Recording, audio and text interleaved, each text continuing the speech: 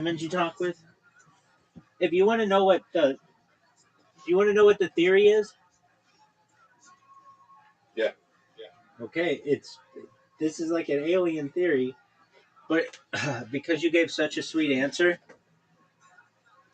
I'm gonna I'm gonna uh I'm gonna tell you what this is. I don't purport to this, but what's the idea of a soul catcher on the moon?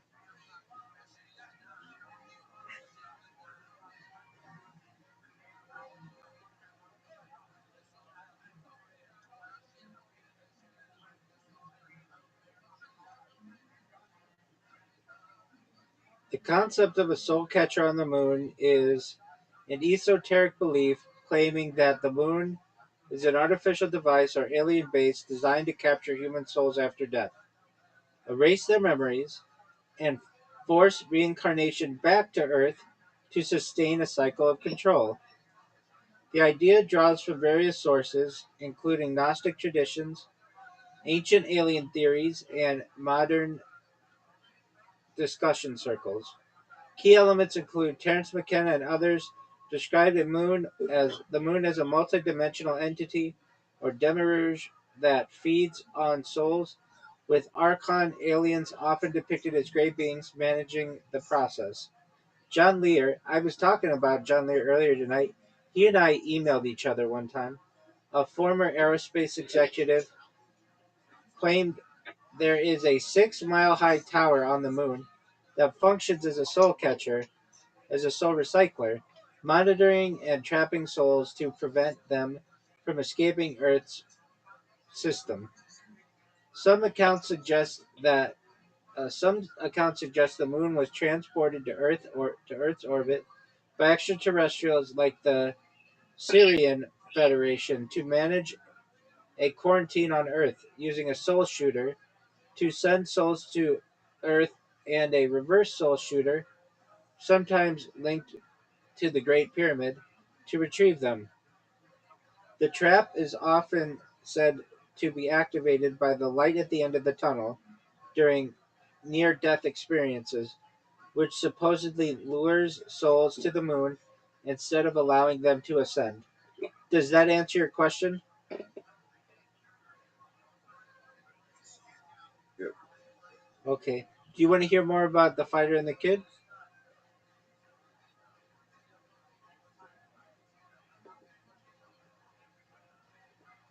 You don't know.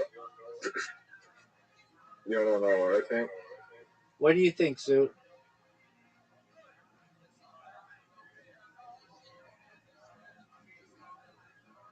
That the brain, when you eventually die, the brain can make time just longer. Releases DMT. The DMT can make you perceive time longer than it actually is. So you get to re-experience life over and over. Perhaps, big dog. Who knows?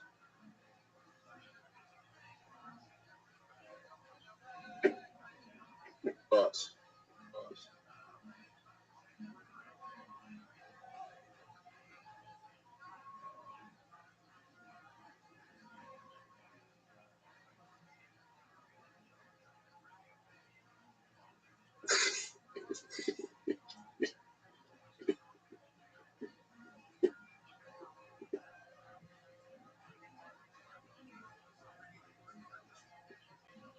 like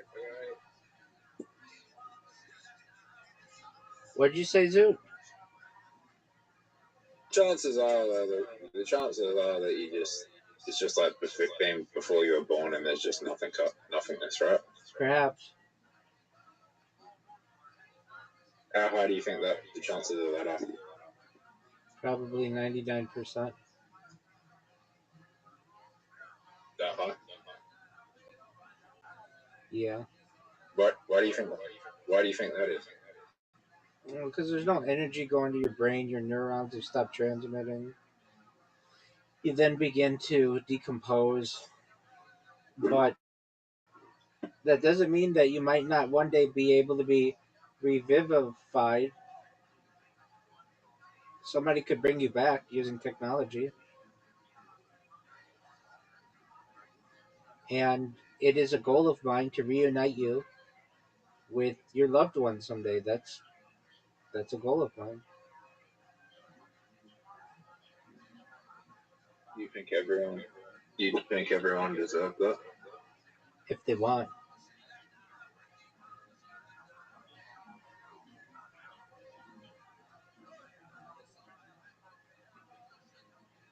Zoot, do you want to play mini golf? No, not really. What do you think the purpose of life is? Zoot, do you want to play Dice Party? Yep. Yeah, let's do that.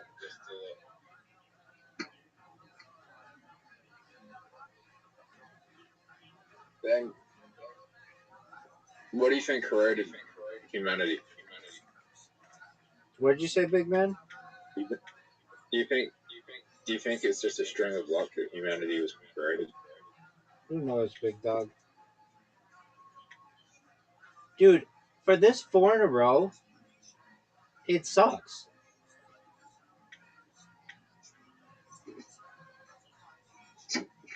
Right. One suck.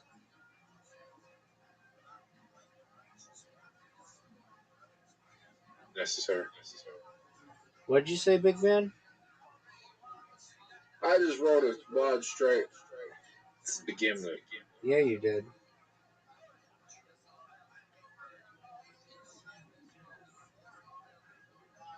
They should give you money if you roll sixes first. Just 5 sixes in a row. They should give you money. You think that, but then they would just make it so that never would happen. No, they should give you like just the in like coins, just the coins to buy things in the store if that happens. Okay. Fuck. Fuck. Oh, I don't know. Another one.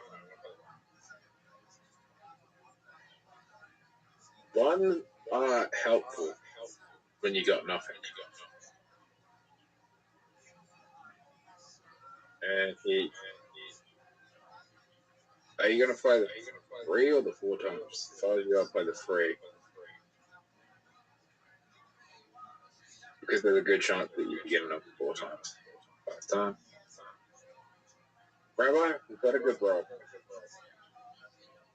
I can't believe you like this game. It sucks.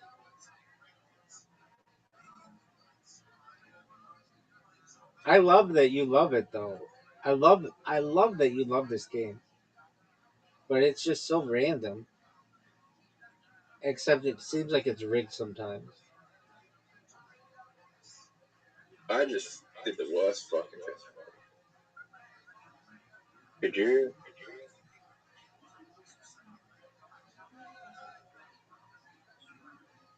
Hey, Rabbi. What up, pimp?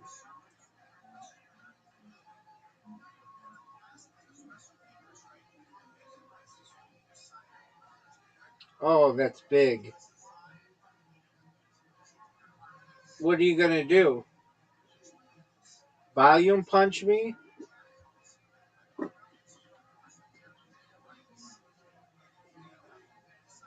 Was that the best decision I could make?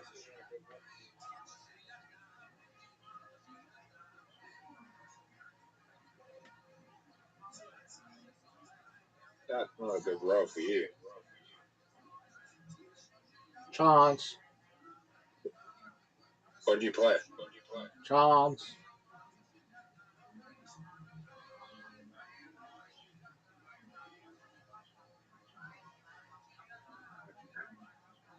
Do I play the 16? Do I play 16 or do I play triple? I have a feeling that I'm going to get triple again. Rabbi. What up, baby? Should I play for that? I don't know if I play that. Okay. Two full houses. Two full houses, Zoot. 2 full houses in a row. 2 full houses in a row. 3 full houses. Are you kidding me? 3 full houses, Zoot. You've got to play it. You've gotten it 3 times in a row.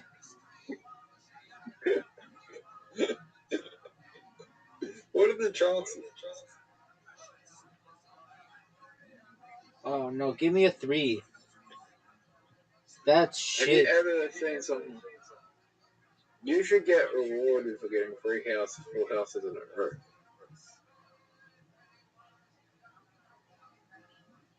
You know the chances are low, pretty low. Rabbi, did you go? No. I don't know what to do.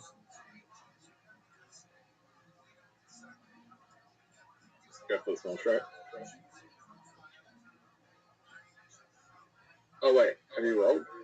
Yeah, I'm done.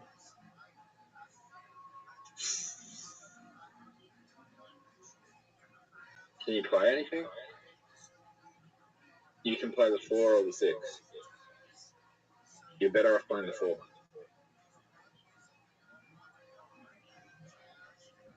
Rabbi, why did you do that? I'm taking a risk. That's risk we can take. Triple cross. Fucked up.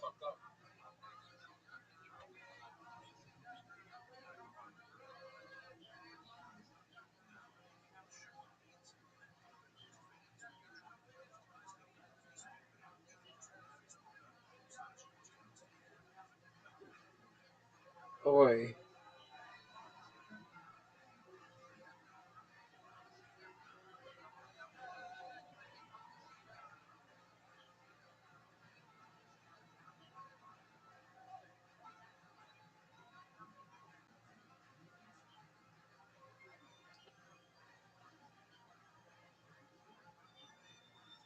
What are you doing? Right. What did you just say? Ranking. Ranking the options.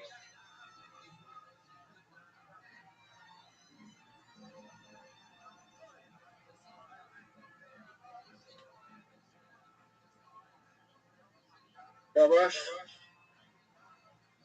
Yeah, big dog. are you ready?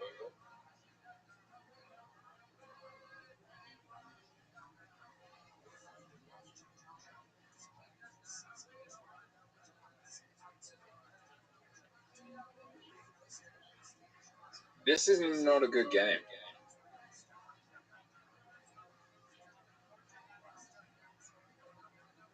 Like, you're playing badly, I'm playing badly.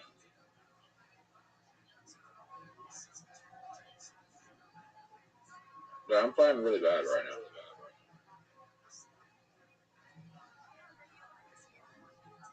Fucking hell.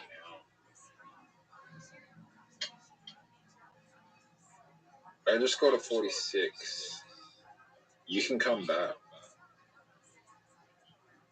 Fuck, that's not good. You can get a full house. Have you played full house? Yeah. Your best option is to play the 6. You're 51. 61. You miss out on the bonus. You miss out on bonus 12 points, but you still pick 8.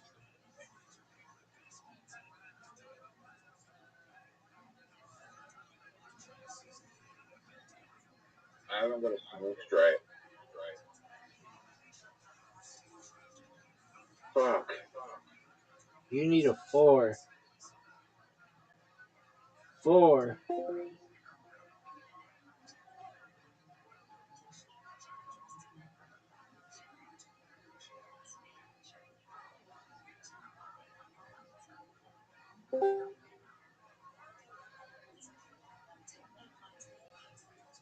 Fucking hell, Rabbi. Zoo, you're gonna lose 3 times in a row. I can win.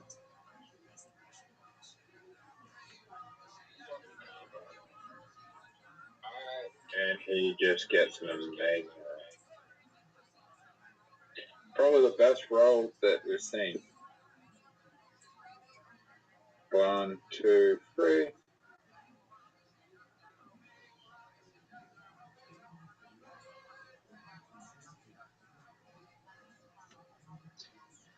Rabbi, did I just leave? But yeah, it's over for you, son. No, I can still win. You need 5x.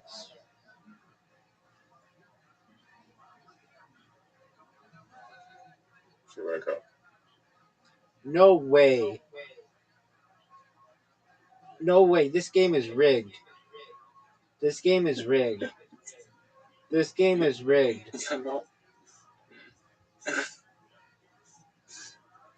Zoot, you've lost 3 games in a row. Did you get scared? Did you think you were going to lose that? Perhaps. Hey, Rabbi, let me check the lottery. Zoot, I'm sending you an invite. You have 10 seconds to accept. 9 seconds to accept. 8 seconds to accept. 7 seconds to accept. 6 seconds to accept. There you go. Zoot, I'm going to destroy you. If I won the lottery on stream, do you think you'd go viral right now? No.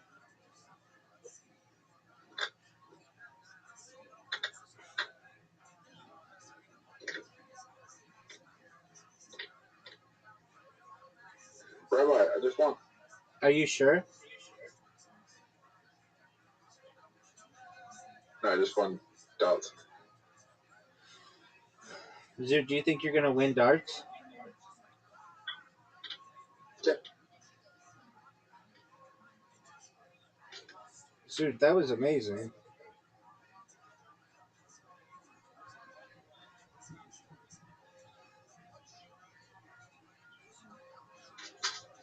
Zoot, you have a giant lead.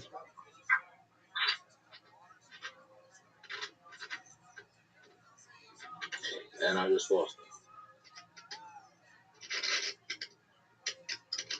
Why do you think the triple 20 is worth more than balls are? No one knows. Probably because the triple is smaller in like square footage or whatever, square inches.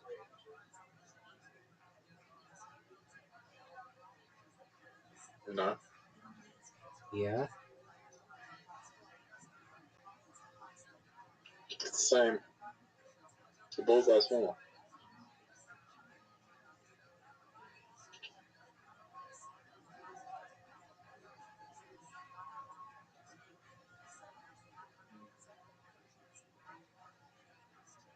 Oh, oh, oh. What do you call pins and needles scientifically? Anxiety. No, like, do you know when you're like, fake get numb?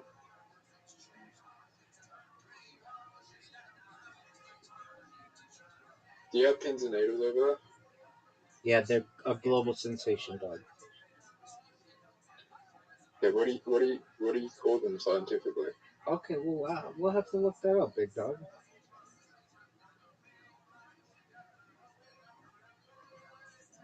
Do you call pins and needles over there as well? Dog, you are fucking me up. Um, like if you're on edge, then we say you're on pins and needles. If you're, are you talking about like we call it uh goosebumps? That's different. No, not goosebump. What do you call it when you're like sitting? Like when your leg falls asleep. Yeah. Oh, we say your leg falls asleep. No. Or like when your feet or your hands are just like kind of itchy and they feel like they're being like stabbed. Dog, no one knows what you're talking about.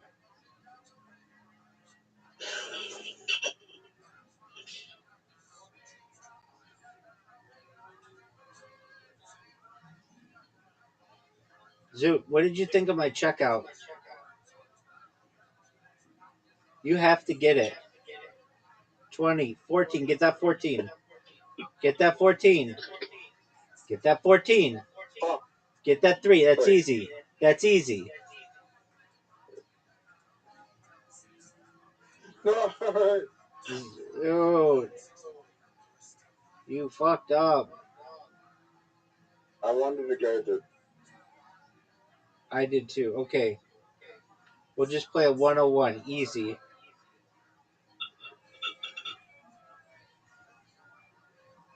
Rabbi, Zoot, go.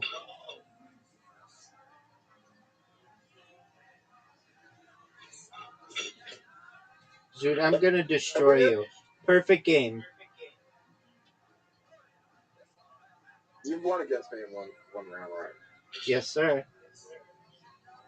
I've done it as well, but we've never done it in the I have. like. I've done it in every way. We've done it in a weird order. Yeah, that's true. Get that double 13, son. I'm happy with that.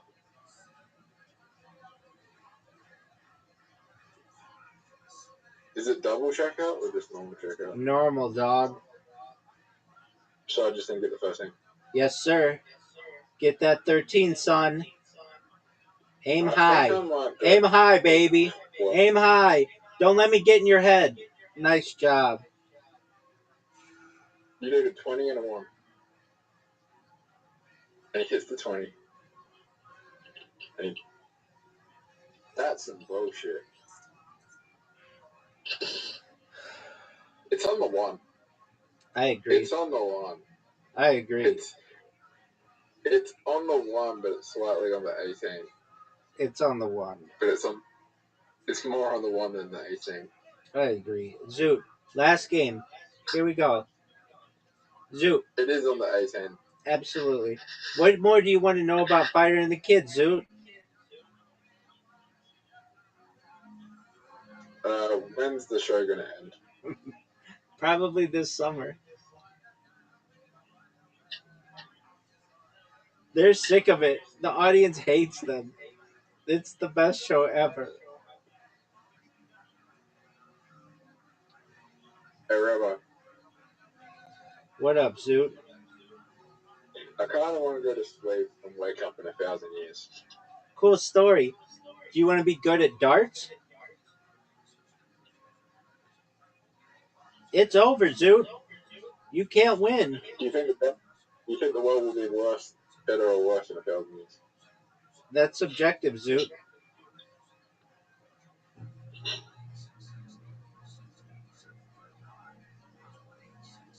Zoot, do you want to know about Brendan Schaub's kids' baseball team? I want to know about Rabbi Rothschild losing a mini golf. Zoot, I was gonna tell you to go fuck yourself, but those those are those are beautiful words.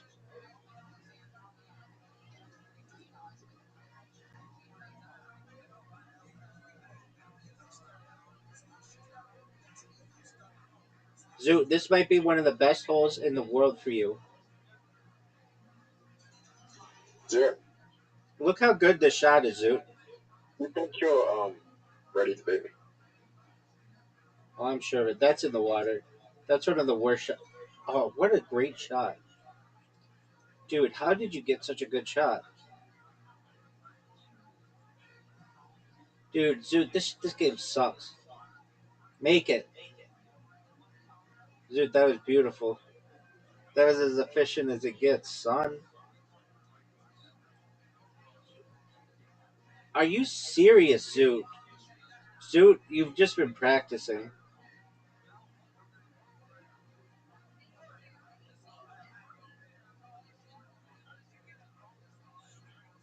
Have you ever sucked dick at any girl? Zoot, look how good that shot was. Zoot, look how good that shot is. Oh, Zoot with the outside the box thinking.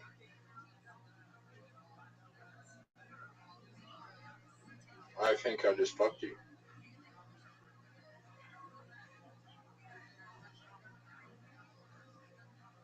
Did Rabbi help me?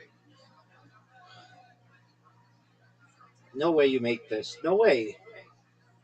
That's a miss. Fuck. Zoot, did you know it's Rabbi, tied? Zoot, did you know it's tied?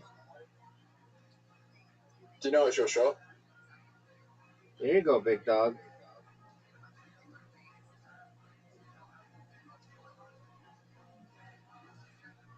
Alright.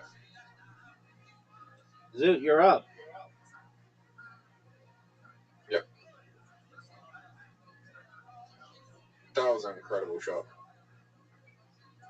Zoot, look at this shot. That was one of the worst shots I've ever seen. STFU, dog.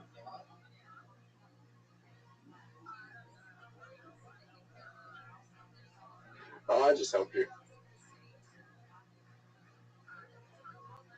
Rabbi, I made your shot go from a 3 to a 9.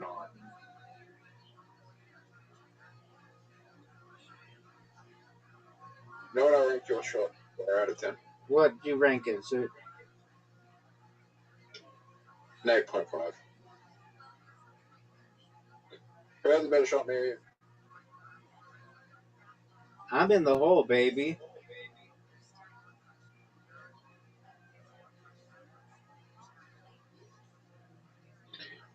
Who's going to win, me or you?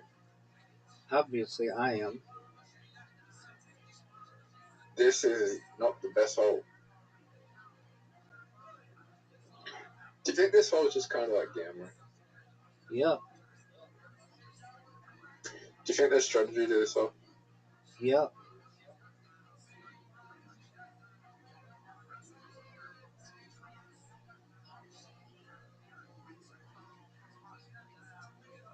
I like how we've played this hole so many times and neither of us have the strategy to get it in first shot.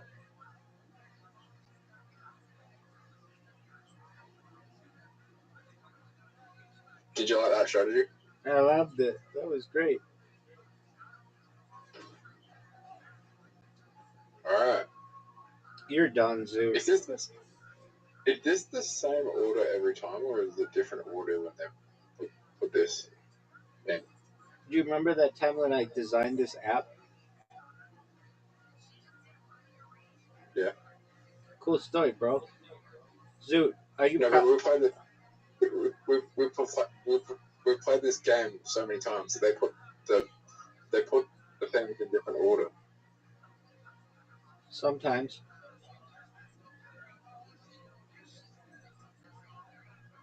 Do you think we got good luck here? Maybe.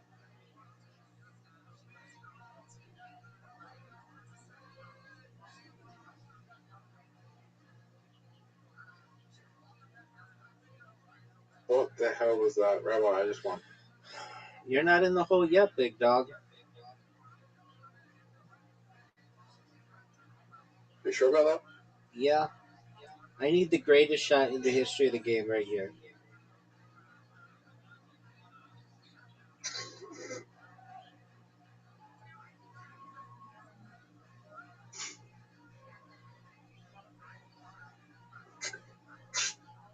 You know, John. Nope. All right, Zoot. Are you ready to watch The Fighter and the Kid now? Zoot, we could watch Gringo Poppy. Pardon me. You know what I want to watch? Gringo Poppy? Nah. Why don't you want to watch Gringo Poppy? I want to watch the most disliked video on YouTube. All right, well, enjoy yourself.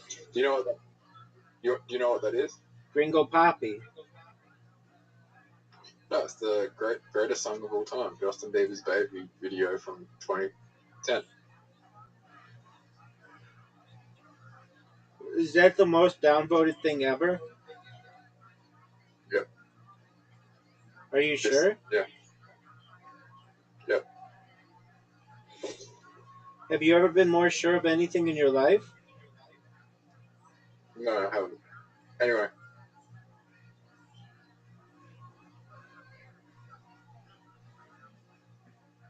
Zoot, I have a question for you. well, Do you want to watch Gringo Pappy? sure. Okay. Do you want to watch the 24 hours of Gringo Pappy? These guys watch Gringo Pappy on repeat for 24 hours. Do you want to watch it? No. Why not? You don't even know what carne asada is. You don't even know what huevos rancheros is. You don't even know what.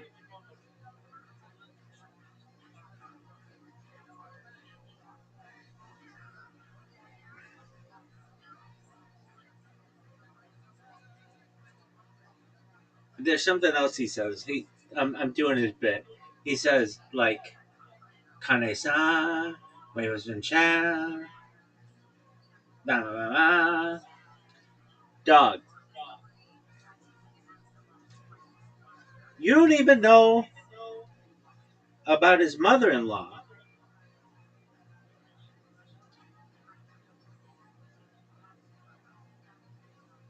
Dude, who's your favorite person in the Rogan verse? I'll wait.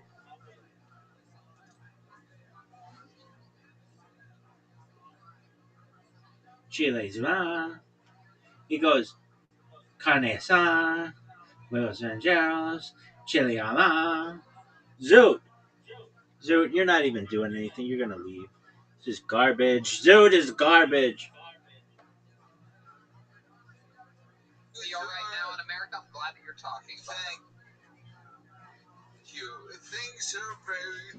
Chile, chile,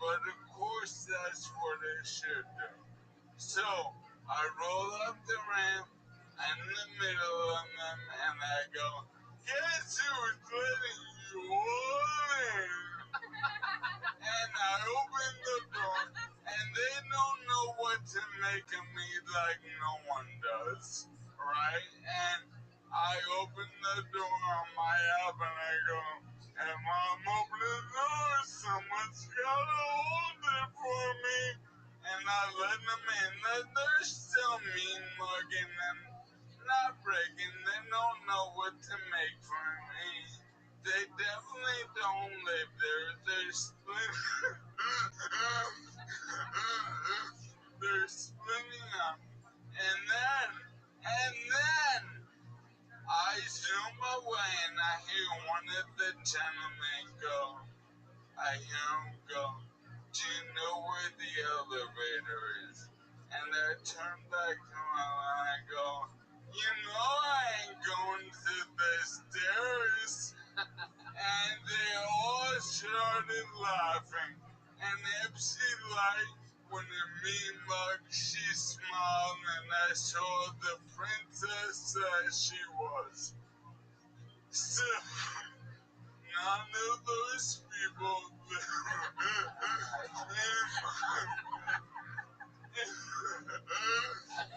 fact, half of them waiting in the lobby while half one in the elevator.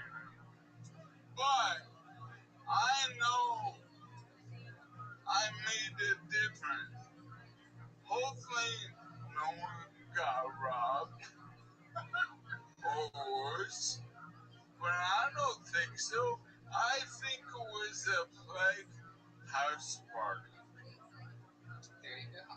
And you know what? When they see a guy like me again, maybe they won't be so tense. And maybe I'll chill the fuck out and maybe we can figure out this ugly shit. Cause it ain't gonna happen anyway but being fucking human. That's beautiful. Right on, brother. That's beautiful. And it turns out, you know what? I actually know how this story ends. It turns out they were there to help a white family. They were helping them move. I saw them leaving. I was actually in front of your place. I saw that group of 10 black guys walking out with television sets and things like that and stereo equipment. Yeah. I think they were just helping a white family move. A lot of disability equipment, you know, wheelchairs and whatnot. Michael Lair, I love you more than I love life itself. You are the best. So MichaelLairComedy.com. Michael Lair Comedy on everything. He's doing things. Looking good. Young buck, Michael Lair. Let's check out the drawing from Ryan J. Ebel tonight. That's another episode of Kill Tony with zero audience here. Look at that. What an incredible fucking drawing. Unbelievable artist. Everybody's there. I'm there. Special Christmas edition. I'm a jack in the box on this one. The great Court McCown, looking studly as always, a very accurate portrayal of him. And the band is very Christmassy Christmas characters. I love the style on this one. Very fun, very cinematic, adventurous. RyanGBell.com for every single print. Make sure you check that one out. Hey guys, I'm back. Guys, how about a hand for the great Court McCown joining us tonight? Dude, all of them. Court's on social media at Court McCown. That's CORTMCCOWN. Correct. Yeah. All right. Yeah, there you go. And what else is going on, Court? Tell us more. Anything else? Not a whole lot going on right now. COVID's still keeping me indoors, so we'll see. We'll get the golf game unit. But my God, this fucking guy drives the ball. What did you say your farthest drive was, even with the wind behind you that one time? We did 367 one day. 367. Wow. I hit 260 today. I was very excited about it. I hit 260 today. How about a hand for the leader of the band, the great Jeremiah Watkins, everybody? Yes, there's the Venmo. The Venmo at Jeremiah-Watkins. He's been a very good boy this year. Why don't you tell these people about the creative stuff that you've been doing, the work that you've been doing instead of the Venmo? Jeremiah Wonders, doing a lot of fun episodes on there. Did an episode with Josh Adam Myers, Eric Griffin called The Store Sessions, and then there's an episode of Dan Soder of Jeremiah Wonders and some other great ones coming your way. And Eating Breakfast with Jeremiah, your favorite? Favorite new show on YouTube, Tony? It is. I just can't get enough of it. I just watch it and eat breakfast right alongside it. William Montgomery, recent guest on the show. Maybe Tony, who knows? Yeah, no. Jet Ski Johnson, everybody, was here. She's making unbelievable ornaments using her creativity and work ethic to make things for you with her hands, the fans. I bought 5 of them total already. JetSkiJohnson.com. She makes them all summer glass, summer plastic. You get to decide. She's an absolute stone cold assassin. I love her to death. What else, Jetski? Yeah, check out my website, JetSkiJohnson.com. This thing, like, I mean, by the way, if like we were all video game characters, you know how like some people have this, and some people are agile or strong or this and that. Like if we were video game characters on this show, my prediction would be the jet ski would have the highest level, perhaps, of likability. Right? That would be an extremely strong suit. But you, as a Christmas tree with green paint on your face, it's incredible. This is like the most likable thing I've ever seen in my life. It's incredible. JetSkiJohnson.com. How about another hint for jet ski, everybody? I know you're not going to believe this. I found it to be shocking myself. I just got this report. I just read it. But the entire time, I thought it was Mrs. Claus. It was actually Joel Jimenez. What an acting job. I mean, incredible. Incredible acting chops. That's Joelberg. What's going on, Joel? Happy to be here. We just did some recording with Jeremiah, so that'll come out soon. That was really fun. I'm happy to see Mikey McKernan. I've known him for like 8 years now. It's great to see him. He's mostly sorry. What else, Joel? That's right. Don't buy your kids a fucking word processor for Christmas. There he That's is. it. I love you. The Mostly Sorry podcast available everywhere. The great Chroma Chris, master musician, batted 1,000 tonight. Chroma, what do you think about tonight's episode? We really slick.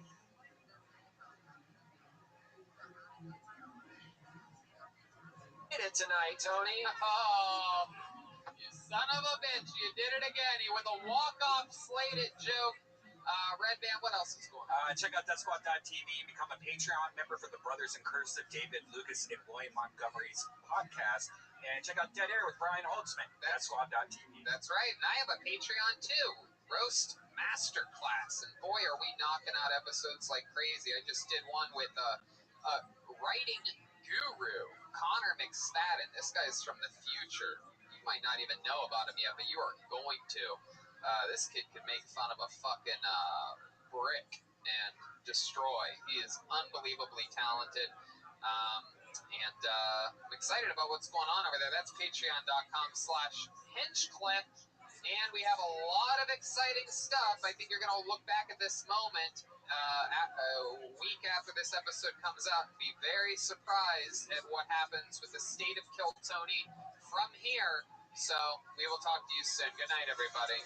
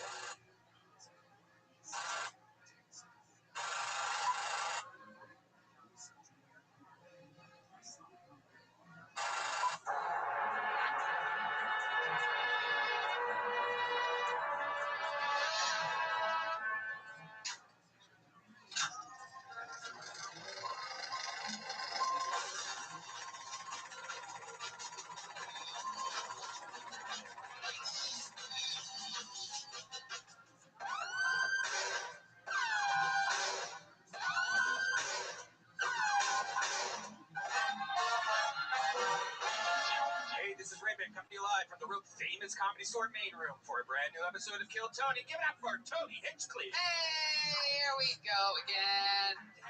Pretty much an empty room. Sounds good. Sounds great. Feels awesome. Just 480 people short. But you know what? We're going to get through it. How are you, Red Band? I am good, man. Good weekend. There you go. Me too.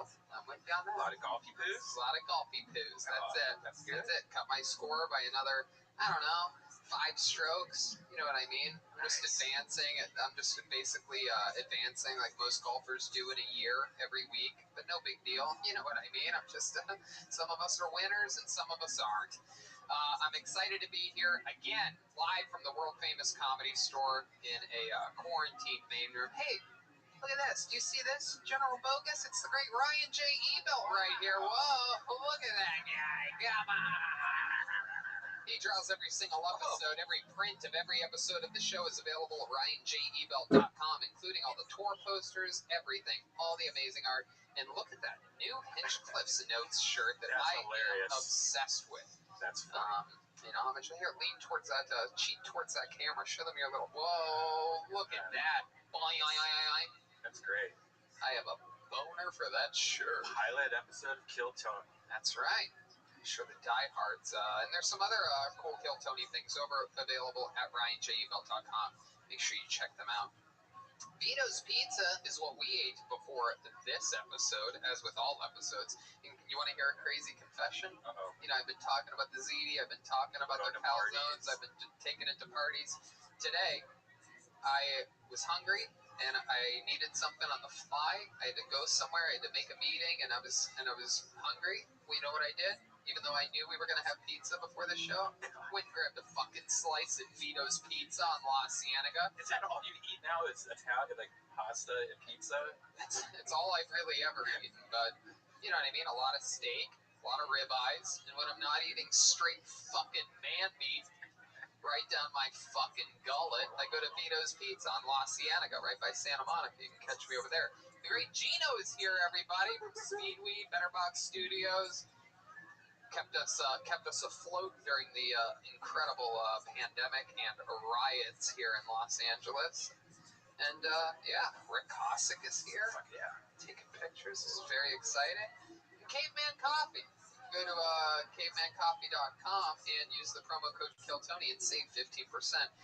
And, you know, I love that stuff. Our refrigerators are full of it. Thank God it gets me through everything. And here's a little bit more from the amazing sponsors that are bringing you tonight's episode of Kill Tony.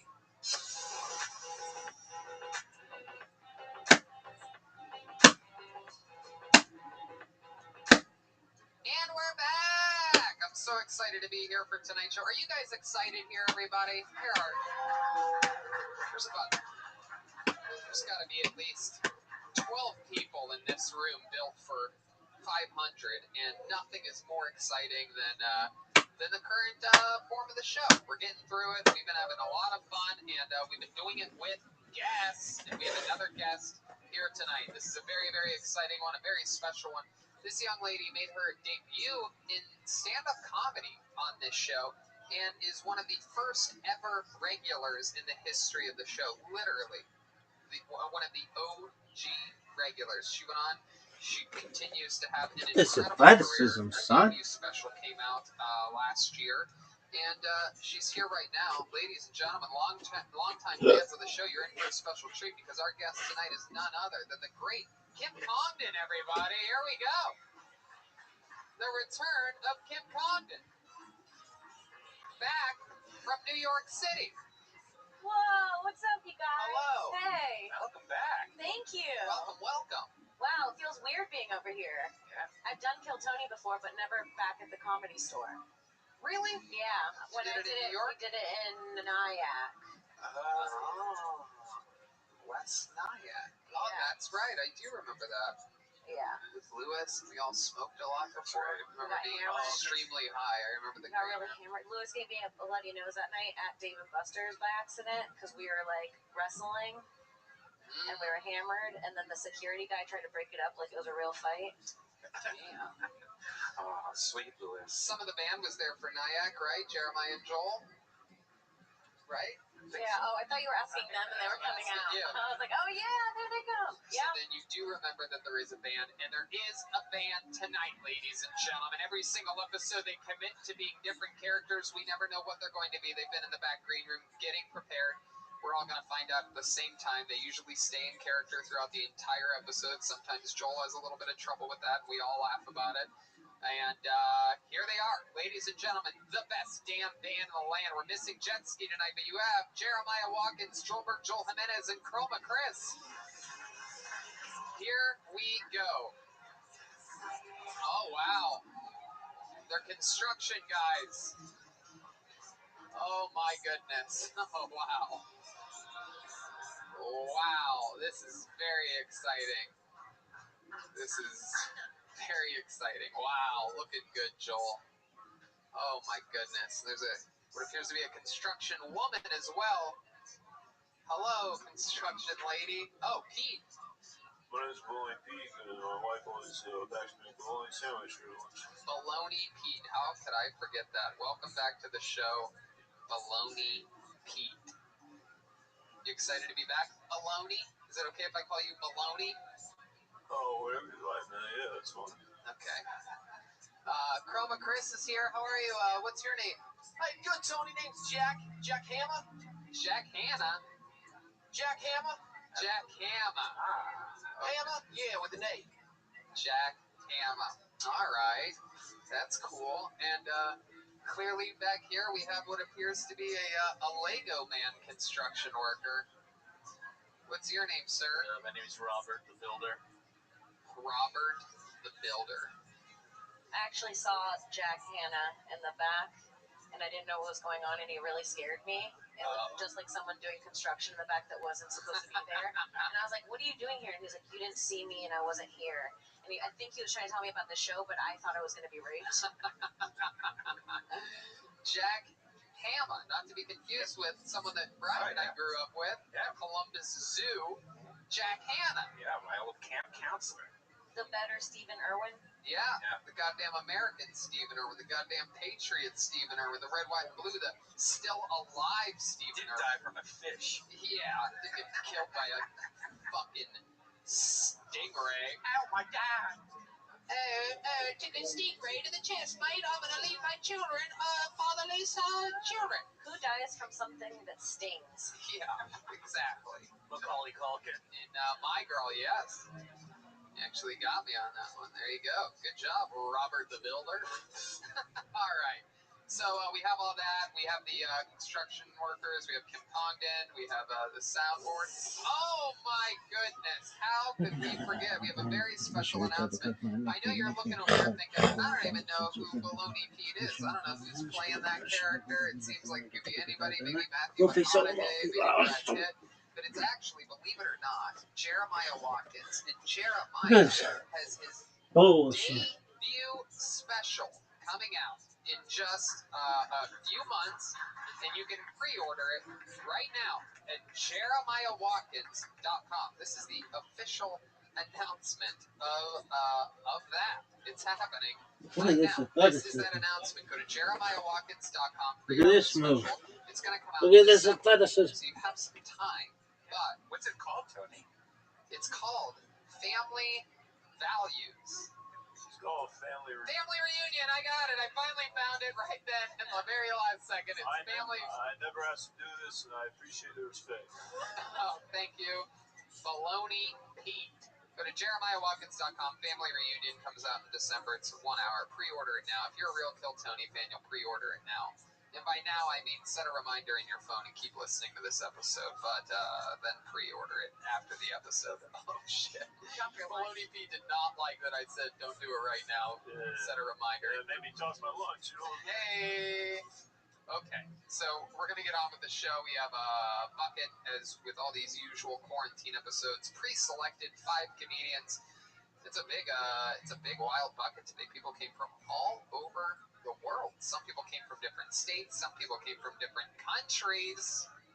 Very exciting surprises in store inside this bucket. But before we get to that bucket, why not start the show with a goddamn regular?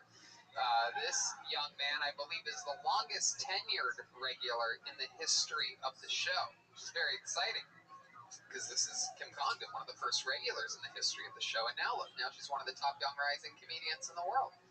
You had your debut special come out on, what was it? I did HBO Latino special. HBO Latino. I've been auditioning to get a 1-hour HBO Latino special for 13 years, and they will just not have me.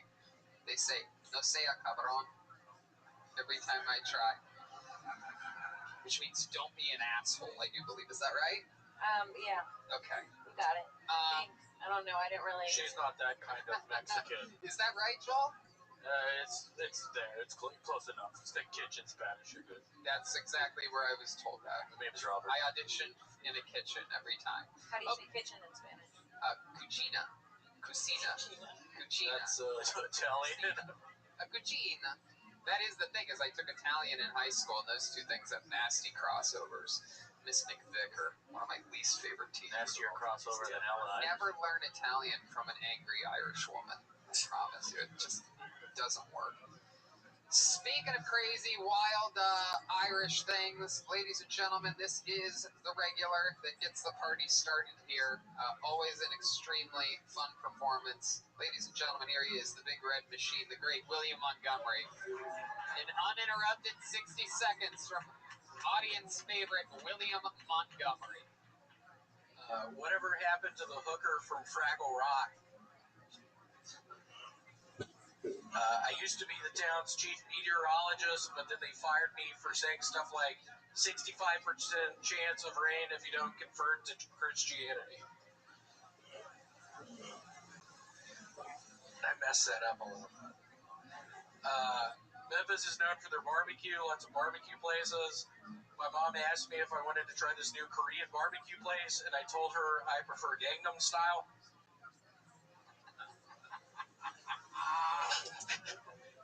This is a good one. I thought Taco Bell had a bell on the roof, and you just needed a password to get to the top of the tower. That is actually not the case. That's a bad one. My first beach vacation was to Long John Silver's. I was thinking that set was going to go much better. Oh, God.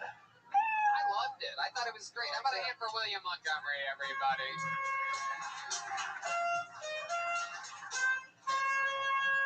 Jesus. Hi, William. Welcome. How are you? I loved it. I thought it was great. Thank you. Yeah, I actually thought it was really good. I loved the part where you said this is a good one, and then afterwards it didn't go well, and you said it was a bad one. That was amazing, and I'm sure that's going to hit hard with the people at home. Very William Montgomery-like set, very quick, fiery jokes with the punchlines and references are very niche. Cucina. What's wrong with me today? Cucina, niche. Nietzsche is involved. Tony, can you see the spot on my butt? There's a spot on your butt? Does it look wet? Why? What happened? I've just been sweating a bunch. I don't know what I think about these cotton shorts. Oh, you're trying out some of the new shorts, William. William was wearing the same pair of shorts for years, Kim, and we asked the listeners at home to send him some shorts, and they sent about 45 pairs of shorts in the past 2 weeks. And you got those wet? The new ones? I did. It's from my butt. It was sweating. You got a nervous butt. When was the last time you had the front wet? You know what I'm saying? A front butt? Is that a front, vagina? No, the front wet. When was the last time you got your D wet? That's all I'm asking. I actually was at my place earlier. I took some Adderall, and I masturbated 4 times. So it was earlier. Does the Adderall make you masturbate faster, more, the same amount? How does the Adderall change your normal masturbating habits? Just become more annoying. Your masturbating. I don't know. It's hard to say. I was in the zone earlier, though. He comes in numbers.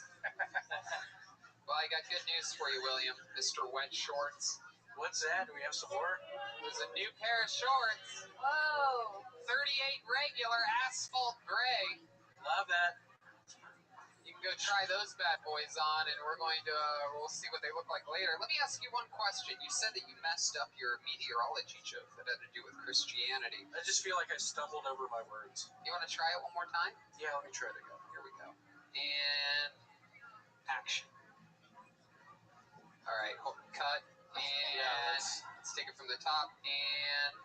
Action. Action. Wait, no.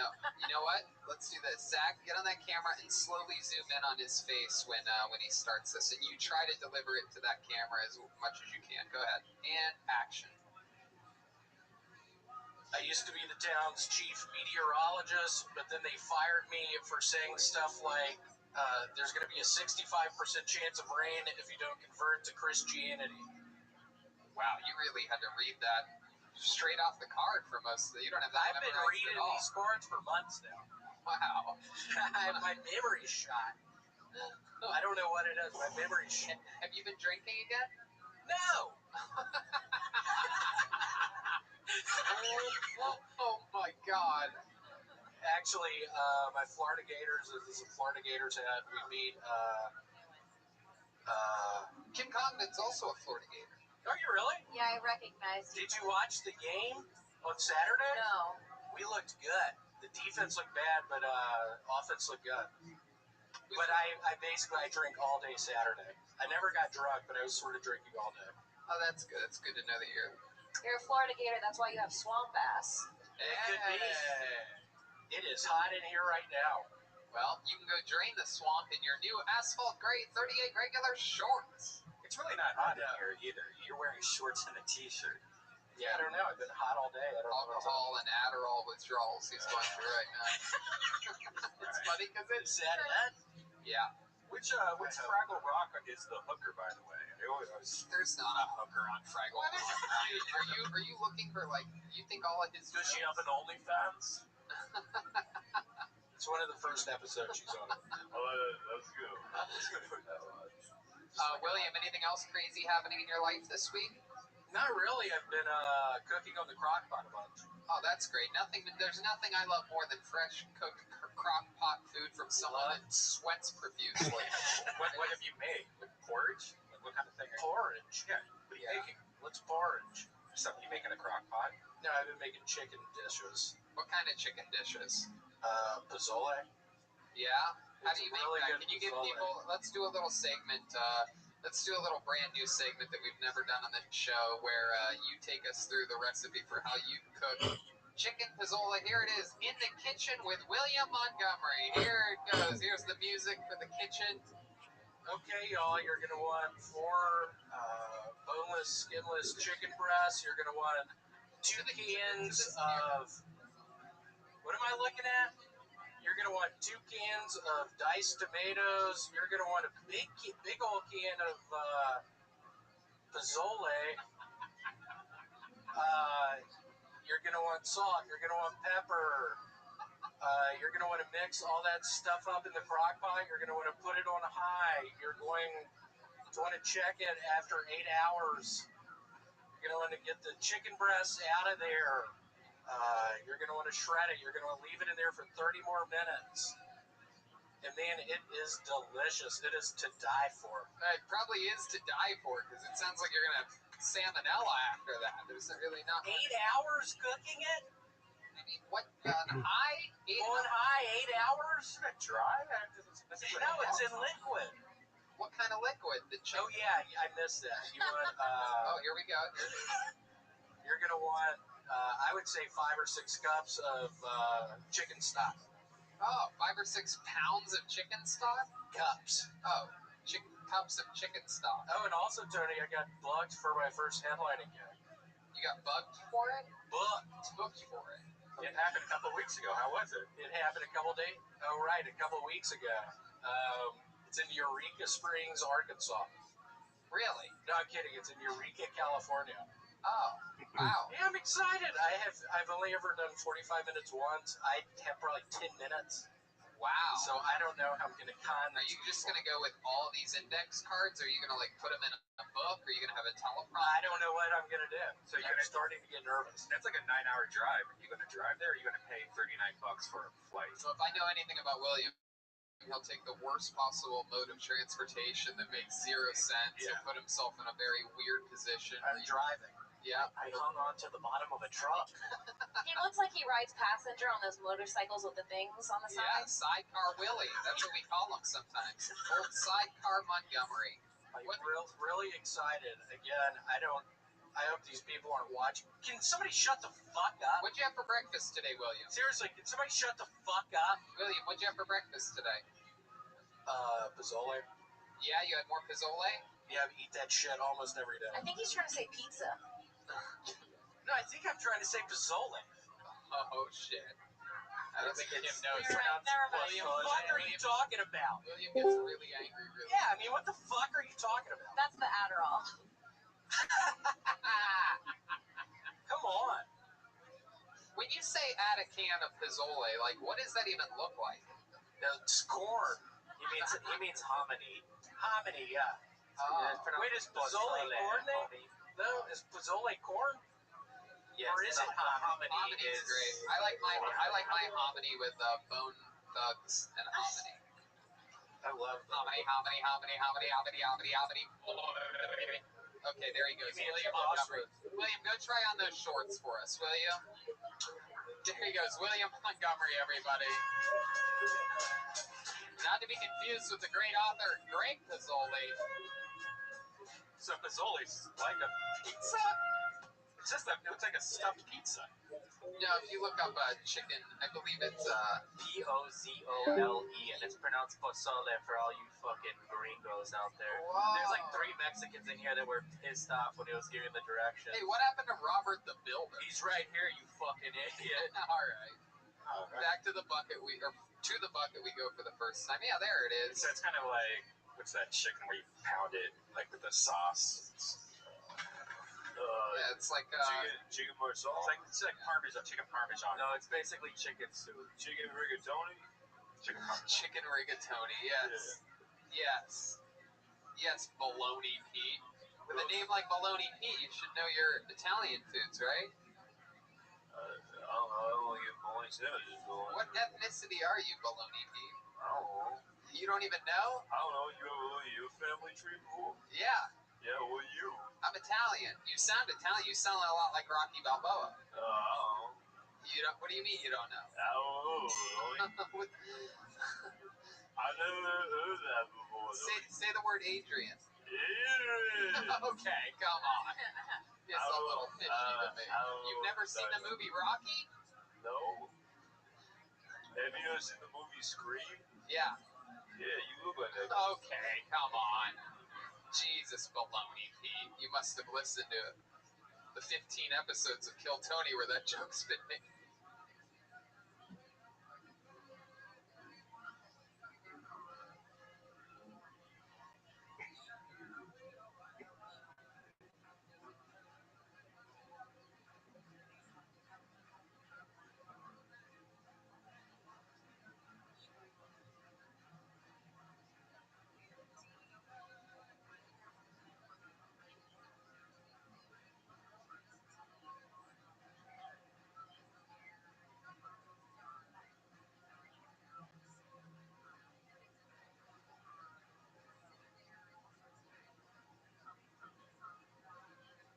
In the past. Yeah, I'm a big fan of this show.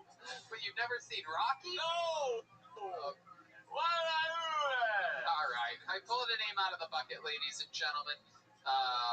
Put your hands together for your first bucket pull tonight. It's Amy Freeze, everybody. Here we go. Amy Freeze. 60 seconds from Amy Freeze. And here we go. Here's Amy. Amy Freeze. So, first of all, yes, it's me, the girl who I'm getting kind of recognized now because I kissed a guy on the stage 8 months ago, but it's really no biggie, though. No, it's amazing to be here. I'm so excited. This is seriously a dream come true. Yeah, and I'm so glad that I listened to my parents. They always told me to do whatever it takes to get to the top.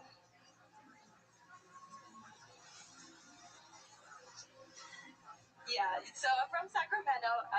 My mom is from the Midwest, but she thinks she's this LA legend. She's always saying, I sound nothing like a Midwesterner. Okay, if you sound nothing like a Midwesterner, then I don't have the hair of a 14-year-old Jewish boy. Thank you. But all right. There you go. A minute from Amy Freeze. Got a joke in there at the end. Started a bit slow. All right. 20 seconds to acknowledge that you've been on the show before you kissed a boy on the show. You know, it's my claim to fame. In our famous old segment called First Kiss, or Kiss Me. That's not going to happen anymore. It's done. It's officially a part of Kill Tony, which is over forever. Which if someone hadn't kissed someone, now it's going to be like friend. we have two people Zoom each other. Yeah, they're going to zooming on the internet. Okay, Amy Freeze. So welcome to the show. Thank you. It's been 8 months since you were on this show. After that kiss, I remember very clearly, I actually remember this, that I pulled your name out of the bucket and you were not in the room. And you missed your spot. You had 8 months to prepare for that. And I crushed it so hard. Yeah. How long have you been doing stand-up comedy? For a year. For a year. Yeah. How long you been married to Tim Burton? You think she looks like Helena Bonham? Hey, the hairstyle for sure. That was a great joke.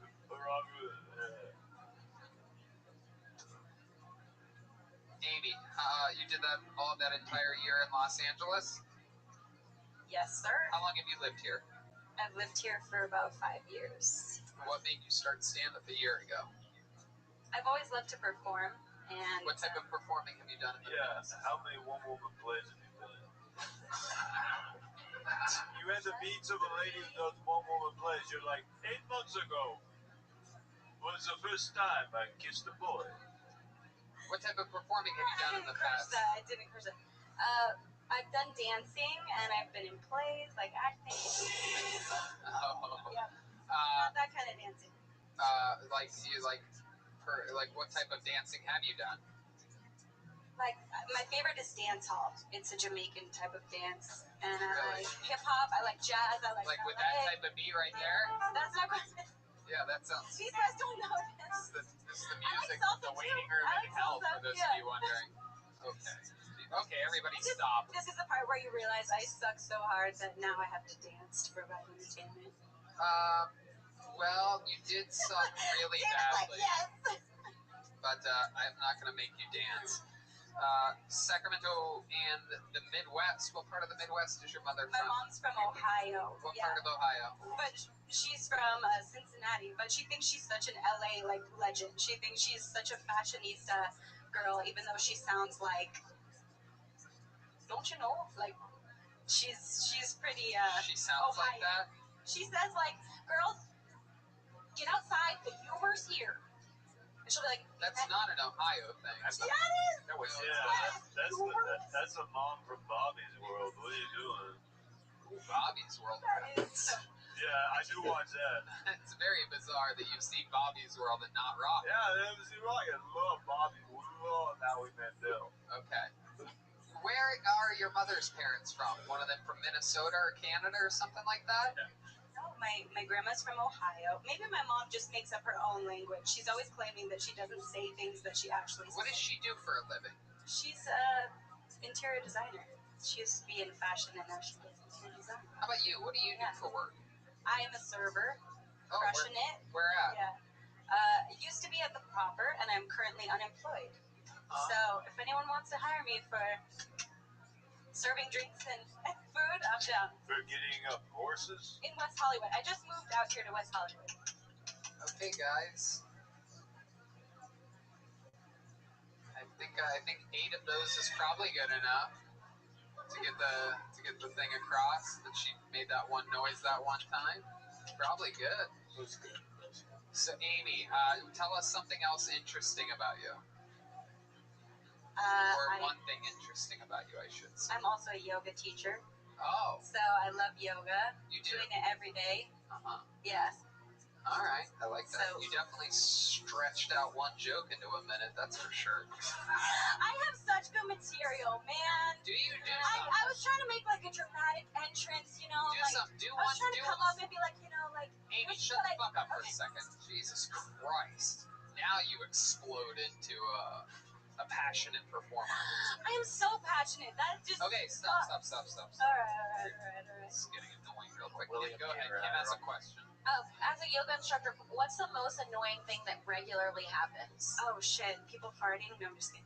That's not it. They just try to be really competitive about it, and they're like forcing themselves into these injuries. Like people are trying to do like back bends, and then they can't get out of it. And I'm like, What's your favorite joke that you've Take it written easy. in the year that you've done stand-up? Do that one joke oh for us. my god. Do your favorite joke for us. How many of you want to see your favorite joke, huh? Okay, Here we go. Here comes okay. Here's another one. Okay. favorite joke. Okay, great. So I got my phone stolen recently, but by that I mean I lost it, and so I had to listen to the radio. And my favorite part of the radio is the Art Laboe Love Connection on 104.7. People are always calling in like, "Hi, this is Pamela from Van Nuys, and I have a message for my lover Carl in Pasadena. I want to wrap my arms around you so tight right now, honey Pooh Bear Schnookums, and when I do, I promise I will never let you go, and I want to dedicate this song to you, Grind With Me by Pretty Ricky." That really... Christian, that's enough. Oh my god! I couldn't think of something fast enough, so I just... That was so bad. What was the joke there? There's a lot of setup there. You are like a professional joke setup writer. You need setups. You don't need any of that. You don't need that your phone was stolen. You don't need the Art Laboe. You don't need the number of the radio station. You don't need any of it. You just have to say, I love those things where I love those love stations. They're always like, and then go into that thing and then add a bunch of funny stuff to it. And Art Laboe comes on and he reads like... You don't need that. Art Laboe's dead, isn't he? He used to own this building. Do you know that? Do you know he used to own? He owned Zeros. He owned the Mitzi Short. Hey, not Yeah, he's a legend. Sammy Short.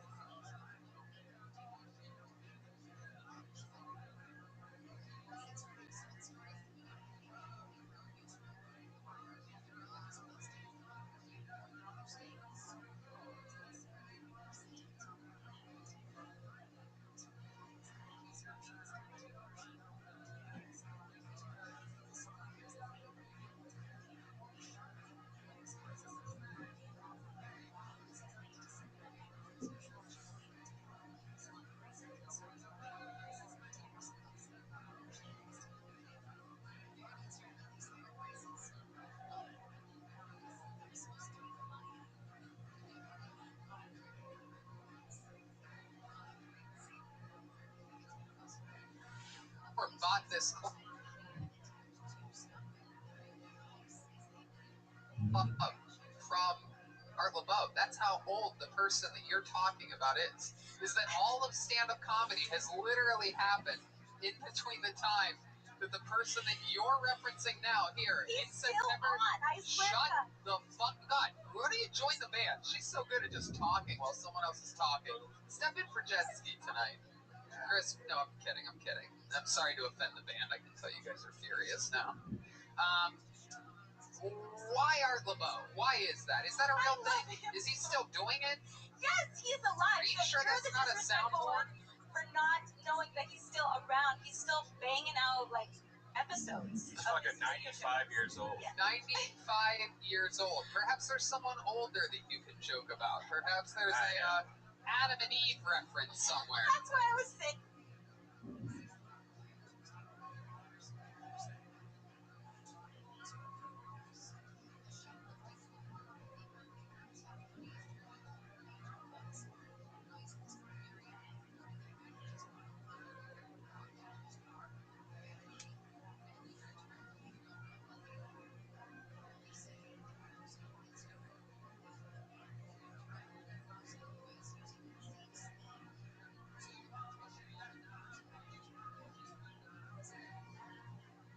That I lost the phone because who listens to the radio anymore? But sometimes I listen just for... Latinos listen to the radio. Where are my Latino people at? There's Digits back there representing. He's listening to the radio right now. He literally has a little boombox up. Hell yeah. He just called in a request to Art LeBeau. Hey, yo, Cynthia, it's me, Digits. I just want to let you know I really fucked up. I left a pair of high socks at your place. I want to pick Stole your those phone. up. Okay, Amy. Well, it was fun to have you on. Yeah. I think this is going to be good for you. You know, this Okay. just went about as bad on every level as it possibly can, and this is what people need sometimes. They need a little jolt. You know, you're going to wake up tomorrow and you're going to be like, fuck, I need to do something. I need to do anything. I need to write something immediately. I need to figure out something, and it's going to be good for you. This is good. Trust me. Some people come on this show and their first minute is unbelievable, and then their interview's great, and then they come back and then their stock's going down. You're going the opposite path. It can only get better. So come back again. There she goes, Amy Freeze, everybody. Oh, Baloney Pete's taking a lunch break over here. Let's see William in his new shorts. Let's do that. Let's jump right into William Montgomery in shorts. Here he comes. Here he is. Oh my goodness. General Bogus, get on that camera. Here he is. For those of you that are into abusive stepfathers, this is the one. He's yelling. He's very angry. All right. Face that camera. Show us your body. That's the camera, William. Look right down the barrel of that camera. William. I swear to God, William has no idea how cameras work. He's like always surprised when I point to the same camera every week. Oh, look at that. Hard as a rock. For those of you watching, we're slowing down the video of him getting hit full speed by Baloney Pete with a sledgehammer. My goodness, that is incredible. It's barely moving at all. The flesh is barely moving. All right. William, what do you think about those new shorts? All right. He loves them. Those are actually nice. North Face. Awesome. Really good. Asphalt gray, 38 regular. It's getting tight again. It's getting tight. Someone's been drinking. For a guy that sweats a lot, he's retaining a lot of water. There he goes. William Montgomery, everybody. On. It's the great Jay-Z once said, on to the next one. Yeah, my wife backed me a pizza sandwich. She never done that before.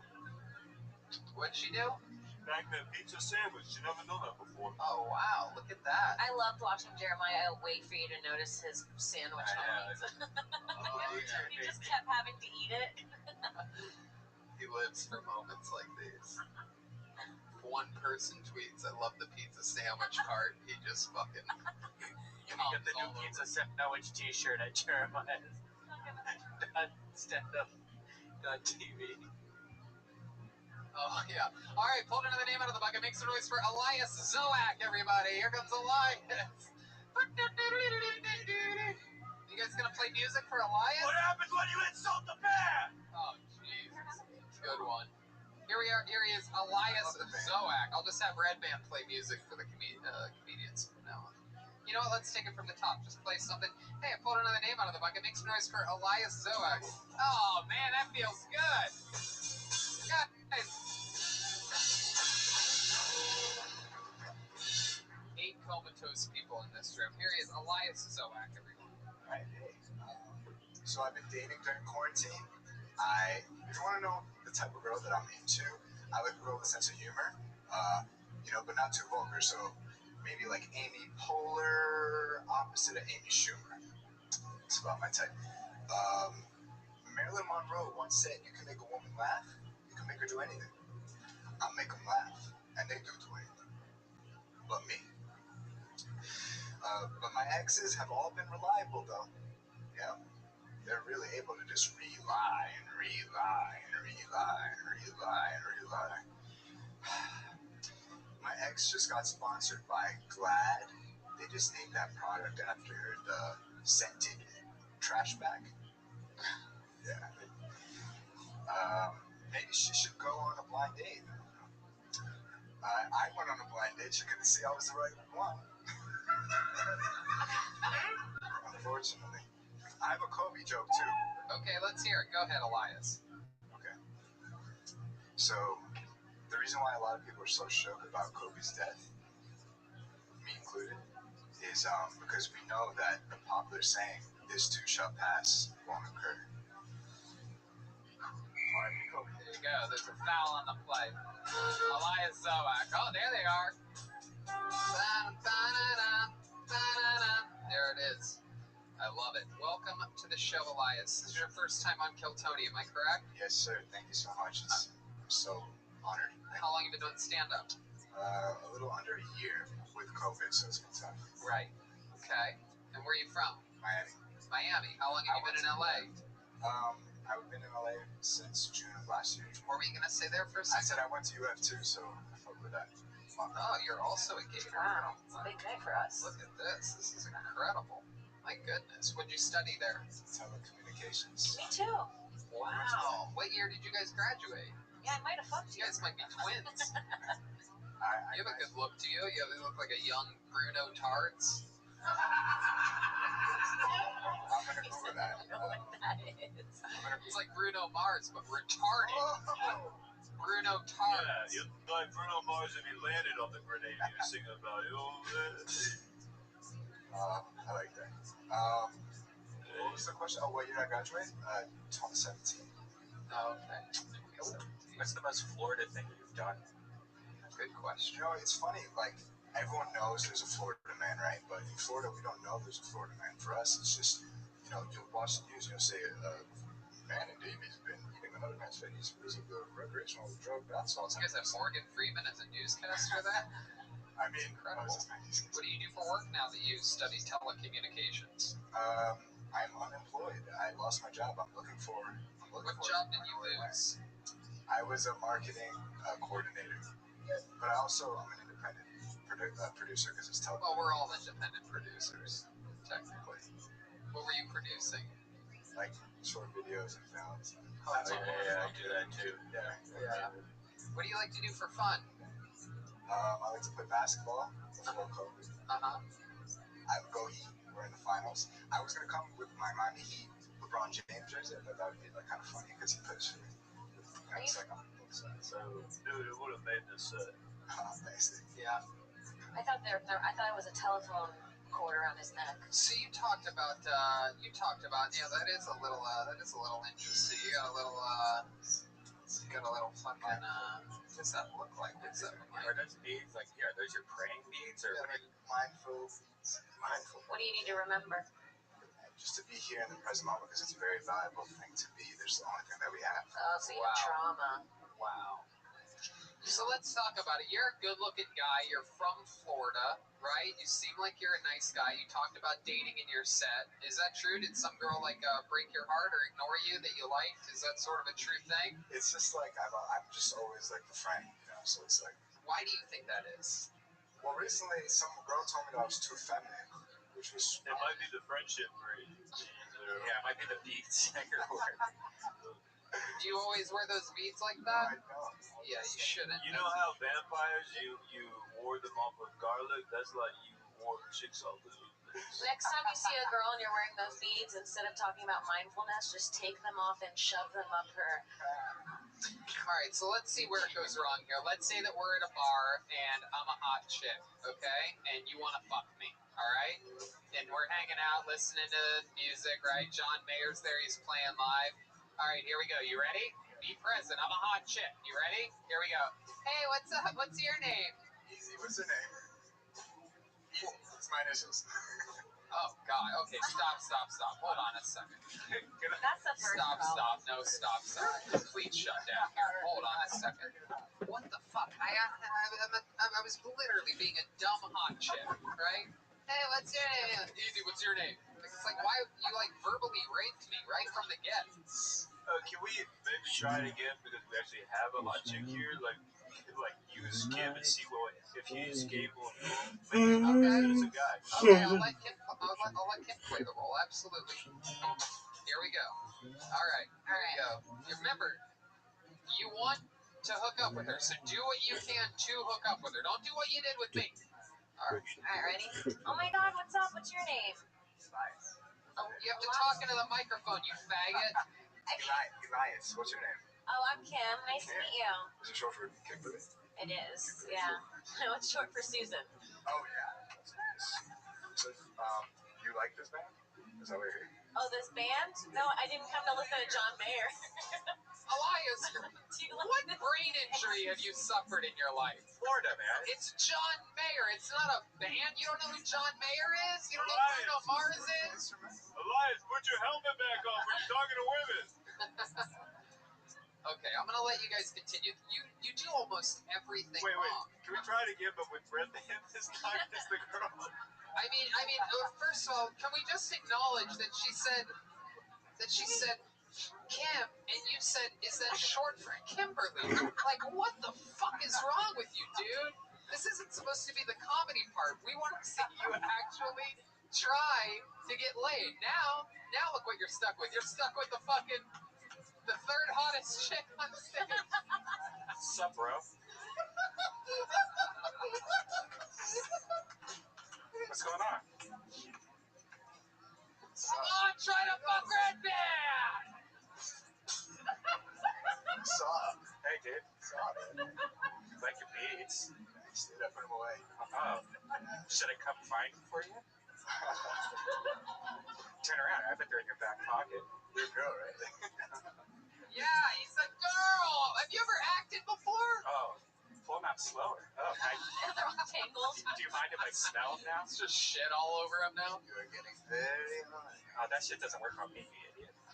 Elias, you have failed with all three of us. You know what? Let's bring William up here. William, come on out here. William, where's William Montgomery? Can we get William up here? Find William Montgomery for me. All right, let's give you one more round with me. Let's really try it this time, okay? Here's William. He's here? William, come out! The name change was good. Here he comes. Here's William Montgomery. See, William, in this scene, you're going to be playing a hot chick that wants to fuck this guy. Ready? And you're at a John Mayer concert. Flirt with him. Go. Elias. Elias, what's your sign? I'm a Leo. I'm a Leo too. Oh, wow. So we're fiery. When were you born? August August what? 12th. I was born August 12th as well. Beautiful. It's meant to be. How old are you? 26. I'm 26 too. Say what's meant to be. Say what's meant Yeah, to be. what's meant to be? Us. Us? In what way? Say in what way. In what way? Together. Forever?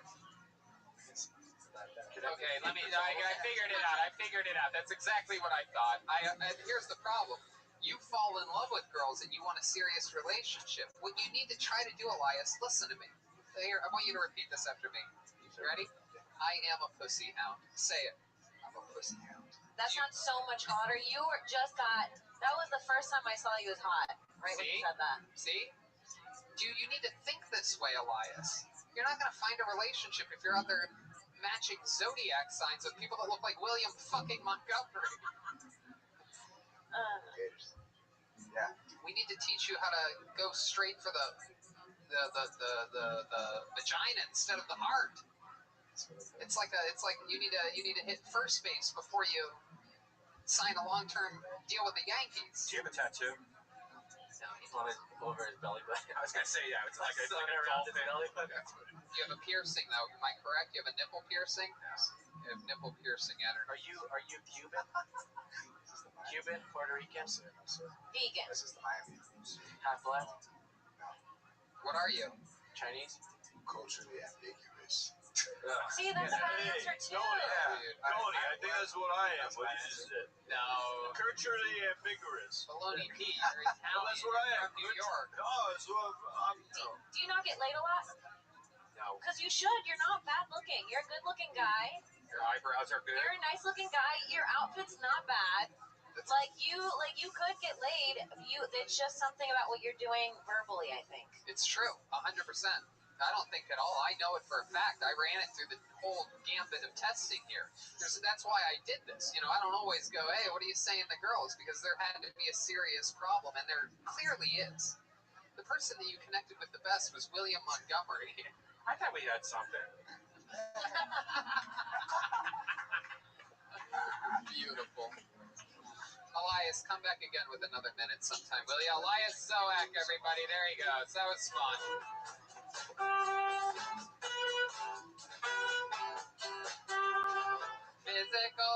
Physical. I'll tell you who doesn't want to get physical. Elias Zoak. He wants to get fucking relationship. Can I see that rag? Now he's gonna hit a girl. He needs to do something. He needs to spicing up that fucking attitude. Wonder what that is. I think he's probably just a mommy's boy. I almost feel like it's the opposite. I almost feel like normally I would agree with that. But normally mama's boys know how to like communicate with women. It seems like he was mostly raised by like a hard-working father. Was your mom in your life the whole time, Elias? Raised by a single mother. Did you have a lot of brothers? Only child? There it is. Boing, boing, boing, boing, boing, boing, boing, boing. He got breastfed till like 12. Yep. Only child, single mother. She let you sleep in the bed with her until you were 15. Am I correct? Yeah. There you go. Thank you very much. That's psychology 101. He is. He's adorable. He's a good snuggler, I bet. I bet he lasts 5 seconds in the bedroom. No? Do you have a big penis?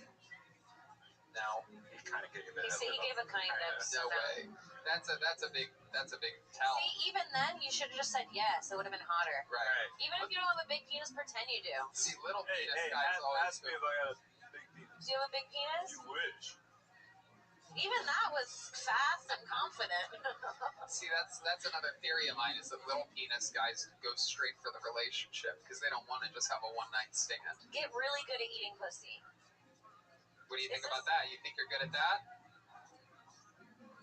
He's good on sex. He's got a little penis. I'm not buying it. I'm not buying it. Something's off there. I'll tell you one guy that absolutely is great in the bedroom, without a doubt. A guy that loves eating pussy. A guy that absolutely kills it. He's another regular on this show. One of my favorite comedians in the game. Ladies and gentlemen, it's the great David Lucas, everybody. Here he is. Yeah. David Lucas. Yeah. A lot of people always try to say like the South is the most racist place in the world, but the most racist place in America would have to be YouTube comments. It's Uncle Tom's Cabin in that motherfucker. I get called a nigga in YouTube comments without even having a profile picture. I'm like, how the fuck do you know I'm black? He's like, it's the way you use run-on sentences. I'm like, all right, touche. Another racist thing that a lot of people don't think about, like the most racist things that we learned in elementary school would have to be nursery rhymes. Nursery rhymes are racist as shit. Like the most racist nursery rhyme we learned as kids was Baa Baa Black Sheep. Do you guys know the lyrics? It goes like this: Baa Baa Black Sheep, have you any wool? Yes sir, 3 bags full. One for my master. Like, hold on, what the fuck these white people got me reading in the 2nd grade? David Lucas. My goodness, that's so interesting. Is that true? What's that? Is that really Baa Baa Black Sheep? Yeah, that's the lyrics. Baa Baa Black Sheep, have you any wool? Yes sir, 3 bags full. No One way. for my master, one for my name, one for the little boy who lives up the lane. Oh my god. That's crazy. Yo, Kano. Okay. Are there any other racist nursery rhymes? Are you looking into this? Probably all. Yeah, it's not really racist, but Nigga, it's racist. We found out recently that the Ice Cream Man song is yeah, they racist. actually changed it. Somebody made a new song. Yeah, I saw that. bro. If anybody wants some ice cream, come right on up to this truck. We are not racist at all. Right. We just have ice cream in a truck. So Baa Baa Black Sheep. My goodness. Racism. Are there other racist ones? What about Jack and Jill? I think Fell that's down about, a hill? ain't that shit about like rape or some shit? Or some crazy shit I heard about the Jack and Jill about. Yeah. Eeny, meeny, miny, mo. Yeah, That's a song. right. That's a song about niggas. I think so. Well, it depends how you sing it. There's a couple different ways. Look up that one. No, it's pronounced tigers. Yeah. That's what they changed it to in the 80s. It used to be pick a nigga by his toe in the 50s and 60s. Wow. Seems like a weird place. The word picnic is racist. That's why Jordan's got so big. I guess. My goodness. All right. Eeny, meeny, miny, and Mo were all in the same prison cell together in 1836. That's incredible. What? No, I'm just kidding. Oh. Wow. So, David, that's fun. What else? YouTube comments being racist. It's true. Even I get called the N-word in YouTube comments. They be ready to drop the N-word. I'll be like, bitch, you know I really fight, nigga. I really get you. You know what's funny is that every time you're on, our YouTube gets demonetized because every time you're on, you say the N-word like 5 times.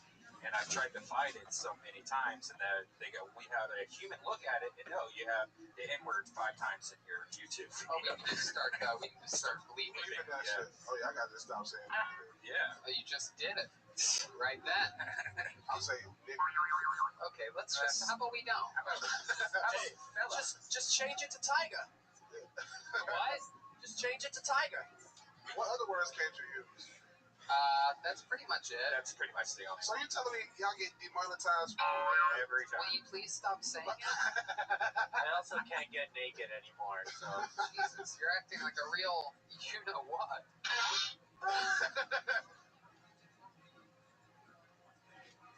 That one's gonna get me in trouble at a later date. No, it won't. He talked to his friend that way. Bro, I was on an interview this past weekend when I was out of town, and I said something, and I was like, bro, y'all gotta bleep that shit out because that shit is gonna come back to kill me in like 5 to 10 years.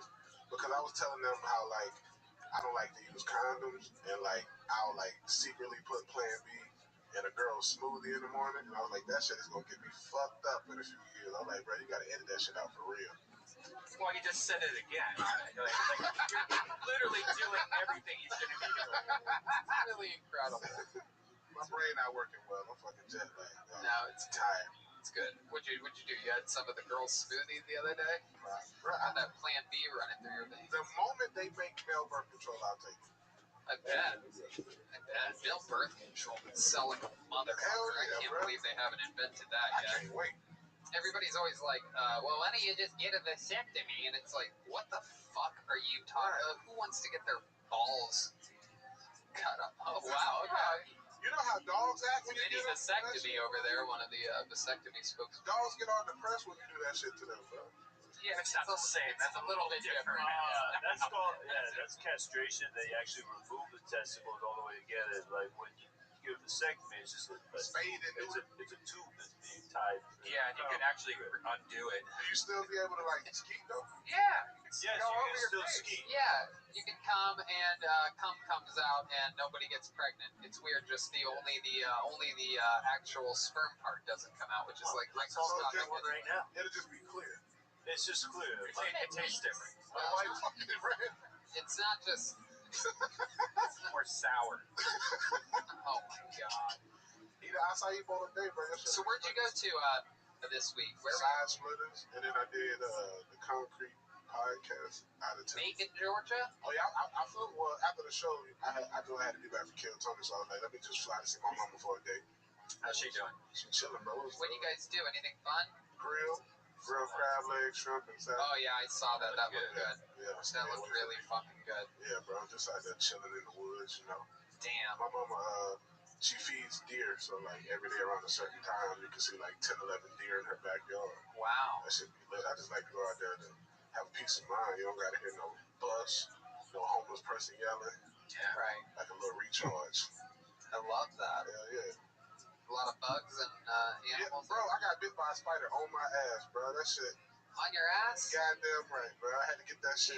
Think about how hard that struggle must have been for that spider. You sit on it with just its last anything. There's a toothless spider right now. I had to get that shit drained at the ER at like 2 in the morning, bro. Because I knew I wasn't going to be able to fly with no... You had to go to the ER? You get that shit drained, yeah. Oh, that's disgusting. Before I went to the airport. Wait, is it poisonous spider? It had to be, bro. That shit got big, though. Where was it at? Oh, yeah. Hey, on my right ass. It still looks swollen from here. How much did they drain out? Did they tell you? I don't know. They put a needle in that bitch. I was going to drain out more. I was like, do what you got to do. Oh, my Goodness gracious. Like, don't numb it or nothing. Did you see the spider at all? Nah, bro, but when I got to the hospital, he told me it was a spider. Wow. Yeah, it was like a black widow or some shit. Yeah. Damn. My goodness. Yeah, dog. I'm just glad he ain't bite my dick. Yeah, that's true. It would be hard for it to get in there.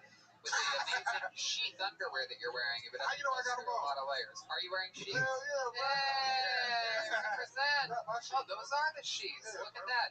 We love sheath underwear. You can go to sheathunderwear.com. Use the promo code KillTony. They just sent me a box last week. I love it. They are the absolute best. So while we're talking about the incredible sponsors on this show, here's a little bit more from the people that gave you this incredible episode. Hey y'all! Today's episode is brought to you by Sheath Underwear. Sheath uses moisture-wicking technology to create underwear that keeps everything breathable and incredibly comfortable for you downstairs. Sheath's smart underwear come in a number of different styles, including a brief with a dual pouch that make your balls feel like they're floating on clouds while you work out or play golf or just walking around somewhere hot. It's like an inverted kangaroo pouch for your joey that keeps your junk from sticking to your legs. You know about this, Brian. I love them. I can't go back to normal underwear after having these. Sheath underwear was invented by a soldier while serving in Iraq, where you can imagine balls tend to get very high. He developed the prototype in Iraq and raised money on Kickstarter to launch Sheath. And now they're right here supporting our show, and we're wearing them right Yeah, now. they're supporting my balls. Kiss your balls goodbye. Please support our sponsors because our sponsors keep this show going. Support Sheath and they'll support you where it counts, downstairs. Bottom line, Sheath creates amazing underwear, and if you don't love them, they have a 100% money-back guarantee off your first pair. Plus, they have an amazing line of underwear for women, too. I'm telling you, I wear my sheets all the time, wearing them right now. There's proof. You see that logo? That's the Sheath logo. I see red bands, too. We all wear Sheath. They gave us a tester pack of these, and I went to their website, and I bought a bunch myself. Now I only wear Sheath underwear. Sometimes when it's hot, I'll just slide the balls and dick hole right through there. I'll slide my stuff right into the pouches just to let it cool down, and then I'll pull it back. You don't have to leave it in there. There's no prison sentence for your balls, but you can indeed, like I like to say, kiss your balls goodbye. So go get your new favorite pair of underwear by going to sheathunderwear.com. Use the code TONY for 20% off your order. They ship anywhere in the world. Once more, that's sheathunderwear.com. Use the code TONY for 20% off. And we're back with the great David Lucas. David, who's that on your shirt? Is that Dennis Rodman? Dennis Rodman like a motherfucker. You see that comedy show chain, bro? That is the only one in the world. That is incredible. That looks beautiful. Major General Bogus, can you zoom in on that? Look Yep. at that. In another year, this bitch will be gold with diamonds in it. Oh my goodness. Oh, very cool. You have a friend that made that, right? Yeah, GBO Design. Shout out to my boy GBO Design. You know what I'm saying? He gave me this to show what he can do with the jewelry shit. So, It's great. How long did it take to do that? long time. Because, you know, like when somebody doing something out the kindness of their heart to give you, it's like, bro, don't treat it like a motherfucker who paid you thousands. Get it to me when you get it to me. So, he probably told me about this like 2 months ago. And it just was in the mail today when I got that. So That is so cool. You're so likable. Thank you. Yeah. It's true. He's an absolute killer. Yeah. Kills on the road. We had a lot of fun together. We were the last people, some of the last people to do, 7 sold-out shows in La Jolla. Yes, Me, him, and Saturday Night Live's Punky Johnson. How cool is that? Yeah, What? How unexpected. I guess. I feel like everybody knew she was going to blow up at some point. It was crazy to happen. Great news. It's very, very exciting. She. I could hear Jeremiah screaming. I very called proud of Bucky. her. I was very proud of her. I think we all are. Hey, Tony, let me tell you one thing about Punk. I'm so glad, like, because like Punky getting SNL just shows you, like, in comedy you don't gotta act like nobody to get nowhere, because it's like the girl who should not be at SNL, she's gay, cusses, talk about eating pussy on stage, and has dreadlocks, and is on SN motherfucking L. Yep. No, it's true. You can say whatever you want and get on SNL as long as you're a black lesbian. That's it. That's all you have to do. You have to cover.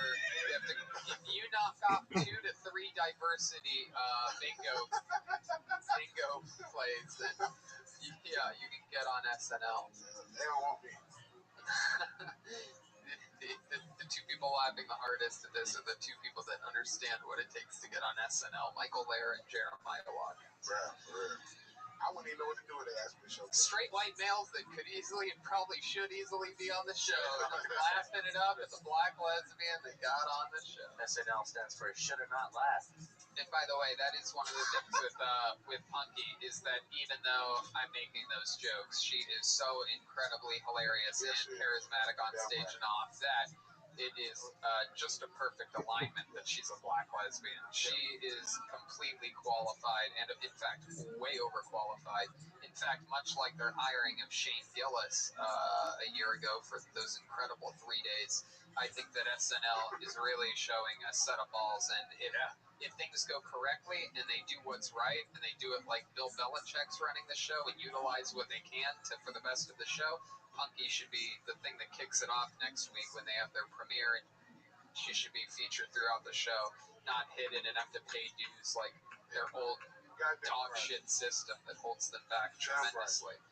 But thanks to SNL for being SNL, because you helped the internet comedy scene grow tremendously by taking your golden time slot and sucking with it for 2 decades. Thank you so much. Shout outs to SNL. But Punky's gonna bring it back. That's why I love Tony, bro. That nigga is real. Heck yeah. Can't fire me from You know who asked me about you most on the road? Who? Black folks. Your goddamn Black motherfucking folks. right. They were like, what? A dude was in front. He like, hey man, your boy was on that movie, dog. I said your boy in that movie. And goes and everything. Your boy was in that movie. So I was, and what? Yeah, I was in a movie. I didn't promote it much on. I did promote it once on here actually. I was in a what is it? Jay Farrow. 10 Minutes to Fame with Jay Farrow and Cat Williams. It was so much fun. Tony plays himself. Yeah, I play a network executive, but it's me. No shit. Yeah, it's really fun. It's actually a really good. Yeah, I was actually, I don't want to say surprised, but I was very impressed at how good the movie.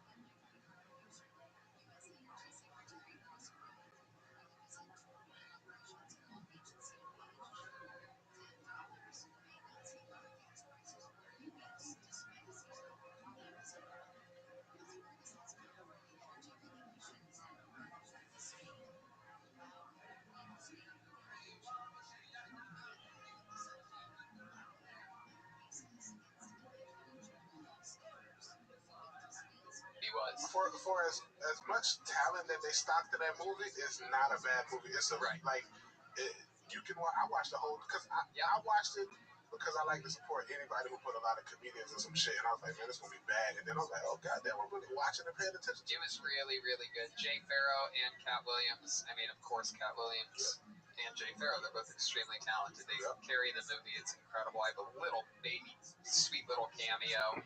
Cat Williams is mad at me. He's so funny. He was in them about what, 4 5 minutes? So cool. The interesting thing about Cat Williams that I learned from working with him on that set was that he's a different person on a movie set than he is at a comedy club. He's a very, very, it's almost like UFC.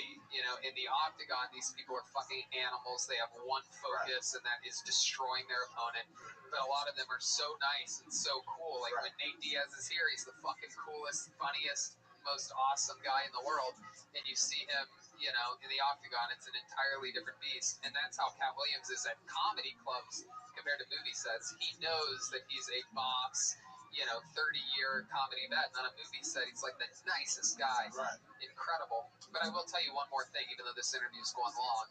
A funny thing about how you said that black people love me. So I was on the golf course the other day, and at one point on the turn, I look at my phone, and for some reason, I noticed that literally, for some reason, in the 2 hours that I didn't look at my phone, there's I don't know, I'm going to just throw a number out there and say 500 new Instagram followers with 100 new comments, and they're all black people's avatars, right?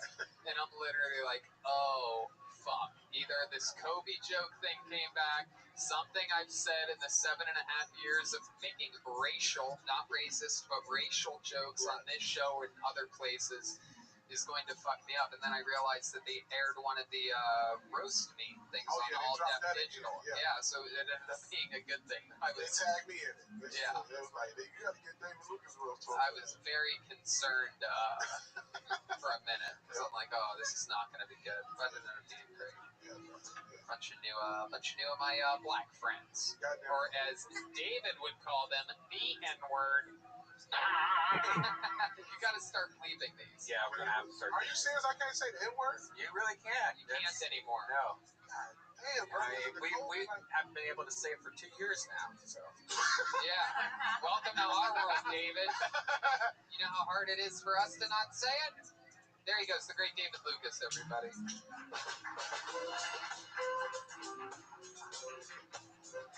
Hey!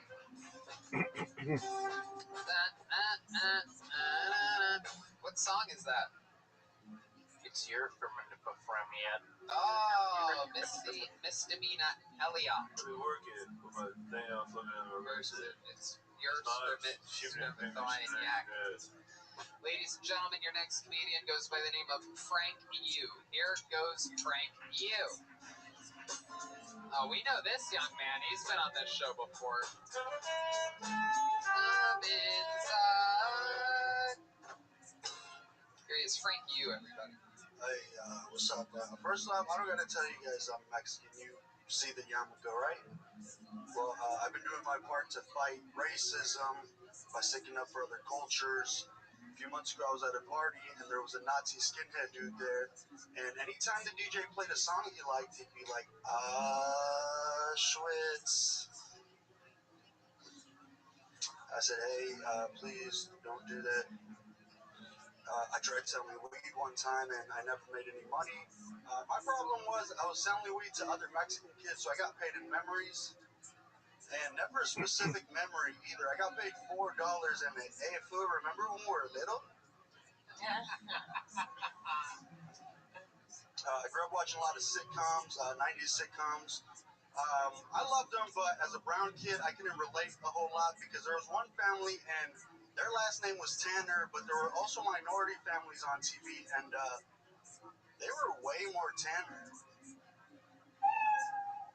Hell yeah, Frank Yu.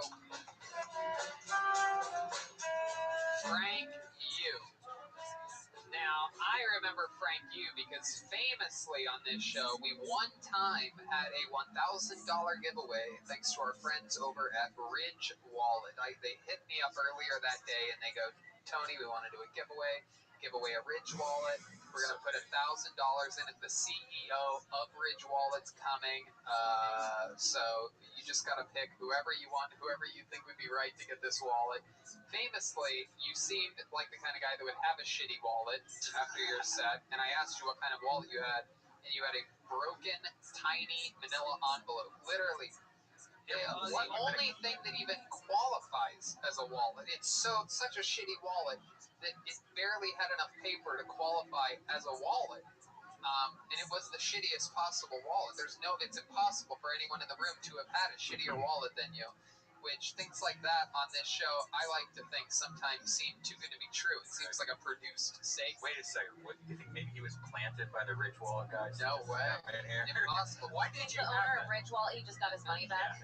Yeah, exactly. Why did you have that? I can't remember if you had an envelope for a wallet. I had lost my debit card a couple of weeks before, but I would come every Monday to do Kill Tony, so I knew if I wanted to come, I needed my ID, and I would drop it if I didn't have it. So here's my $1 million question. You won $1,000 that day. You seem like the kind of guy that I would consider fiscally irresponsible. So my question is this: what did you end up spending that $1,000 on? Be honest. I quit my job after that. What the fuck? Really? I thought it was going to last a lot longer than it did. Hold on a second. You quit your job after $1,000? What was your job? I was like I worked in logistics, so I would weigh 18-wheel trucks, but I also supervised the work. It was a great job, benefits and everything. It was amazing. Someone who thought $1,000 would last was in charge of weighing things.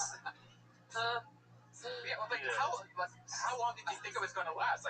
Because that could only have lasted a couple weeks, maybe. No, I bet you stretched it out to 3 weeks, right? Yeah, because I don't know. I thought the offers were gonna come pouring in. I thought NBC was gonna come. I didn't know what was gonna come next, but I was ready to take Frank, it's me. I'm the head executive over at NBC Universal. Are you the young man that won the Ridge Wallet the other day? Featuring the winner of the Ridge Wallet on Kill Tony. Hello, Frank. It's me, Ted Sarandos from Netflix. We want to sign you to a multi-picture deal. You're the Ridge Wallet guy, right? That's what I envisioned. Yeah, that kind of sucks.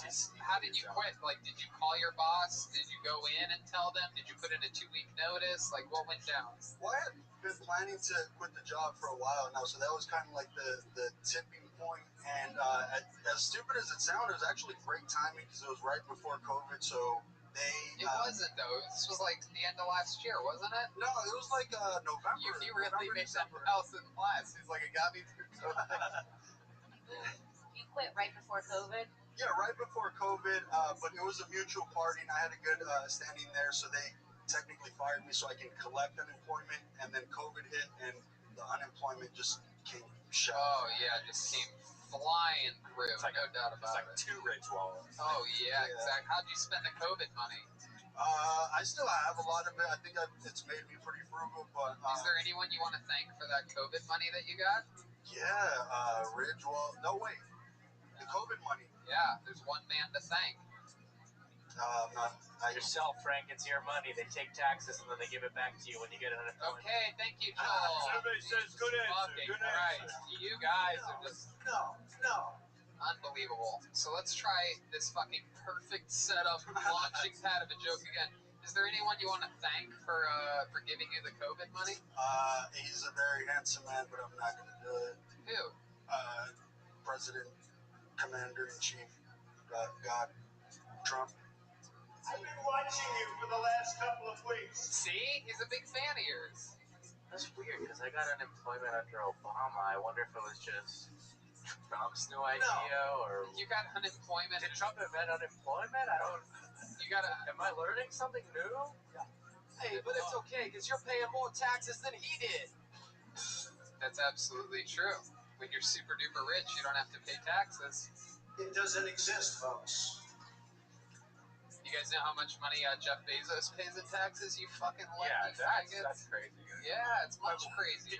Trump doesn't give me 2-day shipping though, so I did like the breakdown of the taxes thing where they said like how much he gets just for his hair.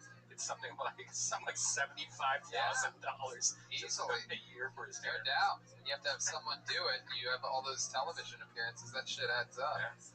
If you have a fucking actual like hairstyle like he does, you know, there's a flow chart for that.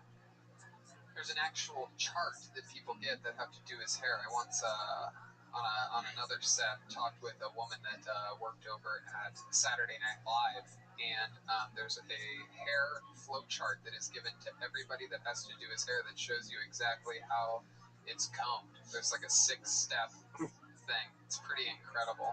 Is that it? sounds like a real nice dude. Yes, that has anything to do with how nice he is, Joel. Boy, are we reaching today. Deeply. Sounds like a real nice guy because of the flow chart on his Hey, hair. dude, you want to talk about reaching deeply, dude? I got a 2x4 between my legs, dude. Okay. So, and by the way, the difference between the Obama and Trump thing is that one's unemployment and the other was a COVID relief that was his idea, and he tried to do more, but you're fucking Oh, Democratic we were talking Congress. about the unemployment.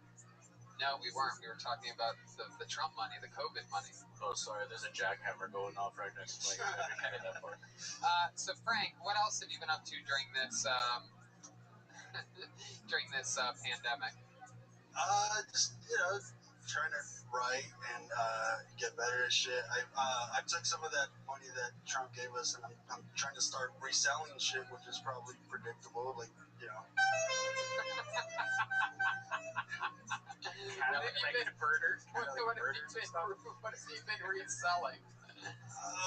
Like sneakers and shit like that. Oh shit!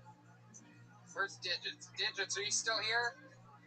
No, that's a shame. Digits is a sneaker. He's snuck into this country.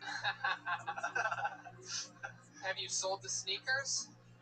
No, like all the shit that I've ordered, I actually haven't received it yet because they do like 4 to 6 weeks. Wait, so you're buying stuff so that you can resell it? Yeah, my money's tied up in. You're a bad in businessman. investments right now. Oh my God. A couple of Xboxes Wow. if anyone wants to buy any. Okay. All right. Welcome to Resell Tony, everybody. Facebook Marketplace. All right, Frank. Well, fun times. You still have your Ridge wallet, right? It has a lifetime guarantee. Yeah, I still carry both of them. Wow. Both of them? What does that mean? You still have the manila envelope? Whoa! Why do you still have that? Where the fuck is your Ridge wallet? This has got magic powers from what I know and I've seen. So I just hang out It there. doesn't, Frank. Your life isn't going as well as you think it is. Wait, so you don't have the Ridge wallet on you? No, I have that too, but Where is your Ridge wallet? One of the official sponsors of Kill Tony. Kill Tony, not sponsored by plain torn manila envelopes. There we go. There it is. There's a Ridge wallet to prove it has a lifetime guarantee. Still has it. Thank you, Frank. Yes. All right. There goes Frank, everybody. Thank you. There goes Frank. Jesus Christ, man. What the fuck? Should have just had William come back up here and talk about Ridge wallet. You know, William actually is being credited for selling quite a few Ridge wallets From that episode? Yeah. Well, good. That's the rumor that I've been hearing is that we got a big uptick in Ridge wallet sales. Okay, let's keep it moving here. Ladies and gentlemen, your next comedian goes by the name of Katie Houseman. Here we go. Katie Houseman. Katie Houseman. It's Katie Houseman. So I have two older brothers. My oldest brother went to UC Berkeley, and he's now a doctor delivering babies and shit. Cool guy. My other brother went to Harvard University, and he's now a published author. So for my part, I also went to Harvard of the Midwest, the University of Kansas, Rock Chalk. And I actually just finished my final hours of community service for my first DUI. Thank you. Usually get a lot more applause. But it's, there's a first time for anything, and I'll try anything once, so. But it was an alleged DUI. I can't be certain it really happened because I was blacked the fuck out. I could be being framed, but time will tell. Anyway, I was in the Starbucks drive-thru the other day, and I roll up to the window, and the barista was like, "Great news, the person in front of you decided to pay for your order." And I was like, "Aw, fuck, I would have ordered way more if I'd known that was gonna happen." Fuck yeah, Katie Houseman. This city, built this city on There you go. Hi, Katie. Hi. You live in Kansas City? I do. Okay. How long have you lived there your whole life? No, I moved there in 2017 after I graduated from KU. Okay. Yeah. Where'd you live before that? I grew up in Calabasas, California. Wow. Yeah. Calabasas, California. So your parents have a lot of money? No, we lived on the fringes. We were there when I was born in '95, so we were there before the Kardashians. So Burbank. No. I used to live in Calabasas in the apartments in Calabasas. Right next to Gelson's in Woodland Hills. Yep. We lived 2 minutes from each other. Oh, cool. Yeah, we were Calabasas. That's right. Yeah. This is mentally retarded today. Yeah, you could have said something else. Yeah, I could have, but I didn't. Back to you. You picked a place 40 minutes from Calabasas. Yeah, I thought it was funny to say that was on the fringes. Get it? No, YouTube will love it. We don't get it. Yeah, I know. There's no getting it. YouTube will. I've never seen Rocky either, dude. By the way, when you're playing for not the people in the room and not people that live in Los Angeles and not your peers, but for the people on YouTube, you're doing something wrong. Hell yeah, dude. There's no people in this room. Okay. So Katie, what do you do for work? I'm a writer. Oh, what are you writing? I write lots of different things. I actually just wrote an article about your show last week. Oh God, what's it for? It's for Women's health. Women's what? health. It's a women's health article. Women's health what? It's a women's health article. Okay. Go ahead, tell us what you write for, Katie. I write for a lot of different things, but this is an entertainment site, so Kill Tony was perfect for it. What's the site? It's called poptonic.com. Okay. Did the article Yeah. come out? Yes, it did. Oh shit. Yeah. I interviewed Camden Pace because I met him here last week, and he gave me a little interview about what it's like to be on the show. Oh, cool. Yeah. My goodness, you should have written it this week now that you've been on it. I will probably just keep writing about Kill Tony. That's great. We would appreciate that. That could make up for the years and years of journalists avoiding this show. Oh, Because we say the N word and I say the F word, and oh, that's what I come for. And we politically we lean straight down the middle. I also wrote an article about I called it the Great Comic Exodus of LA. If you happen to read that and you don't like the part I wrote about you, I will take it out. I can already tell I'm not gonna like it. What did you write about me? I'm still here, so this is very interesting to find out that I'm in the Comedy Exodus article. Go ahead. You had a very small part, and I needed to meet my word count. Brian Redband posted on Reddit that you guys would be moving to Austin, and I took a screenshot, and I was like, wow. Oh, sweet. That's the kind of journalism I do. Wow, incredible. And thank you to Redband for letting the public know my, I think we already talked about it before, too. Viewers.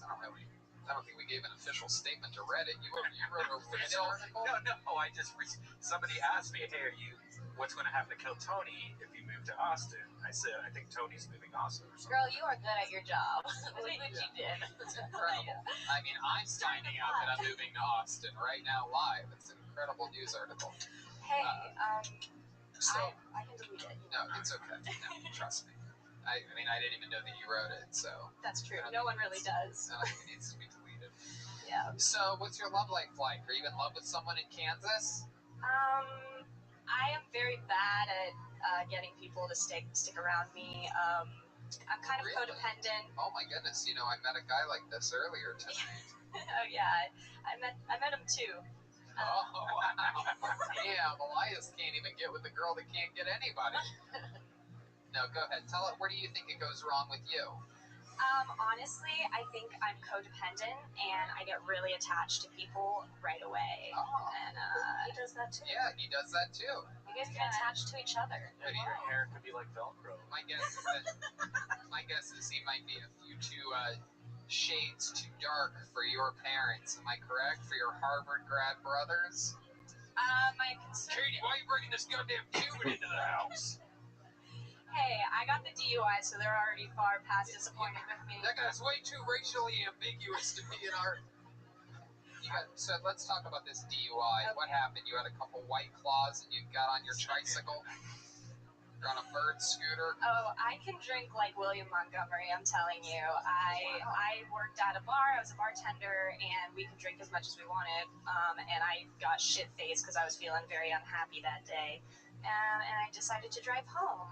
And some people ask me, like, why would you do that? You're an idiot. I was drunk as fuck. That's right. Why. That's kind of what people do. They be idiots. So, did the cop just see you swerving, or did you hit something? Well, it's not a lie when I said I was blacked out. I think I fell asleep at the wheel. I did hit somebody. You hit a human being? I did not hit a human being. I hit a person in the car. Okay. They turned out to be fine. They did get a huge insurance payout, so I feel like they're doing just fine. How huge? Like, probably over $100K. Wow. Why that? Because they claimed, like, a scratch on their eye or something, and I guess my insurance company was like, we're giving them everything we got. I was like, okay. That's good. Good insurance. Thank goodness. Look at that. You want to give the insurance company a shout out? State Farm. Shout out AAA. And who do we thank for that? Wow. President. That's pretty exciting. Who do we thank? President. The one you want me to say. What's his name? There's a guy. Who do you want to thank? Reagan. I almost said that, but Ronald Reagan. I'm not the best with politics. You're welcome. But Wait a second. Is that your Ronald Reagan impression? Yeah. What kind of stuff do we have here? Wait a second. Are we have did we finally find Redman's third impression here? Wow. Oh my God! Did you know about this? Yeah, I found out about the second episode of Jeremiah Wonders, and since then I've asked him for it every single. You gotta hear his Johnny Carson. You gotta hear his Johnny. Wait, is it exactly the same? Johnny, what kind of stuff do we have here? What? It's a setup. Oh. Thanks for running. I can't ruin it, Joel, because I am the host of the show. So I can't ruin things. You can ruin things, other people, I can't, it's impossible. And who do we have to thank for that? Play the drums, bitch. Exactly. Thank you, Mom. It's my mom reminding Joel just to play the drums, bitch. Well, that was a good one. Thank you, Pat, my stepfather. All right, let's hear this Johnny Carson. Hey, wait, what do I usually say? Now I'm all confused. Hi. Set him up. Hey, Johnny, who do we have on the show tonight? Well, no, that's Ronald Reagan. Now I gotta get him. All right, well, let's do an impression of Ronald Reagan on Johnny Carson. Do one where Johnny Carson's interviewing Ronald Reagan. Oh my God! Come on, you got this. Don't even think about it. Just do it. Now, tell me, Ronald. Yeah, I can't do it. This is No, you can't. Johnny. What kind of show do we have tonight? We have a good one. I can't do it right now, man. All right, it's okay. I am so confused with Ronald Reagan's voice. It's not easy. It's not easy to do either one of those impressions from the early '80s. But you're very good at them. Can you do any impressions, Katie Houseman? I can do a few. Yeah, go ahead. Let's hear one. Shoot, now I'm going blank, but I know I can do some. How about a Ronald Reagan? Do you have a Ronald Reagan? How about an Ed McMahon? You go a little, more recent? No, it's okay. You don't know any of that impressions that you can do? Do it, Andy Schumer. Andy Schumer? Yes, Sure, Andy Schumer. famous Andy Schumer, everybody. Yeah. Here she goes, doing Andy Schumer. You can basically do anything, because Andy Schumer's not a famous person. Hi, I'm Amy Schumer's dad. I'm really proud of her. Oh, that's not a good impression. There's no way he's proud of her. Oh. All right, Katie. Any other fun facts about you that we should know about? Do you have any special skills or talents? I'm pretty good at push-ups. Really? Yeah. That you do push-ups every day? I try to. How many push-ups can you do? Right, on the spot. I don't know, maybe 20. Wow, Joel does jujitsu. Joel, why don't you get alongside her over there? For those push-ups? Reagan! Jesus, Joel. You're welcome. Yes, let's fucking do that. Go over there next to her and do fucking push-ups, Joel. There he goes. Go on, Joel. Nope. Go do push-ups next to her. All right, here's some. There you go, yeah.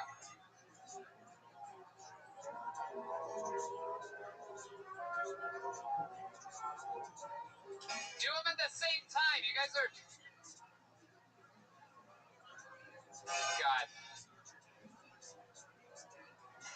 This is the dumbest show of all time.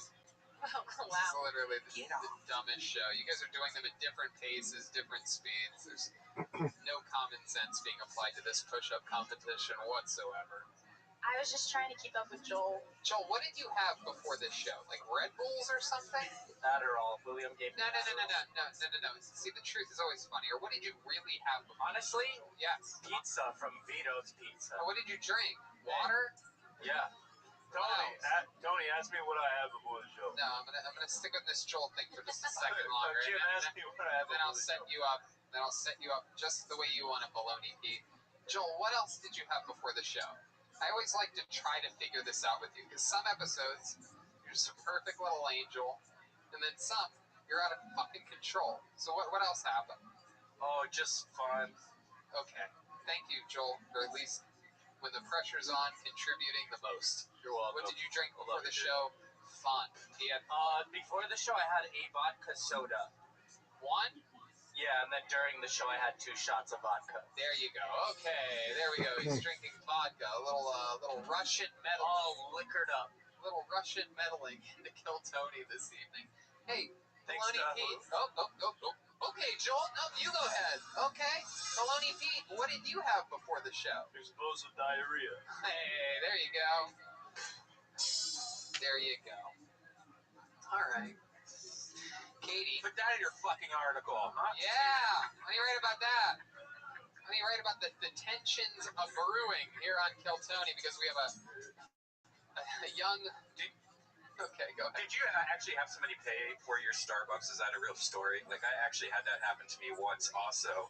And same exact thing. I was thinking about getting like something expensive, and then I ended up getting a nice coffee, and I was really pissed off. It actually made me more pissed off that I didn't order shit. The end of that joke is me talking about how I hate paying it forward because I didn't want to look like a bitch to the barista, and I just ordered a tall black coffee, and they paid for that, and then I ended up paying $13 for the people behind me, so I was like, this sucks.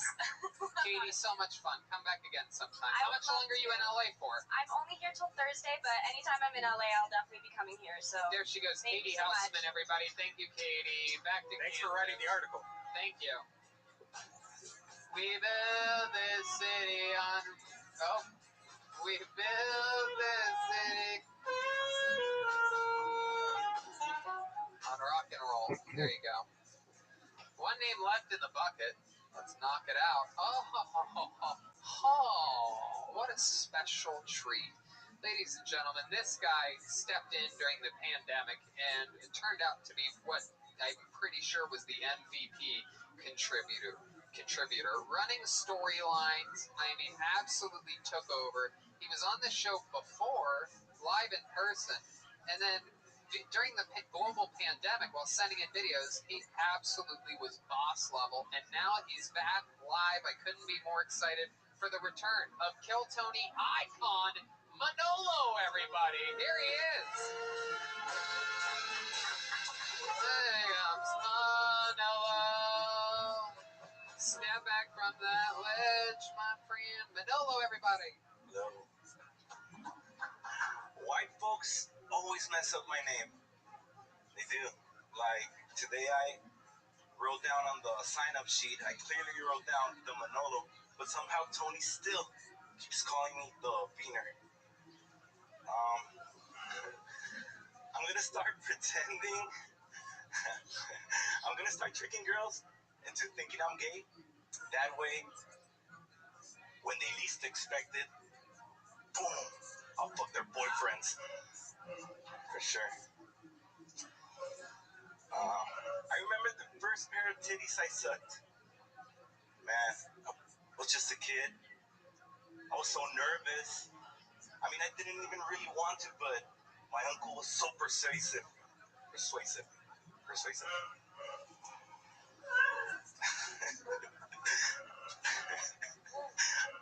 I used to date a girl who was a twin. So one day, I came to her house drunk and fucked her dad. So, my sister now has twins.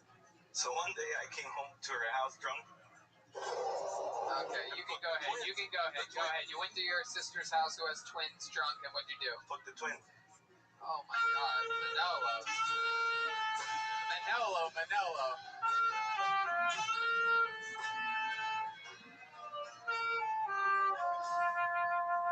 The fuck the dad thing was funny. Before the twins thing. Yeah, you had like 3 jokes that ended in "so I fucked him." That's basically your whole thing. Yes. Funny thing about Manolo is he's somehow 10 times funnier on the internet than he is in real life. This is incredible. I'm so up on the delivery, the language barrier, you know? How many? Or the talent barrier, maybe, right? So you drove from Tijuana here today. Yeah. That's incredible. And with Mexican peas. Really? Yeah, 2 Mexican peas, but... What are Mexican peas? Prostitutes, but... Oh, wow. Hello, Mexican peas. Are they really prostitutes? On the weekends, I think. But... Do they know what we're saying right now? I think they kind of do. Hello, ladies. Are either one of them the ones from the videos? She actually made one video. Is that the but that's not the one that, like... No. Oh, okay. And there was that angry one, and then there was the really nice one. The Chinese-looking girl, right? Yeah. It seems like there's always one in all the videos, and even here today, that's on their phone. Like they're just like on the one on the left's on her phone. They're the only 2 that could cross.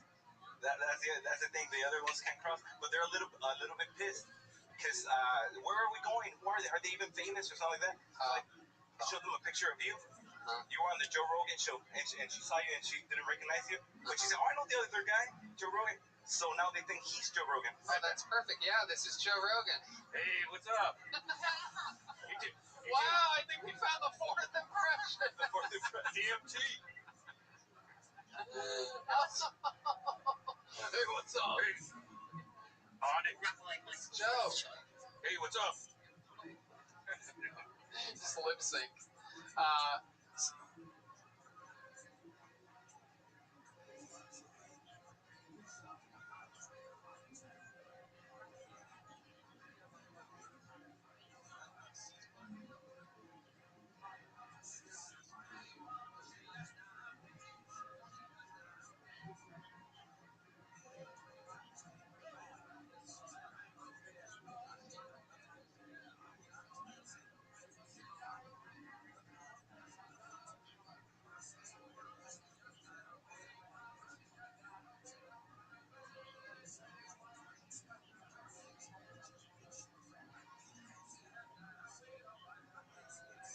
So yeah, just hanging out here with Joe Rogan.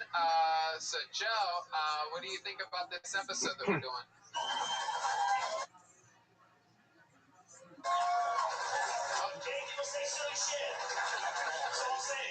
There you go. All right, Joe. Thank you. My goodness, this place is out of control today. It's just a perfect episode, right down the barrel from beginning to end. As good as it gets. Yeah. He's Joe Rogan to be representing a brand called Off It. Okay, so Manolo, so it's so interesting. Have you had any relations with these two beautiful Mexican women? Not yet, but just touched around and stuff like that. But Touched around. You think they would want to come up and talk to us with you? I don't know. Do you guys want to come up?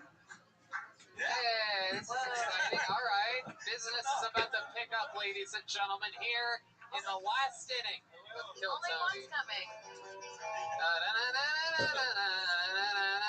Here comes my friend Consuela. Oh my God, look at you. What a rare beauty. What's your name? Lisette? Lisette? Oh, so pretty. What part of Mexico do you live in? Tijuana? Tijuana. Oh, wow. The Flintstones looks different here. What? You're so pretty. Thank you. Real chichis? Rich. My goodness. Absolutely incredible. You are stunning. What do you like about America? Everything is nice. Oh, including the President of the United States. That's very nice of you to say that. That falls under everything. Really? Manolo, get the microphone and tell us about this. Manilo's telling me that Mexicans love Trump. No, stay. Stay right there. Stay there. we love Trump. That's it? Why do Mexicans love Trump? That COVID check, that COVID money. Right. That COVID money. Exactly. These assholes think it's unemployment. No, sir. No, it's not. You got that. Manolo is what we call it Dio Tomas.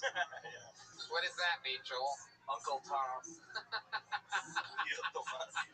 Oh, my. Couldn't even bring more than 2 because of that shit. So, all right, back to you. Anyway, let me shut up since I had some vodka. I try to have some fun. This looks like a 90-day fiance interview.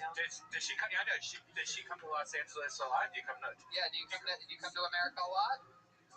Yes, I'm just living over there for a little bit. Oh, okay. You speak the language so well. How did you learn English? Since always. Oh, always. Yeah. You just learned it. They teach it in Tijuana? No, I went to school here. Oh, you went to school here. Is this where you were born? I was born in TA.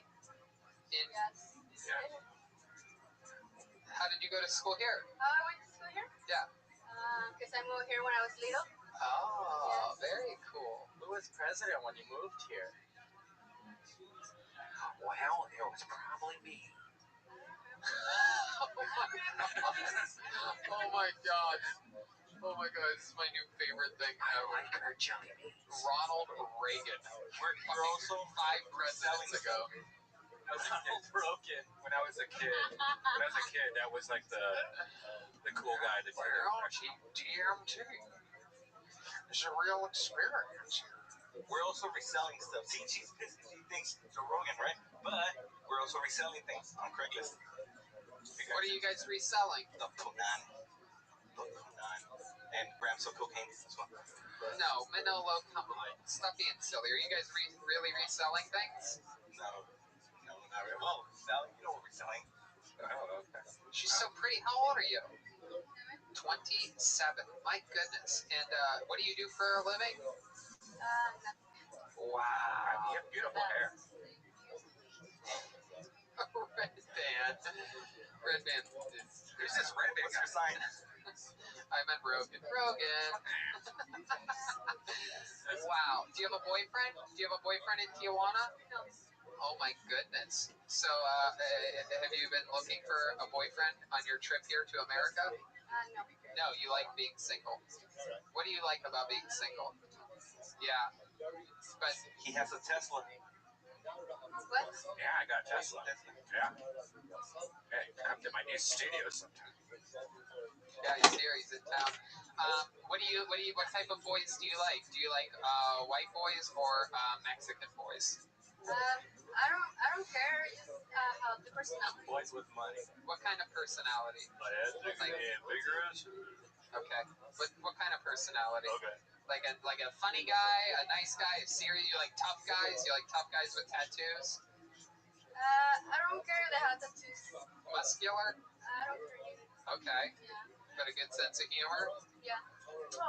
How about their voice? Does it have to be deep? No, I don't care. This is awesome. Okay. That's fun. How about when was the last time you were in a relationship? A year, 2 years, 3 years? I was married for a long time. Oh, wow. When did you get divorced? Early last year. Oh, early last year. Very good. White guy. That's exciting. Oh, Oh, it was a white guy? How do you know? I don't remember. No, probably Mexican. Yeah. Oh, it was Mexican? Yeah. No, he's white. Oh, wow. White guy. Look at that. How about you, Manolo? What's your love life been like lately? I like white guys. Okay. You already did that 4 times in your set. How's your luck been with the ladies lately? Single all the way, but you've been having fun. It's good. Manolo lives in LA, but he also has a big house in Tijuana with like hot tubs and everything. Yeah. Maybe for Tijuana, rich. For Mexico, you can afford it. In Mexico, you're rich. Not rich, but In here, you quit for $1,000. yes. Yeah. Exactly. The money translates differently. I guess. Yes. Lisa, what's up with your friend back there? Is that you? Have you known her for a while? She doesn't know English. She doesn't? Perfect. Have her come up. Tell her in Spanish to come on up. Okay. What is it? Cuban. What did you say? Who the fuck is that? Okay. All right. Okie dokie. I gotta see something. Red band. Why do you do this? She knows. You're on the back knows. Oh, she did laugh at Yeah, that. she knows exactly what that is. No, she's saying no, but that means that she does. Well, she knows English because she's saying no. Yeah. What's her name? No is also Spanish. Adelaida. Delilah?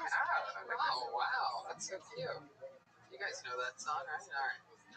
All right, Manolo. Nice meeting you. What else? Anything else crazy happen? You drink anybody's bathwater or anything lately? Yesterday, yeah, we had some fun. We drank, not with them, but I drank myself and woke up at 11 and did the 2-hour line, did the 3-hour ride, and they were waiting for me for like 2-3 hours, right? Wow. That's why they were pissed.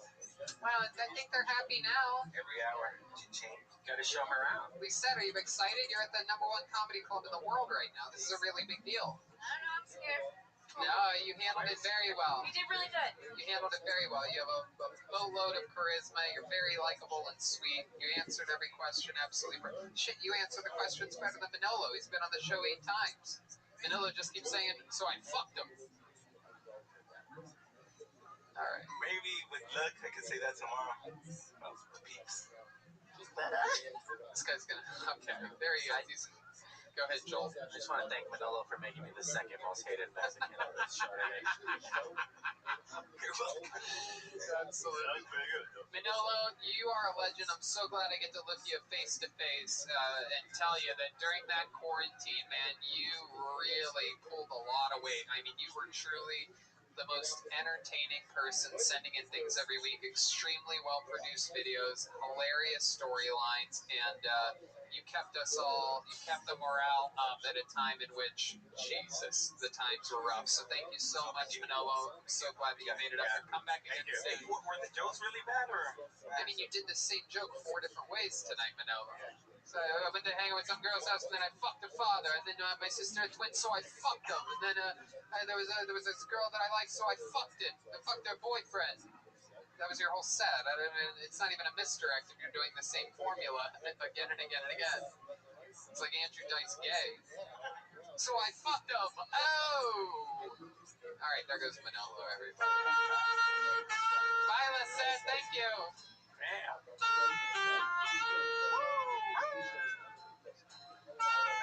Let's on that ledge. Do you want to go half?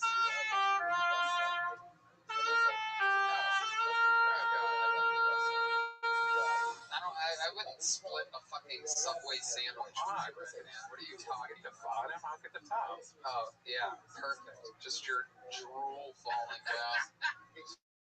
Fucking sound of fucking... Those boots are the perfect boots. Oh, you are a giant child. All right, everybody, it is that time. Ladies and gentlemen, this is a special one. This guy, an absolute fucking monster. We save him for last, everybody. And this is his 50th appearance on Kill Tony. It's the Dragon Slayer himself, the great Michael Lair, everyone.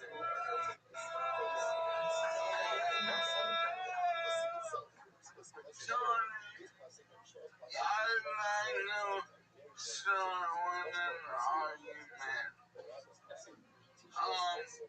What you said about Saturday Night Live is bullshit and a cliche, which people like Eddie Bryan and Seth Lee Strong and Vanessa Bell and Chris Redder, great people, and I rock with them, and they're great comics like Michael Bryan, and they make good skits and fucking in the 20-year television.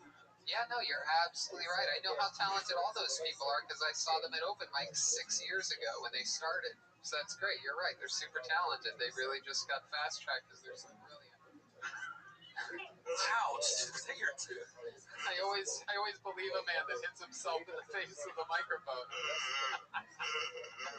No, I'm kidding. I know those people. They're talented. Well, you know, The writing is just brilliant on that show. I think to myself, how do they come up with these? yeah, but they know comedy is a fickle mistress. And I know a lot of these people is both people and fucking dope comedians. So, Tony, I don't care if you're my boss. I step to you. I step you. I'll fight you.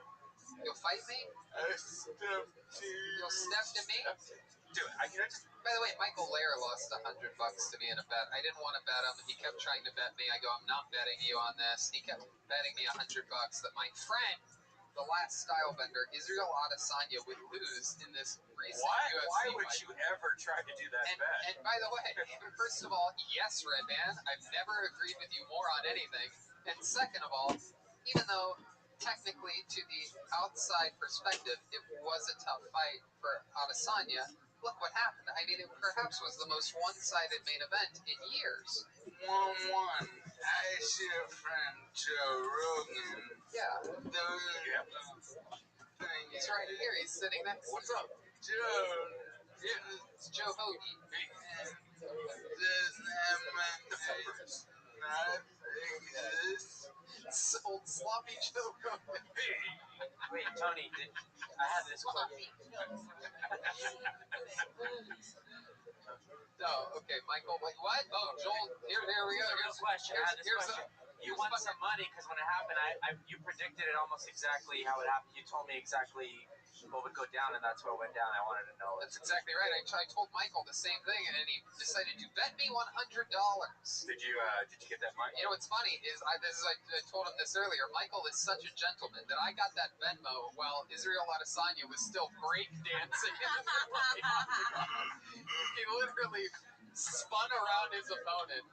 It really is hilarious, and he's still going. I don't know if anybody has been following this on the internet, but Israel Adesanya, usually very sportsmanlike, but this guy wanted to become the champion and talked so much shit. He made sketches. Did you see the sketch where he humped him after he knocked him out? Yeah, but his opponent Paulo Costa actually made videos where he had in his training camp there was a skinny tall black man, and so they made this video where he's chasing around the tall skinny black man shaped like Stylebender, and the guy's running away and he runs out of the octagon. So today Stylebender was reposting these sketches with like crying emoticons and all this.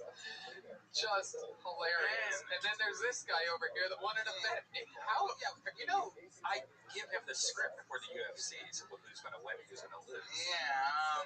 And you know that if I wanted to, at any point, not to say that I did, but maybe I did, I could text Joe Rogan anytime I want. Like how some people would go, if I was friends with Joe Rogan, maybe I would text him. Well, I sort of text him so rarely that when I think that at all, like, hey, maybe I want to place a bet on this, maybe I should text Joe. I just can't, and then I do, and it's like getting insider information by a man that has been right next to the octagon since the beginning of the sport.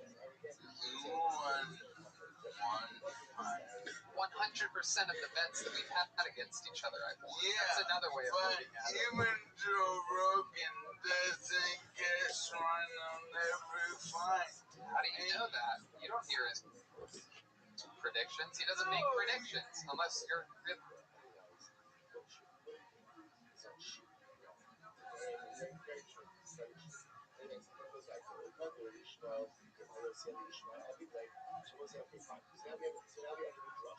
So the challenge is, what does Rothschild not run? Michael Muskin had on seine Namen. Yossi Alish, there is he event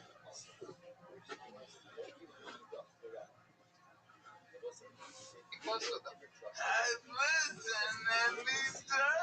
No, he says what might happen. No, he always says wrong about Nagano and Steve Maioka. What did he say? He said Nagano will run to him like Alderson. Where did he say this? No way he said that. Stipe's one of the greatest heavyweights of all time. He didn't say Nagano would walk. Let's find that for me. Okay, also I have a new bet. Michael versus ALS. Who wins that, Tony? I think ALS is going to be breakdancing after this. Hey, we never met. We haven't. I'm excited to meet you. Hey, Kim. You're very funny. Great Michael Lair. Where are you from? I'm from Florida.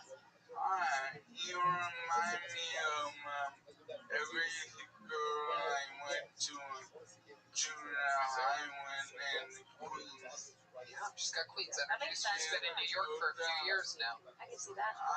No doubt. Well, Michael, what do you think? Should we do this? This is Michael's 50th appearance on Kill Tony. Yeah. I have a picture from my first audition.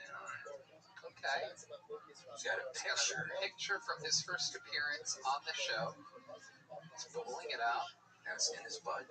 There's the picture. Let's see it. Here it comes. Whoa! There he is. That's what he looked like just 50 short weeks ago. I thought it was Rocky at first. Yeah, what is that from? What is that? Why do you have Robert the Builder's beard on top of your head in the picture?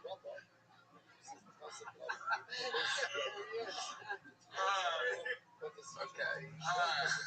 Now, who am I? What the fuck was that picture of? Why do you have that pic? What the hell? It looks like Lou Albano. Okay. Michael, go ahead. Let me stand up, right? Wait, what? You're gonna stand up? No, shut up. Okay.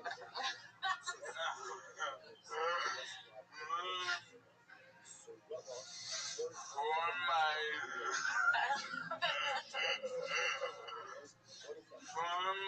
I thought you said let me stand up real quick. Didn't it? Am I the only one that heard that? That'd be fun if he surprised you. He was fine this whole No, I'm kidding, Michael. All right, I'm sorry. I'm sorry. No, don't stand. No, don't stand. You don't have to. You and your fucking pocketbook. Pocketbook? You and your pocketbook. Me in my pocket. Yeah, now you have all this cash, man. Oh, yeah, that's right. It's a liability. It's a liability. Anyway, I fucking We love you. for my 50th man. Here's what I did for all the fans and all these wonderful people and all these great times. I wrote 50 facts about Tony, and we're gonna count 50 off. facts. Fucking facts? Yeah. Oh, my God. And we're gonna count off everyone. Are you guys with me? Yeah, I don't believe you. Are you with me? Are you socially distanced with me? Yeah, alright, here we go. All right. Indeed, I have been sent a document that I have not looked at beforehand, and it says Michael Lair, 50th appearance, presents 50 Kill Tony facts. I have a feeling it's gonna be like 100 facts. I have a feeling you have no fucking idea what you're talking about. That is true. This is going to be unbelievable. I'm positive of it. Alright, here we go. Here it is. Michael Lair's 50th appearance presents 50 Kill Tony facts. Kill Tony fact number 1. The original name of the Kill Tony podcast was Manic Mondays with Mr. Moody. Schulberg was born white but turned Mexican after overexposure to Frogtown. Jensky has had 6 neck surgeries because her glasses are so big and heavy. Jeremiah Watkins' real name is Jerry Jewface. William Montgomery hoards leftover pizza crusts from Vito's Pizza. The Iron Patriot raped Michael Lair. David Lucas won't take photos with fans, but will steal their sneakers. Ali Makovsky doesn't have eyebrows, those are caterpillars. Chroma Chris fucked his way through all 4 branches of the armed forces. Jeremiah Watkins' marriage is on the brink because of his hoarding of wigs and other women's apparel. 35% of comics pulled from the bucket of destiny are also sex workers. That's actually true. Ryan J. Ebelt is the Zodiac Killer. Both Tony and Brian are married to Westworld robots. Due to an overactive gland, by 2025, Jeremiah Watkins will be 8 feet tall. Virtual Red Band sucked Max Headroom's dick. William Montgomery's belly is distended because it's stuffed with cocaine-filled condoms. Most of Tony and Brian's fights are over who gets Michael Lair's load. Alright, wait a second. In a partnership with the NAACP, Tony is pledged to change the name of roasting to broasting. What? Jetsky's trumpet is a Civil War relic of the Confederacy and a nonverbal nod to white supremacy. Kill Tony is considering changing its name to Fuck It, 3 Silent Hours of Tony Golfing.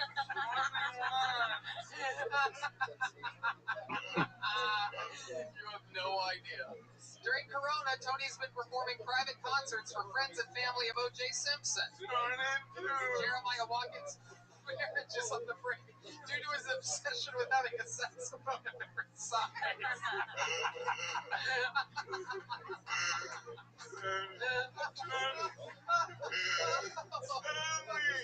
Comedy Store keeps having to buy bigger chairs because of the alarming growth of West Hollywood butts. Redman is known as the Podfather, but he's also fathered enough Asian babies to form an Olympic ping pong team. Joelberg lost his hair because of former Kill Tony sponsor Monster Energy shampoo. The 26, the Bucket of Destiny was both stolen from and made by a child. There's only one rule in the Comedy Store: don't talk shit about Robocop. He lives above the place. William Montgomery has a 6-foot-tall Jenga game made out of leftover Vito's pizza crust.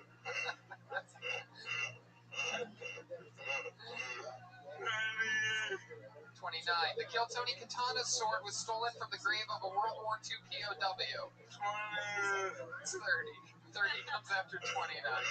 Thanks to Kill Tony legend Manolo, Kill Tony is the #1 podcast among Mexican narcos. Many bucket comics live in their cars. Several live in Aphrodite's Afro. 32. Jeremiah Watkins' marriage is on the break because his wife just wants to get crunked and kiss the sky motherfucker.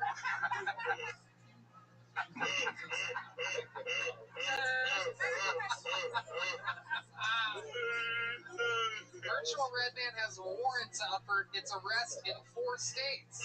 Okay. 34. And one of them is Alright, as irony would have it, the cure for ALS was also in the bucket the night Michael Lair's name was pulled. 35. Tony has settled $2 million worth harassment lawsuits with 17 different Kill Tony photographers. What? That's true.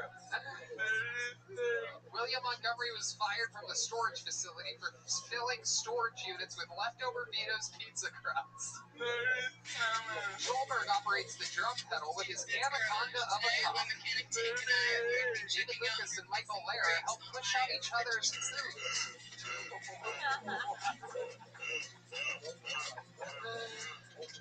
Seriously, be cool and act natural, but Ryan J. Ebelt really is the Zodiac Killer.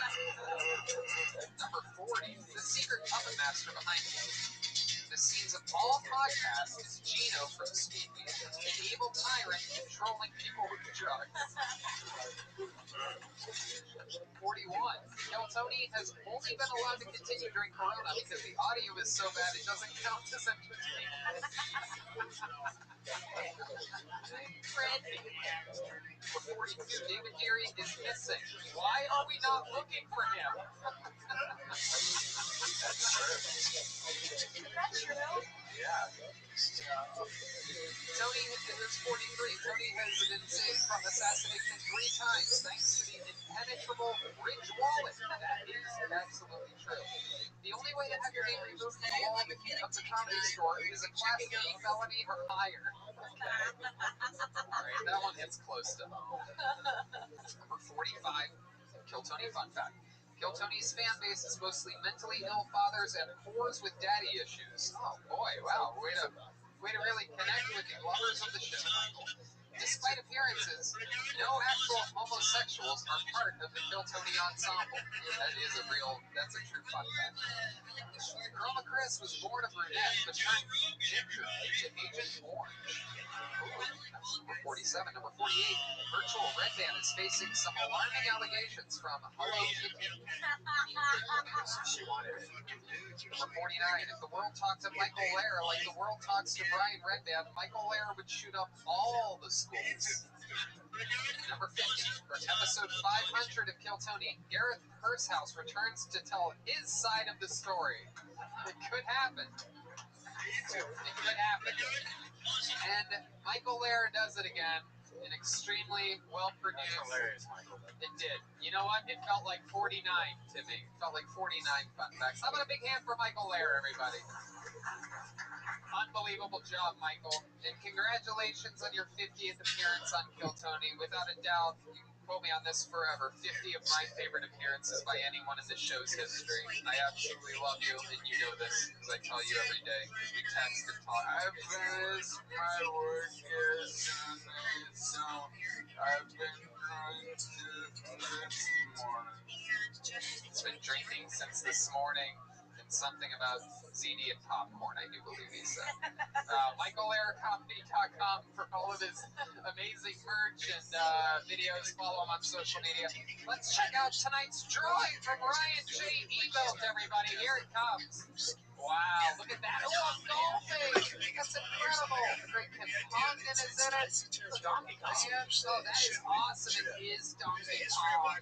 Wow. That is an incredible one. The great Ryan J. Ebelt. He's not really the Zodiac Killer, people. He might be. I'm starting to put together the puzzle in my head. But RyanJEbelt.com for all those incredible prints. How about a big hand for the great Kim Congdon, everyone? Yeah.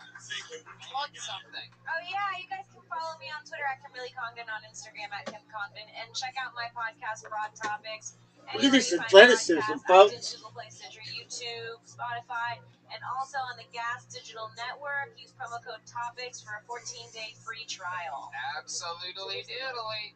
His new 1-hour special family reunion is available for pre-order now at JeremiahWatkins.com. It comes out December, everybody. It's Jeremiah Watkins. The host of Jeremiah Wonders. What else, Jeremiah? I got some new shirts and Saks hats over at JeremiahWatkins.com, or you can get them through Instagram at Jeremiah Standup. Appreciate the love for Jeremiah Wonders. Love you guys. Thank you. The great Jeremiah Watkins does it again. And hey, look, Chroma Chris was here all night. Chroma, what do you think about tonight's episode? Oh, we really raised the roof, Tony. Hey, what else? Yeah, you can also you can scroll over to that Orange Amps YouTube page, and you'll probably see a new promo video of me. It was shot and directed by Rick Cosby. Amazing. I fucking love it. And here he is, old Vodka Gravis back there, everybody. The old fucking Jack-off Smirnoff back there. Joel Jimenez, everyone. Can I talk now? Really picked his moments tonight. Go ahead, Joel. Sometimes it's just fun to watch stuff burn, you know? Mostly sorry, Pod. I love you guys. I love you too, Tony. I'll mouth kiss you after this. I don't care about a panty. Thank you, Joel. Yo, we can always rebuild it. That's right. Absolutely. Fun times. What else, Red Band? Check out my virtual Red Band podcast. See me molest Hello Kitty. Also, check out the Brothers podcast, Brothers in Cursive with William and David. We also have a new Patreon, patreon.com, Brothers in Cursive, and Brian Holtzman, Dead Air, DeathSquad.tv. Thanks.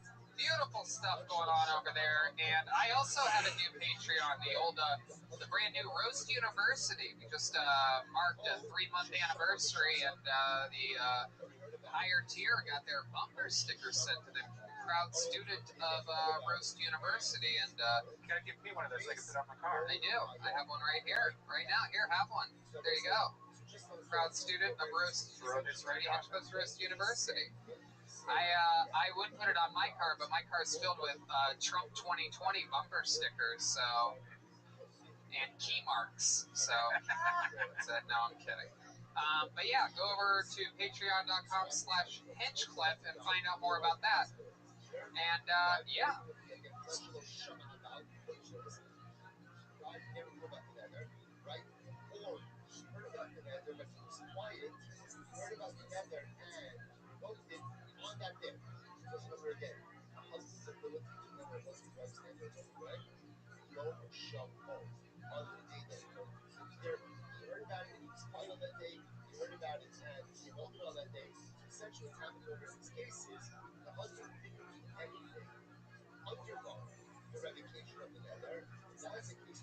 No, we'll see you guys next week.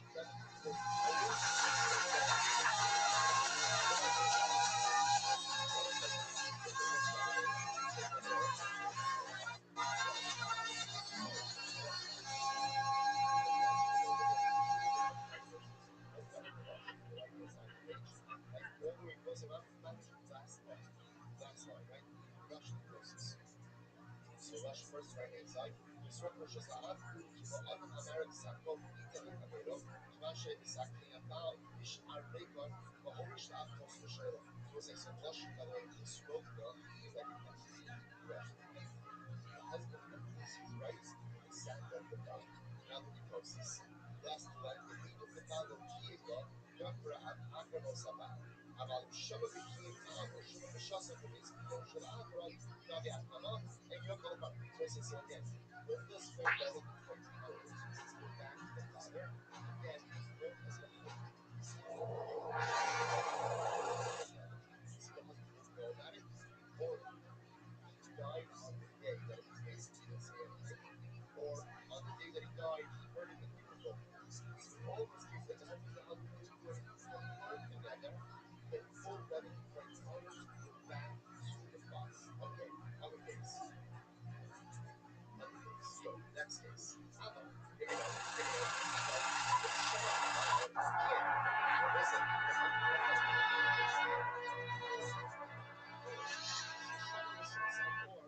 everybody is quiet.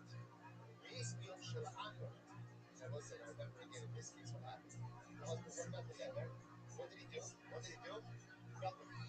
When did he die? When did he die? The next day. Now listen, what happens if a husband comes back together? It doesn't say anything for a day. It's automatic application. It's automatic application. So listen, so these are cases. When the husband comes back together, so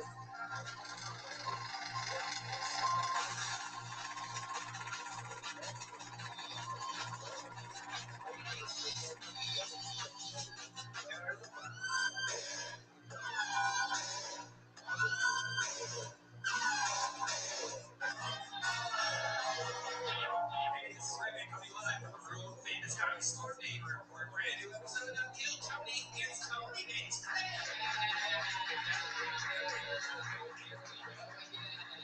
you doing, Rabbi? I'm good, buddy. How are you? Another beautiful day, a beautiful Monday here in sweet, sweet Los Angeles, California. The fires have subsided. The president is back in the White House, and the state of Kiltony is strong.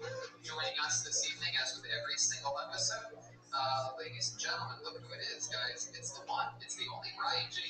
Look at him right there. Classic turn of the camera, Ryan J. The southern charm of a true Texas gentleman. Every single episode of the show is drawn by Ryan J. Ebelt in a beautiful, beautiful way, and all those prints are available at RyanJEbelt.com, including all the tour posters of all the past shows and every single one of your favorite episodes of Kill Tony. All RyanJEbelt.com. Sometimes see those fun options. He has some few new limited edition t-shirts for sale, branded pinch clips, notes, all of that. T-shirt I absolutely love. It's my new favorite T-shirt. I very rarely get a chance to wear T-shirts nowadays due to your golf habits. But when I do, I go with the Ryan J. Golf T-shirt. I am stuffed up to the gills today on delicious Vito's Pizza. Charlie's here, everybody. There's pizza here. It's just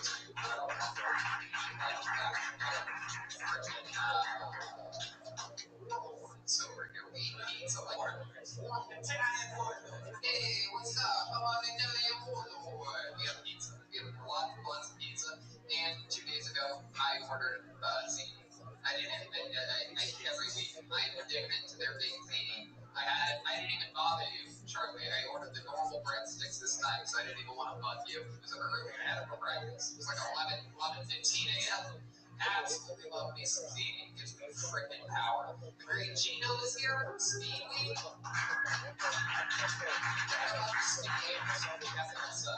The momentum of the show rolling for us. We were indeed of a slightly larger than small studio, and we had a lot of fun over there. A lot of memories. Remember that? The Tiger King came out. The band was the Tiger King. It seems like just yesterday. Absolute insanity over there. All the people zooming in and all that wacky stuff. And thank you, Gino. He's here tonight. We're going to have fun. 5 people are in the bucket, pre-selected. They've been waiting weeks for the opportunity to go on this show. We even have a guest. But before we get to that, here's a little bit more from the amazing sponsors of Kill Tony that made this episode even possible. Hey y'all, I'm gonna tell you right now, I have been smelling like a goddamn angel thanks to the amazing products that I got from Hawthorne. I took a quiz that is on their website. Some of the questions that, they ask you what kind of scents you're into and what kind of things that you like and what's your life like. And literally, from this very special quiz that they ask, they sent you deodorant, shampoo, body wash, face cleanser, lotion, and the stuff was unbelievable. Yeah, if you want to upgrade your self-care routine, Hawthorne is a fun, convenient way to get super high-quality products tailored specifically for your needs. Hawthorne even takes the risk out of it by giving you free shipping on your orders and returns. If you don't like the products, they'll even retailer them for you based on your feedback. I'm telling you, man, my favorite thing is the body wash. I always bought a fancy body wash. I still got it, and I got a lot of it because I haven't been using it because the Hawthorne body wash came and it blew my freaking mind. I like the face lotion. I used to always just put any kind of lotion on my face and it would like clog my pores. They sent me this face lotion tailored to your face. It's amazing. I use it every morning when I wake up. Absolutely doodly. Do what I did. Take Hawthorne's quiz today and get started on your personalized self-care routine by going to hawthorne.co and use promo code TONY to get 10% off your first purchase. That's HAWTHORNE.co, promo code TONY. Hawthorne.co, promo code TONY. And we're back! Wow, I feel like I was just shot out of a cannon. I'm so excited to start tonight's show. With us tonight, as a guest, one of the first ever regulars on the show, in the show's history, a young lady that has gone on to be a full-time comedian, full-time podcaster, and a gosh darn charismatic sensation that everybody wants to hang out with and be around. One of my favorite human beings on the planet, one of my favorite top young rising comedians. Make some noise for the great Sarah Weinschenk, everybody! She is in the bank. Welcome back to the world famous Comedy Store. Thank you so much. So excited to be here. We're excited to have you. You're the host of the podcast, Shank. That is right. SHENK. Yes, Shank. Not to be confused with Jeremiah's character, who always just escaped from prison, who's known as Shanks. That's with an A. Not Shank off. Shanks people. You're just Shank. Yeah, I'm just Shank. Like a slightly Jewish Shank. Yeah. SHENK. Yeah, I'm the Jewified Shank. So welcome back. You used to write and perform a brand new minute every single week back when this podcast was just a gosh darn experiment. Yes. And here you are. It's been 7 years. It's been even longer, right? Yeah. Oh, has it been 7 years? I mean, we've been doing Tony for 7.5 years. How soon into it did you start? Right around episode like 16. Wow. Is that just 3 months, 4 months into the show, and then there you are, right That's there. crazy. So it has been 7 years that we've been working together. That's crazy. And we get to work together tonight. You know what's only been a part of the show about 6.5 years? The band. There's a band on this show, and every single week they commit to being different characters. We never know what they're going to be. We're running behind on time tonight on these shows. I mean, it's incredible. They have all the time in the world to prepare. They're out here freaking eating the crust of their pizza, sharing crusties. And it's time to start the buskets. Ladies and gentlemen, let's see what characters they're committing to tonight. It is the best damn band in the land. It's the Kill Tony Band. Jeremiah Watkins, George Jimenez, Jesse Johnson, and Quentin.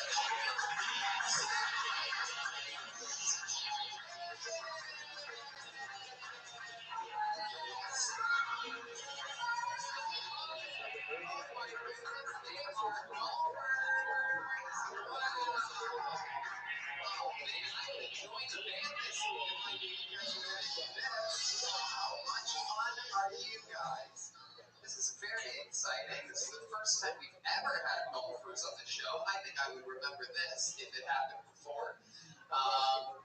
So all it appears to be, this is a caddy, I do believe. Some type of hybrid caddy that keeps his bag on his arm while pulling out a golf club and wearing the glove not on his hand but in his hand. Well, this is a very interesting strategy I have yet to see on the course. Keeping the golf bag on? Is he a caddy? I think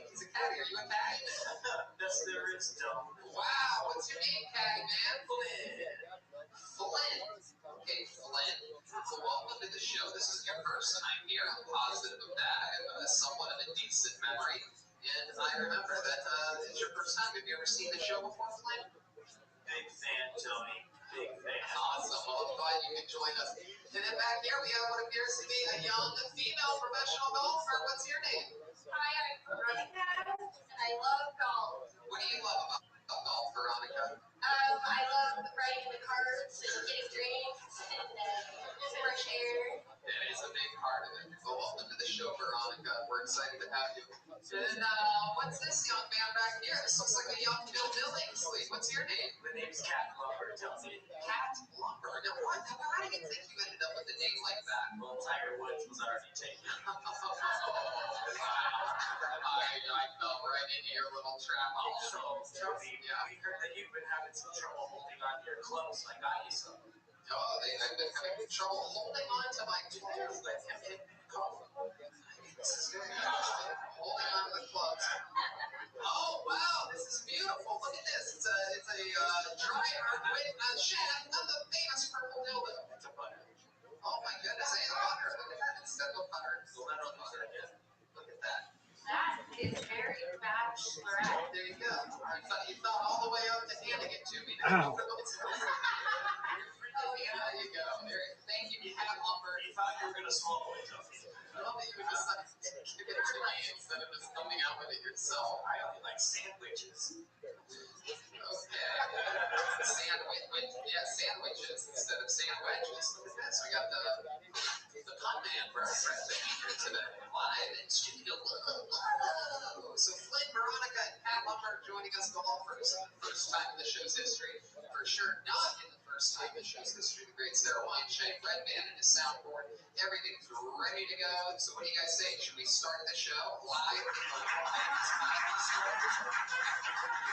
The return of the great David Deary is happening tonight. He's coming from Yellow Springs, Ohio. David Deary has been months with Dave Chappelle in the middle of Ohio. And now he's back. And how about a hand for Lieutenant General Zach Bogus here, who slash looking for things with the sun in his eye. So let's start the show. I have a bucket with 5 names in it, but you know what? Why would we start with that when we can start with something that's sure to get the party started here? This young man, one of the longest tenured regulars in the history of Keltoni. He is an unbelievable joke writer, an unbelievable performer. He has his first ever headlining gig coming up, I believe, at the end of this week. Is that correct? Ladies and gentlemen, here to debut a brand new, never heard before minute before joining his first ever long 45-minute to an hour headlining set. The guy that I'm very proud of, that I love deeply. Ladies and gentlemen, it's the Big Red Machine, William Montgomery.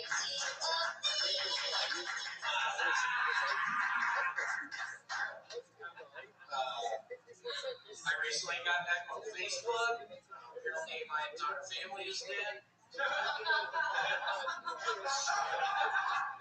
I saw a picture of my new baby cousin, and I can tell he has his mother's eyes and his father's penis.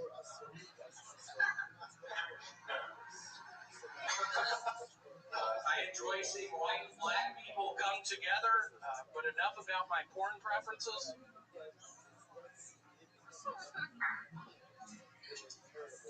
So my phone died recently.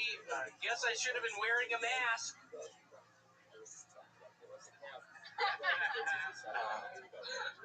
My girlfriend ovulating so hard she barking. I didn't know how to end that.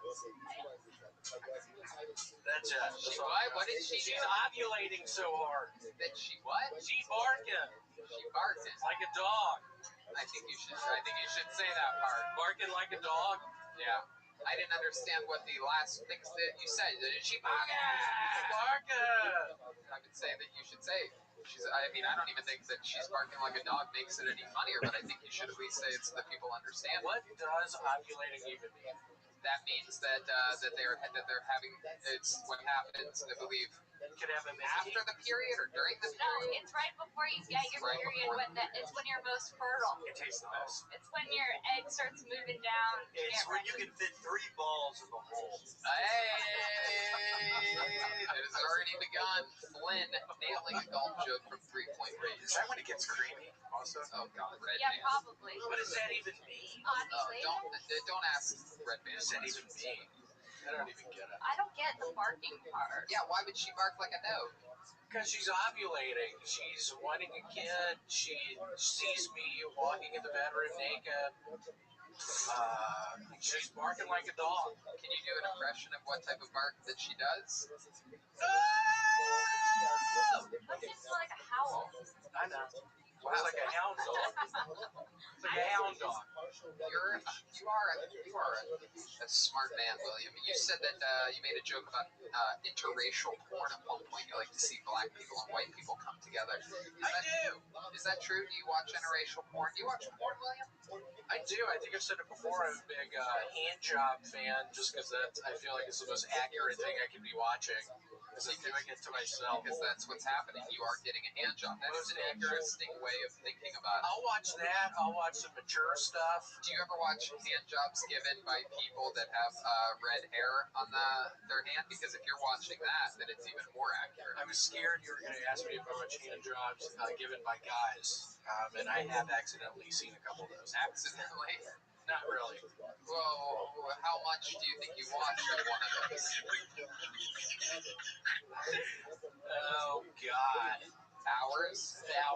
Wow. No, 30 minutes. Do you remember any of the names of these hand job porns that you watch? One guy's name is Sean Dragon. Sean Dragon. Shout outs. Really good. Love you, Sean Dragon. Wow, it's a good hand job. It seemed like it. Now, was Sean the guy giving the hand job or getting the hand job? Getting it. Oh, very interesting. Really cool video. Why do they call him Sean Dragon? Does fire come out of his wiener when he comes? I don't know. No, it doesn't. That's impossible. No, yeah, I don't know why they call it that. I don't know. I like that. I like. Sarah? Are you watching interracial hand job porn? Good question. Yeah, I watch that sometimes. Let me ask you this: is it a black hand on a white penis or a white hand on a black penis? Both. Oh, you like to switch it up. Oh, yeah. I I love that. What's your preference? I can't stop. Oh, wow. I really can't fucking stop. Oh, my goodness. How often do you watch hand job porn? Once a day? I don't know, 5 times a day. Okay. That's a full-time hand job. It's a full-time job. William, how's your life going? You seem very present today. You seem... Yeah, doing good. Yeah. I've taken Adderall the past 2 days. I've been writing literally 10 hours trying to compile all my jokes. I don't know how 45 minutes is going to go with a bunch of short jokes. It's going to go... I'm worried. I'm nervous. It's going to go faster than you think. It's going to be very... That's what I'm talking...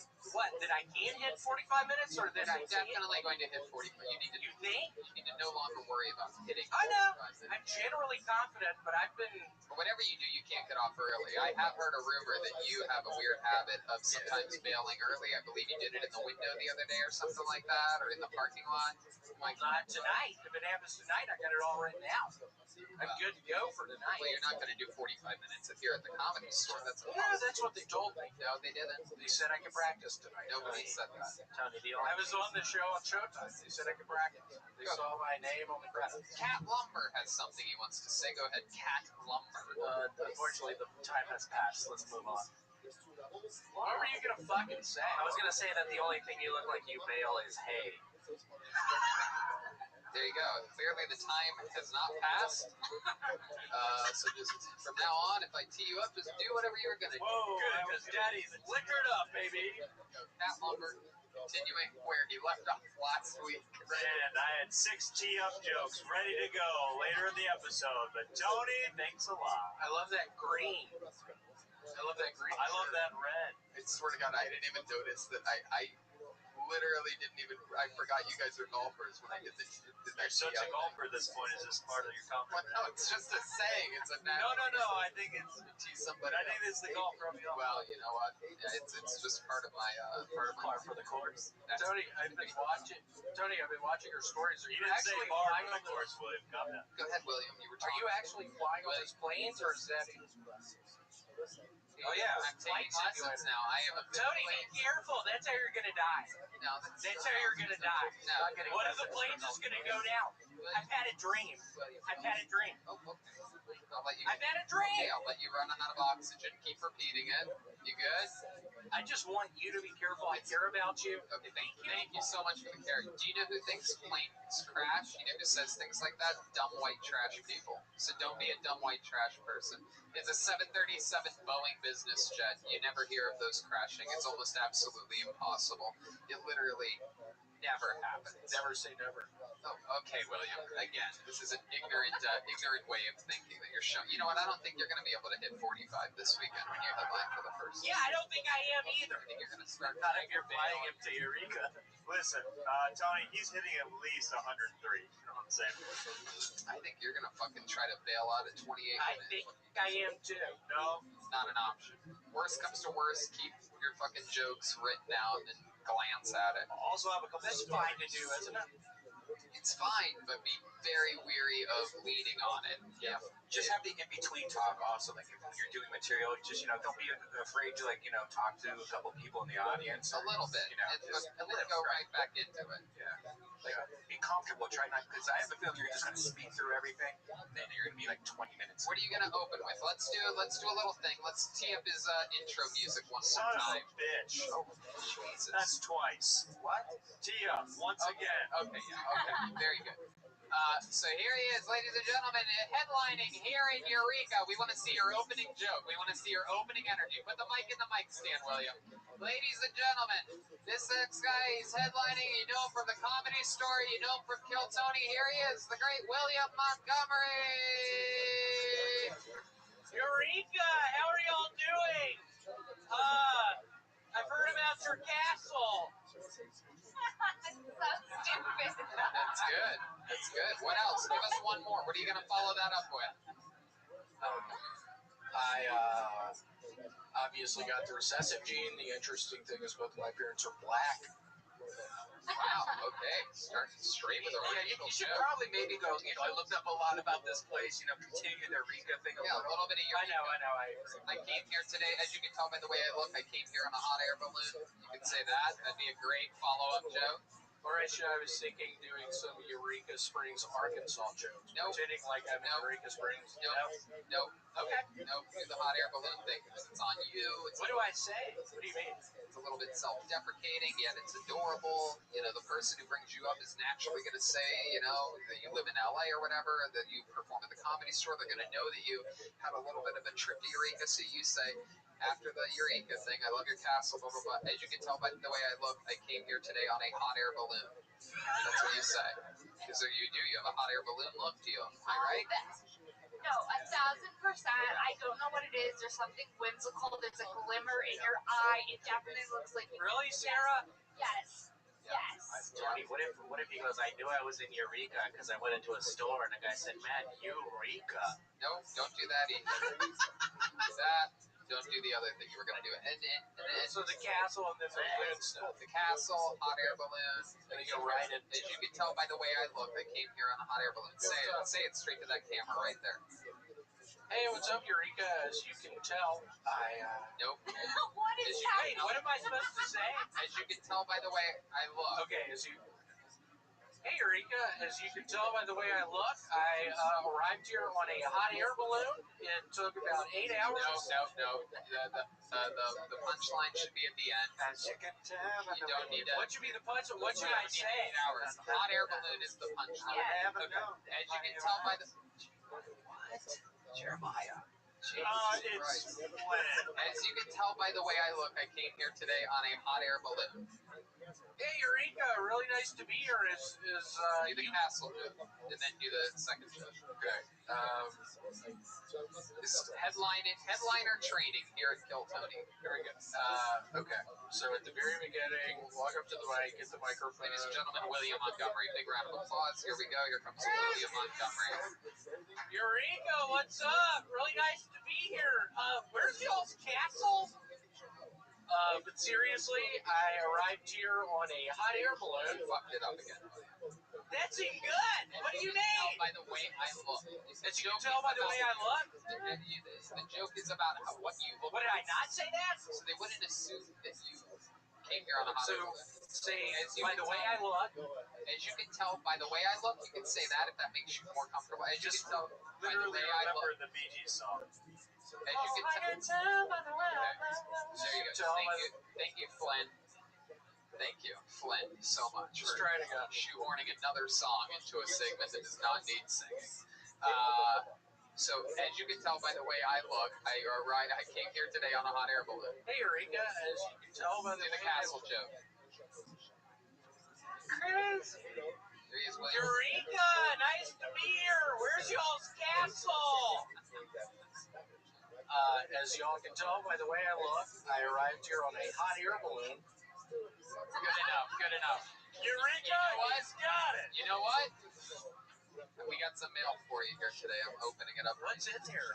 William's wearing one of his new pairs of shorts. I am. Thank you so much for shorts. It's become a weekly segment on the show. By the way, Eureka is known for Brendan Fraser. So, Is he from there? yeah, good to know. Him and Lloyd Bridge is pretty much the only people. That's interesting that he's from Eureka. I always thought he was more of an Encino man. Yeah, I thought he was an Encino man. There you go. See? There you go. Do that as a joke. Do that. It's a good Eureka joke. Hey, I found out. Hey, y'all, I found out that Brendan Fraser's from here, from Eureka, but you know what? I always thought he was more of an Encino man. Yep, just like that. Perfect. What do we got here? Be careful. Looks like a shirt this week. Looks like a shirt. You gonna throw it at him? Let's see. All right, so you go try on that shirt, and we're gonna do another.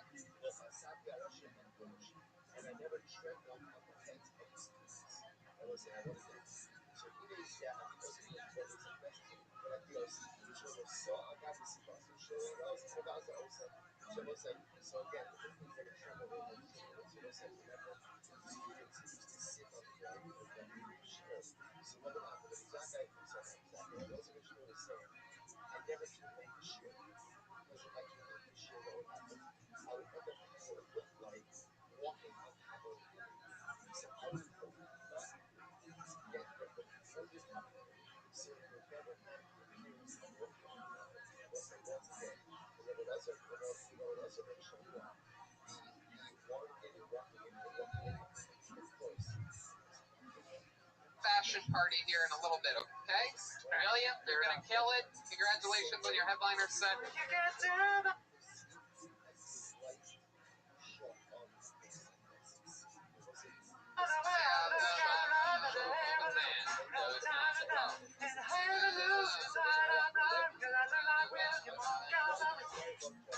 Very good. Okay, pulling your name out of the bucket, William. You gonna go? You gonna get that on for us? Okay, there we go. And to the. I was always the first guy to raise my shoulder. I never went ahead and helped. I never led bench when there was one present. But I'll help you with the English or English one person. And I never did kind of an ultimate dead end in which the was moved on were not separate. I will say once again, the examples of this is one more of the other old. Shuttle coming in from the Zuga. Look at we go.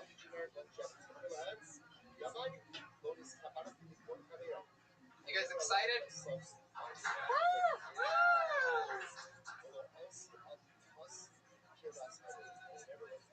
All right, starting off tonight's show, ladies and gentlemen, your first comedian out of the bucket goes by the name of Camden Pace. Here we go. Camden Pace. 60 seconds uninterrupted for Camden Pace. Here he is. Hey everybody, I'd like to do a 1-minute comedic improv if I could get a word from the panel. Dog. There was once this young lady, and she was walking through New York City and stepped over this dog shit left by this really huge dog, and it really pissed her off. And she's like, you know, I've got to go.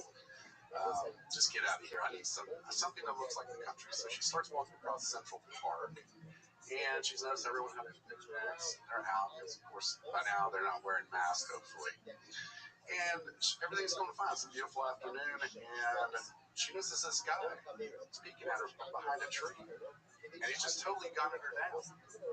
And she's like, oh my God. She's so distraught. She takes off and runs 6 city blocks all the way up to her mom's apartment there on the Upper East Side. She's crying and she's hysterical. She says, Mom, I was walking across Central Park and this guy was jacking off to me. And she's crying and her mom said, oh, honey, just enjoy it now because one day that'll all come to a stop. There you go, Camden Bates. With a little improvisational minute there. Okay, there you go. Hi, Camden. Welcome. Hey, Tony. Thanks for having me. You took a big risk. You improvised a minute. You've been asking me for weeks if you can have one of these spots, and look at you. You came in, guns a-blazing, light on your feet. Camden, how long have you been doing stand-up and or improvisational activities? Let's see. It's been since June of last year, so what is it? 13, 14 months? Yeah. I think it started June of last. You started what, stand-up? Started doing stand-up, fell into it completely by accident. Where at? Where were you? Over at Flappers. Flappers, okay. I got talked into going to what I thought was an open mic, and I actually just wanted to see everybody do it. I didn't want to do it. You didn't know you were going to be the best comedian that Flappers had last year, your very first time ever on stage. So how did you find the time? Did Tenacious D take a break last year? Or? I'm sorry, I missed it. No, it's okay. He says that you look like the unfamous guy from Tenacious D. Oh, yes. Yeah, okay. I get that. But yeah, I just went by Flappers and everybody was doing this thing and they had material prepared. Did your cousin Jimmy Kimmel give you the spot? No? No? Like cousin Sal, do you get that a lot too? Yeah, that I've heard. Right. Yeah, I've actually heard that a little bit. Okay, that makes sense. But the way it all started, someone said, why don't you sign up and go up there and just do 3 minutes? I was like, well, I don't have any material. I'd never been in a comedy club. I was 50 years old and never been in a comedy club. And I got up there and Josh was overseeing everything. He was the booking agent. And I basically told 3 minutes off my hip on what it was. Do you remember anything that you talked about in that 3 minutes? Can you give us a little one-liner from it? My experience coming from Georgia and moving to LA and how it's okay to smoke weed out here, but you can't smoke a Camel. The most judgmental people, it seemed, were the ones who I'd light up a real cigarette and everybody would like just shoo me away. And I thought, I thought it was the strangest thing because I'm from Georgia. It was a whole different culture. Yeah. Completely. But anyway, I got booked on my first gig from that improv, and then it just. What did you get booked on? What the fuck exactly did you get? Someone gave him a joke writing book. It was a little 5-minute set on a Friday night in the Yoo-Hoo room. That's awesome. Little tiny room over there. Very good. And you love drinking Yoo-Hoo, don't you? I love Yoo-Hoo. I grew up on Yoo-Hoo. It's a chocolate drink. It is. Red Band drinks it while he's riding the sea-bike. It's gross. I used to love it, but then I found out there's no milk in it, and then it made me really hate it. Yeah. No, it's just like water. It's chocolate water. Yeah, it's a chocolate drink, it's called. Yeah. And if you let it sit out, it gets like there's a gummy residue. Oh, geez. If you don't really shake it good, it's weird. It's Sarah Weinschenk, what do you think about all this? I think that my question is this: you really wanted to come on the show? Did you think about perhaps writing something before? Yeah. Did you have anything prepared? Yeah, I had some jokes. I thought, I want to challenge myself and just fly into something. Because you barely even covered the dog thing. You turned dog into dog shit, and you said everything incorrectly. I hate when you said to the lady who was in a park and she stepped over dog shit. You didn't say step in dog shit. Big dog though. That pile. Stepped over it, and then it made her mad. Why would she be so mad if she stepped over it? Because she almost stepped in it with those really nice shoes that I left out. Oh, you left out the part about the really nice shoes. Leaving parts out. Can you retell it again, but include the nice shoes? No, don't. Just kidding. We can all imagine that. Just kidding. Yeah. They're really nice. I just feel sorry, but I feel like if you're going to talk about jacking off in this climate, we got to have some punchline. It's true. Yeah, like maybe the greens were a little bit slicker than usual that day. Or maybe she slipped with brand new shoes. Yep, she slipped and cum. Just say it. She slipped and cum. Just say it. It'll punch up the joke. Slipped up. Say she had nice lady shoes on. She slipped in some cum and she started vomiting uncontrollably. She slipped in a tadpole. Dear dog poop all over her new Maybelline face, and she just got down in the cum and started Glenn. up. We're going to take away your country club membership. There we go. I know how to threaten a golfer. So, Camden, what have you been doing your entire life? You're 51 years old now. You started at the age of 50. So, what have you been up to this entire time? I have been acting, getting some actual gigs. What have you acted in that we might recognize you from? That you would recognize me? First thing that got me into the Screen Actors Guild was Finding Steve McQueen. I was actually a stunt driver. Wow. Got, So he said driver. I was a driver. My goodness. Then I got a comedy. Actually, I was on your show last July, and that got me booked on a comedy web series called The Vamps Next Door. How does this guy keep getting booked? Seriously. Oh my God. This show launched my actual...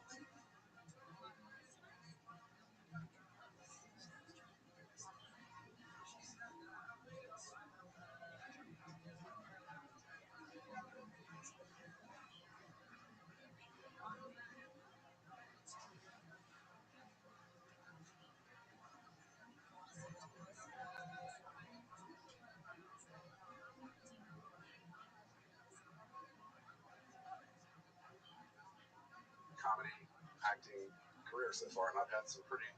Got one audition just came in today, so I've got to turn... Oh yeah? What's that audition for? It's a untitled feature film at this point. You gotta be kidding me! I'm playing like an alcoholic happen dad. a little bit more than what you are. I'm trying to get more information from him. Keep going. Yeah, it's a feature film where I'm playing like an alcoholic dad. It's like funny dad. He's not a mean. Do you have a take on the character already? Can we see a bit of it? And it just came in this afternoon, so I have not looked at it. Can you just say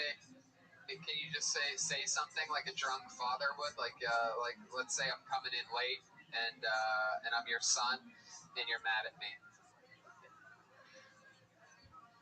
Tony, I'm so proud of you. Have you ever gotten drunk before? This guy's on mushrooms. My father's on mushrooms. I came home late from a party and my dad's on mushrooms. He's crying, telling me how much he loves me. My dad's on mushrooms, coming to Nickelodeon. I just learned that just at your mom so I can walk out. Alright. Dad, you're on mushrooms again? We definitely need some character work. Tony, this was how I started golf. I just showed up and they were like, hey, do you want to play? And then there was a long line of people who never got to play because we held up the golf. That happens. That is a thing. I did get stuck behind a group of 7, a Korean family, yesterday. A group of 7. They booked back-to-back tea times and then they played together. If you're wondering how awesome that is, it's not. So shout out to that awesome Korean family that literally held up me and 2 unbelievably, incredibly great golfers. South or north? You know, they were very suspicious. Oh, this is the music that they were playing in their golf carts. They didn't have a Bluetooth. They had a single tooth. Did any of them get a hole in Yeah. Yes, that's exactly. Thank you, Joel. I appreciate it. So Camden, is there anything else crazy about your life or your history, a fun fact about you that we need to know about before we let you go?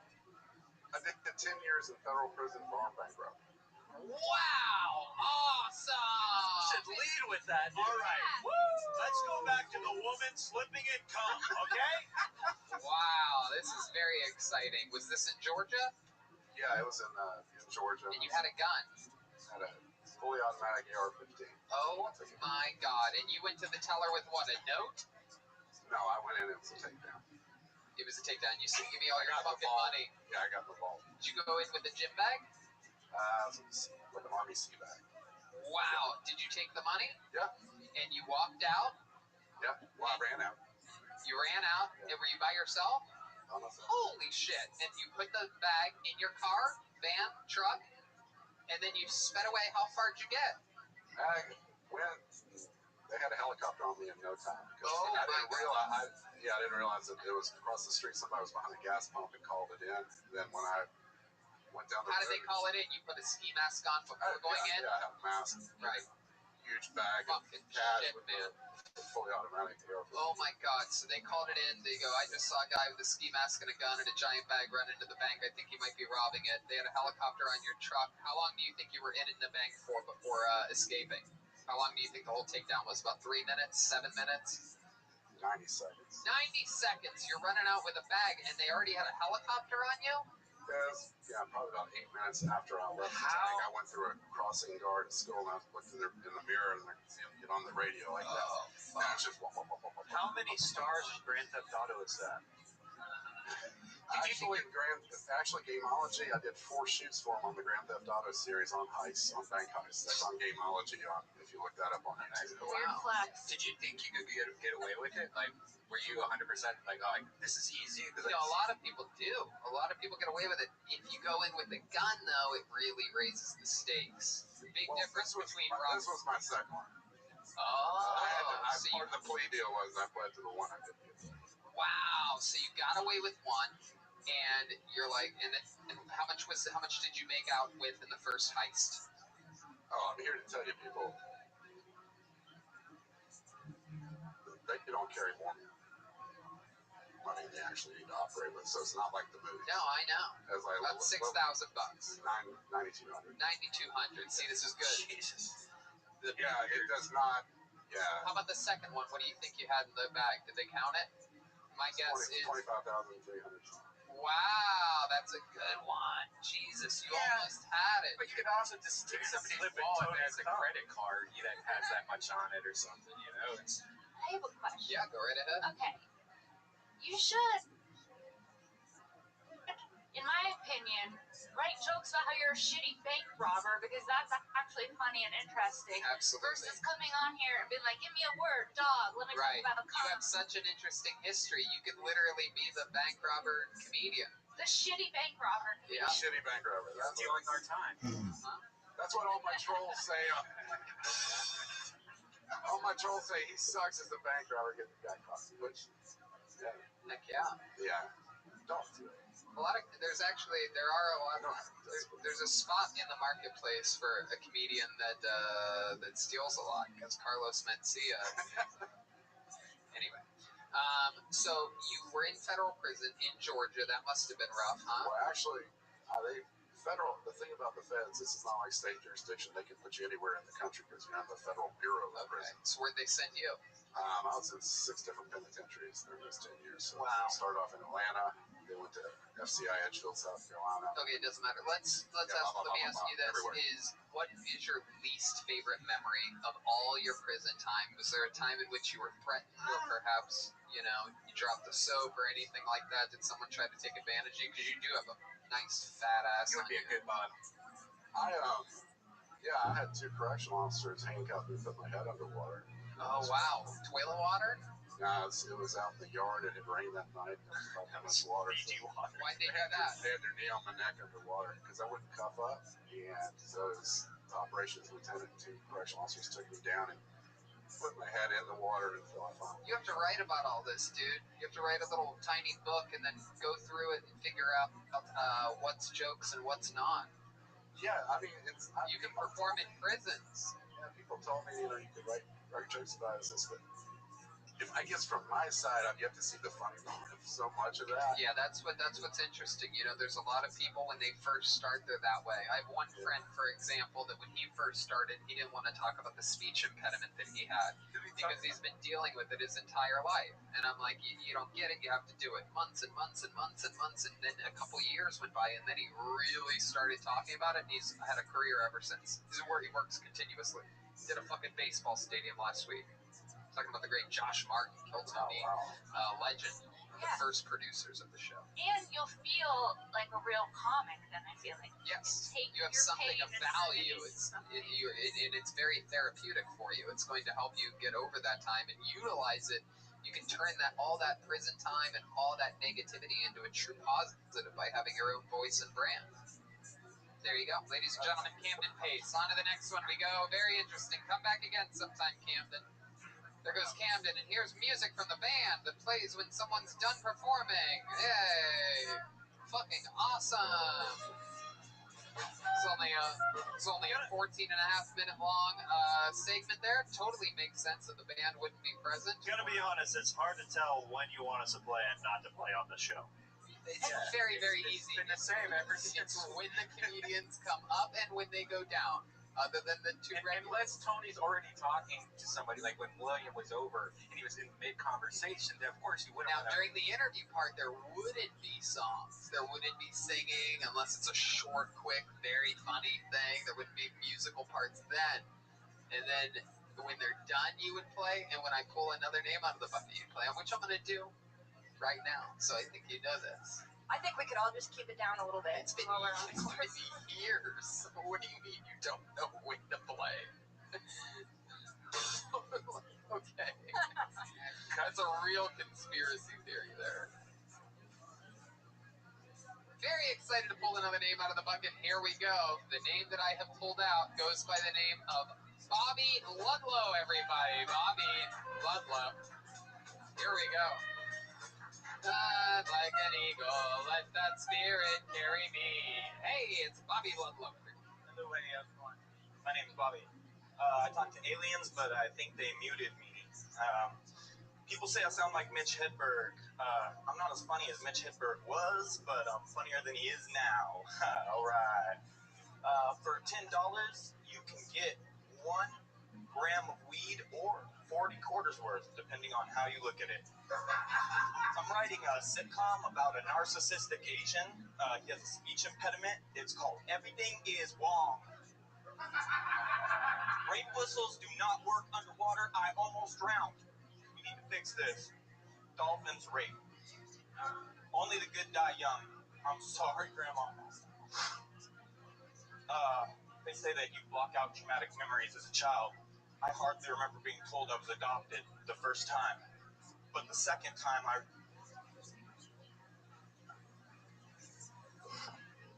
found spray paint before I was prescribed Ritalin. We used to play a game called Become a Ninja School. We weren't good at naming games because we were high, huffing paint. There you go. There's a minute from Bobby Ludlow. Like an eagle unto the sea. Hey, fly like an eagle. Let that spirit carry me. Welcome to the show, Bobby. Hey, thank you, Tony. How are you? Where are you from? I'm from Pomona originally, but I've been kind of traveling all over the place for a while. Okay. Stuck in a little desert town for the last, too long. Wow, what's little desert town? Ridgecrest, California. It's a Navy kind of affiliate. Is that near 22 Palms?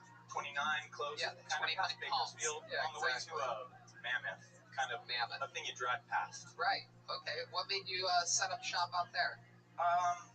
I got drug out there by my family, basically. Everyone either goes there for the Navy or, like, my grandpa had health problems, so we went out there for the weather. Okay. What kind of health problems did Grandpa have? He was just getting old, couldn't remember shit. Right. Okay. So now you live out in the middle of nowhere. How do you keep yourself busy out there? What do you do for work? Right now I'm doing, like, construction, mostly tiling, bathroom, showers, floors. Okay. Awesome. And what do you do for fun? For fun, I'm doing all kinds of stuff. Dirtboarding, skateboarding. Dirtboarding? Yeah. Oh, my goodness. You go down, like, dirt hills. Right. On boards. I just got into it, so it's just like skateboarding, but with bigger, like, aired-up wheels. Wow, this is exciting. That's like fucking white trash golf right there. Dirtboarding. Dirtboarding is like a classy fucking sport up there in Ridgecrest. You have friends that you dirtboard with? No one. It's no one solo. does anything. Yeah. It's a very lonely sport out there, dirtboarding, but you have fun with it. Yeah, I think recently I was the first person, probably, to skateboard down the California aqueduct. Oh, wow. How far did you go down the aqueduct? 60 feet. Oh, my goodness. Probably. I don't know, not that far. Wow. What's your love life like? Do you have yourself a little country girl out there in the middle of nowhere? Some little white trash girl? Oh, I moved into a trailer recently so I could get laid more. Goddamn right. How's that working out for you? It's alright, because the wife's still in the main house. Oh, okay. Look at that. How long you been married for? Actually, not even really married, but we've been together probably, like, on and off, like, 14 years. On and off. 14 years. When you say on and off, what caused some of those breakups that you went through? Prison. Oh, you went to prison too. Look at this. This is a very special episode of Jail Tony. I know, this show's becoming just... This is very exciting. This is the clientele that's willing to come do this show during a pandemic. It's a very, very high-quality people, Well, is it Grand Theft Auto? No. I was drunk. I was, like, basically the first like 21 years of my like conscious life I just spent as a selfish just piece of junk. And now you're sober? Yeah, 2.5 years, almost 3 years sober. Look at that. Very Congratulations. cool. Look at that. How do you stay sober? What helps you? Don't drink alcohol. Oh, I like that. That's a very simple way of doing it. That's a very I live in a trailer way of thinking. I like that. And so you dirt board. What else? What else are we talking about here? I've been hanging out on Discord a lot lately. Okay. With the Kill Tony people. Oh, cool. Guys, shout out. Shout out to the Discord. Absolutely. And so 14 years on and off. Are you guys still having sex? You and what you call a wife? Yeah. How do you keep things exciting in the bedroom? I'm real inventive. Like how? Costumes and like What kind? surprise. What kind of costumes have you worn recently? Recently, I'm a dinosaur. Recently, I tried to do like a Will Smith. I felt bad for him after the whole Jada Pinkett. Oh shit! I tried to come in all fresh. Get blackface? Just the spun hat with. I felt dirtboarding. Wait, you did role play as Will Smith? Yeah, just to like boost his ego. Hey, just came in from a cab all the way from Philly. Oh man, did that guy smell you later? Like that? Yeah. Or was it like Men in Black?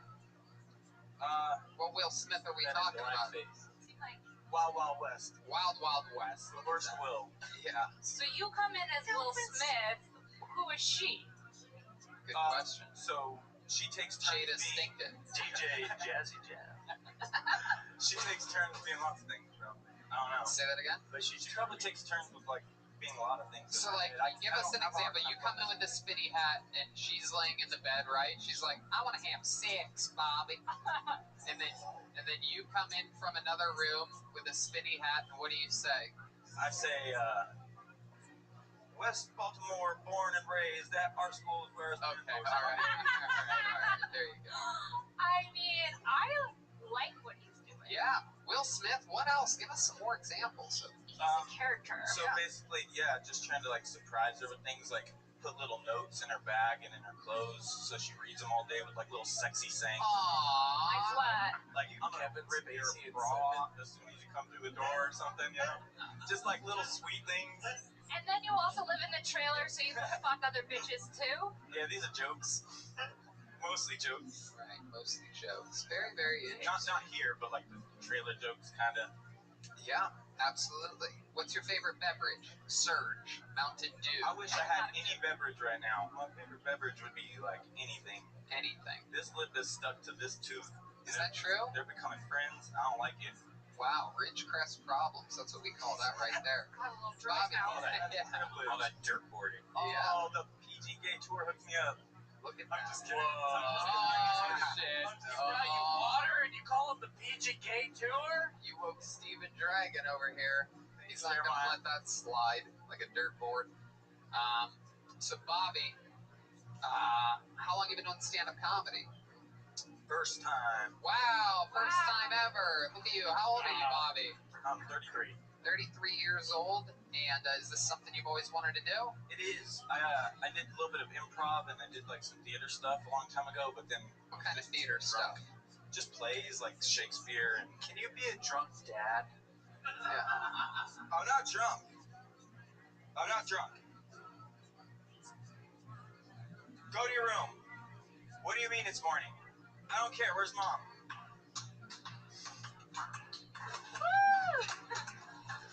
That's how you play a drunk dad. Where the fuck's Camden Pace at? You see that, Camden? Take notes from Bobby Ludlow. How long has your dad been selling propane and propane accessories? Damn it, Bobbin. Well, Bobby, so much fun to have you on. Very, very, very smooth performance. You know, I would definitely, you've acknowledged Mitch Hedberg, and then you sort of did a little bit of like very Mitch Hedberg style. I would try to really, tap into you. You're a super likable guy. You're very charismatic, right? Yeah, I definitely think that you have a lot of potential. I think that you, especially for your first time doing stand-up, you had some great jokes. Your perspective, you have to own it. You know what I mean? You know that you live in a trailer. You know that you go dirt.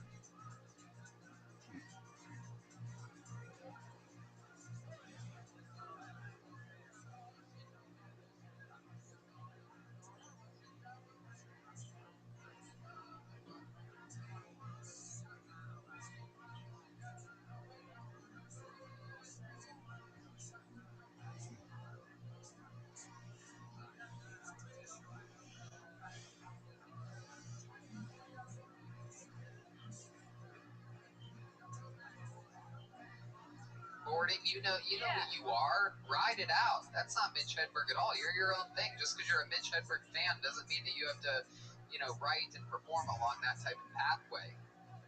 Ladies and gentlemen.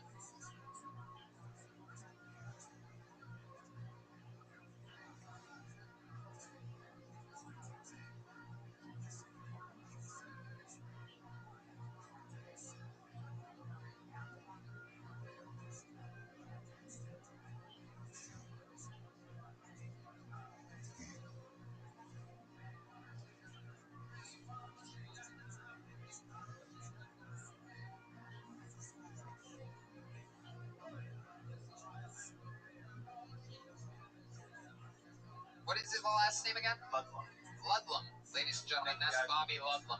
His Kill Tony debut, his stand-up debut. Yeah.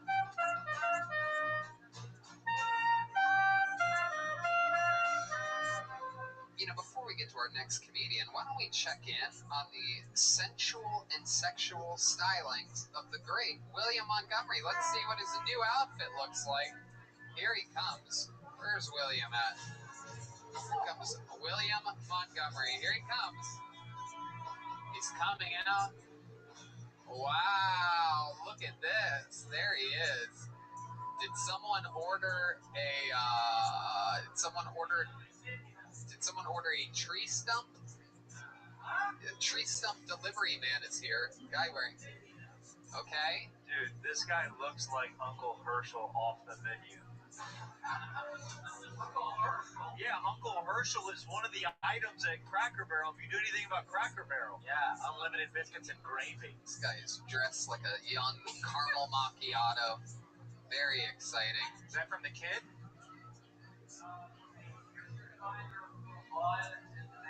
Oh, cool. There was a little weed in there? My goodness, people just shipping weed. Very exciting. Oh, blood. Blood in the bag. There you go. That's not as exciting as a blunt. Look at how he's standing. William, this is it.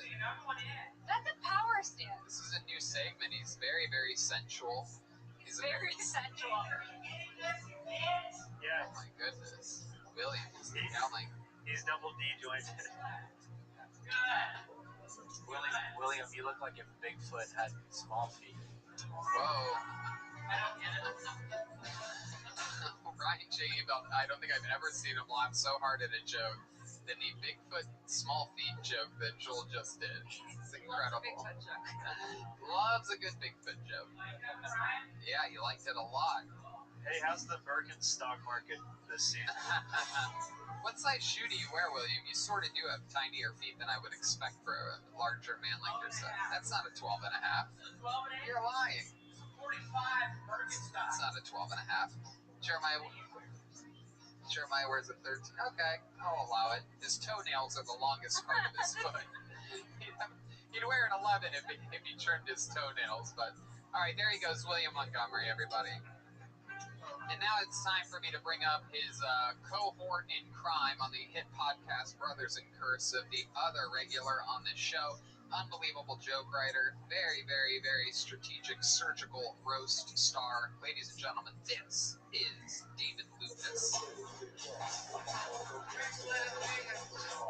he is. Here's David. Yeah. If you drink White Claw, I'm convinced you'll suck a dick. White Claw is white people's Hennessy. They love that shit. Cleavage on women is sometimes better than seeing their actual titty. Like, cleavage be looking so good, and then a girl take her bra off, and that shit look like it was put in a blender. What the fuck happened to your titties, bitch? I like big areolas on a girl. Like, if your areola don't look like a McDonald's sausage patty, don't come holler at me. And if my titties are bigger than yours and you try to fuck me, I don't respect you. I'm not wearing a condom, and after we finish fucking, I'm gonna throw the condom on your back like a Uno card. I'm convinced that women get fake titties for other women. No man gives a fuck how a titty looks. Do you know how many fucked up titties guys suck on? Like The other day, I sucked on a girl's titties. There we go. Yeah. There you go. David Lucas, ladies and gentlemen.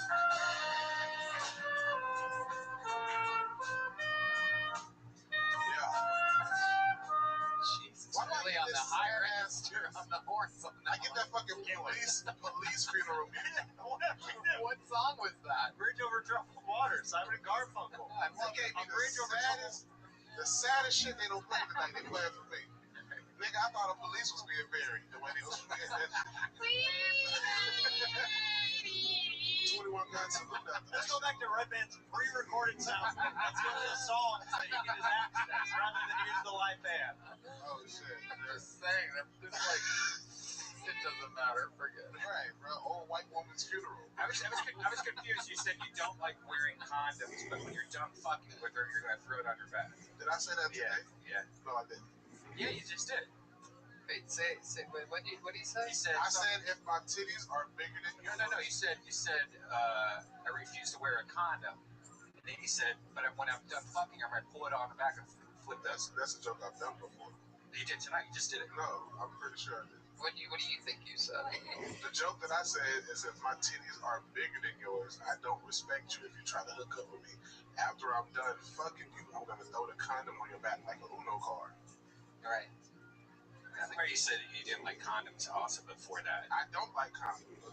Nobody likes condoms. No one's like, I can't wait to put on this condom. Yeah. I said not wearing condoms tonight. And then you said then you're gonna throw it on her back. And I was like, wait, I probably did. I don't know. I'm not wearing a condom, and after we finish fucking, I'm gonna throw the condom on your back like a Uno card. This is the inception of podcasts right now. I can't remember what the inception of podcasts right now. I've had a couple of drinks. There you go. I believe its joke was a banger. It really was, and it's very true. Sometimes you see the middle of that chest, and it's like, wow, look at the fun that's gonna be had here, and then all of a sudden it takes a turn for the worse. Sometimes the areolas, they look like a bad tie-dye T-shirt or something like that. Or she pulled them titties out and they hanging like a black man in 1960. Yeah. Oh my God. Well, I don't ever really. That is your joke. I can say that. That's not, I didn't say the N-word tonight. No, that's good. That's good. That's very good. Versatile. As a woman, I will say I didn't realize that there's so many different kinds of boobs out there. Oh, it's truly unbelievable. Insane. It's unbelievable. There's many things that can go wrong with boobs. Sometimes they point different directions. Sometimes ones, and by the way, sometimes it's hot. Sometimes an offset of a boob is adorable on a girl. Sometimes it's frightening. Sometimes it's perfect. Sometimes it's not so perfect. On some real shit, bro, I like smaller titties. Yeah. Because when a girl on top, they don't be beating you up and shit. You know what I'm saying? What do you mean? You're sick of getting hit in the face by massive boobs? That's the kind of life you have? How old are the women that you're dating where they're just hitting you in the face every time they're on top of you? Right? You get a 26-year-old that had one kid that got some big knockers that will... You're absolutely right.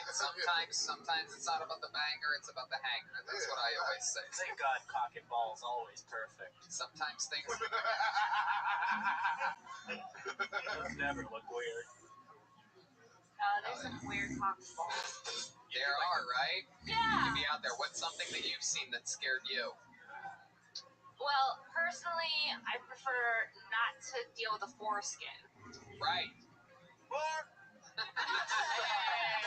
There we go. Perfect. Right. Yeah. Right. Foreskin's a thing that's out there for some people. They have to deal with that. You ever peel it back? Born with it, it's not an extra part or anything. Oh, Joel's got the foreskin, huh? The foreskin. You got the old fucking. You got the old. Call it the 5 skin where I'm from. You got the old wet burrito back there, huh? Girls that Dude, he's got the 5 skin, the mole skin. Girls say that shit feels much better though. That's Thank you. They say that it feels better with foreskin. Yeah. To each their own. Like, Guys some say that people are too. pro How can it foreskin. possibly feel better? Because you got So you need to come faster than you already do? Like, why would you want that? I want to cut more off my dicks, I'm not. I said women. What? All I'm saying is, Brian, next time you buy something, throw some of the parts away. Why not? It's bad rolls around this dick. No, I'm just saying that people always say that, hey, it feels better. Like, I don't need it to feel any better. It feels great as it is. You got a fupa? What? Brian's got everything.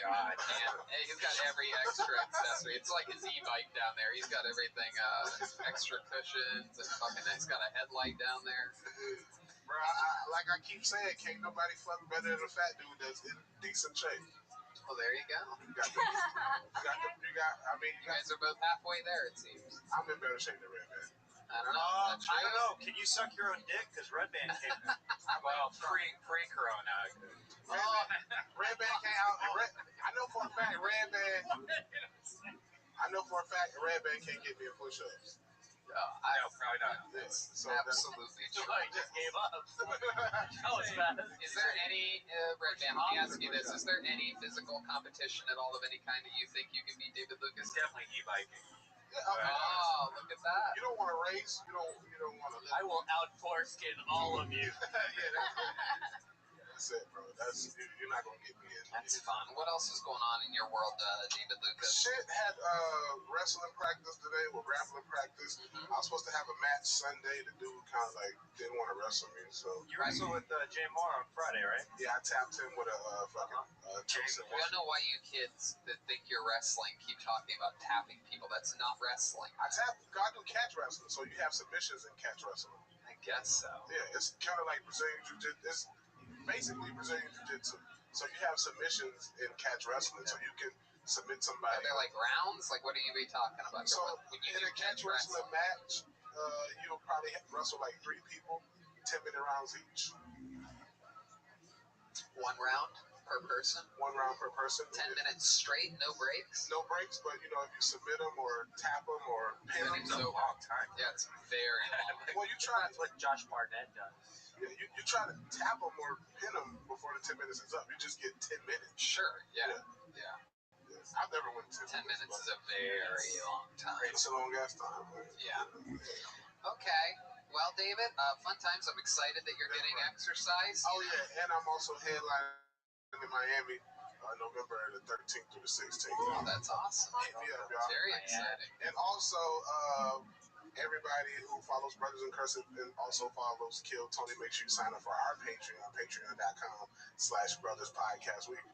Red Band and Janice have cooked up so much stupid shit for us to do, bro. It's like very exciting. I donated my foreskin if they get enough subscribers. There you go. I saw you guys eating hot foods on it. Bro, that's like bottom level. Yeah, shit that they're submitting us to now is like. That's very. I wore makeup on the whole episode, bro. I hope my mom never sees it. Very excited. Yeah. David, you're amazing. We love you. The great David Lucas, everybody. There he goes. David Lucas.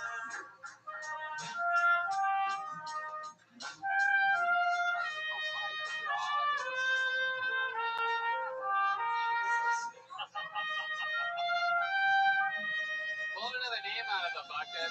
Okay, thank you guys. Thank you. See, that's one we don't know is like when you're saying the name, do we keep playing or would you like us to reset? Nope. You got it. It's very, very simple. And it's been this way for years. Pull another name out of the bucket. Make some noise for your next comedian, Eric G. So now you would play.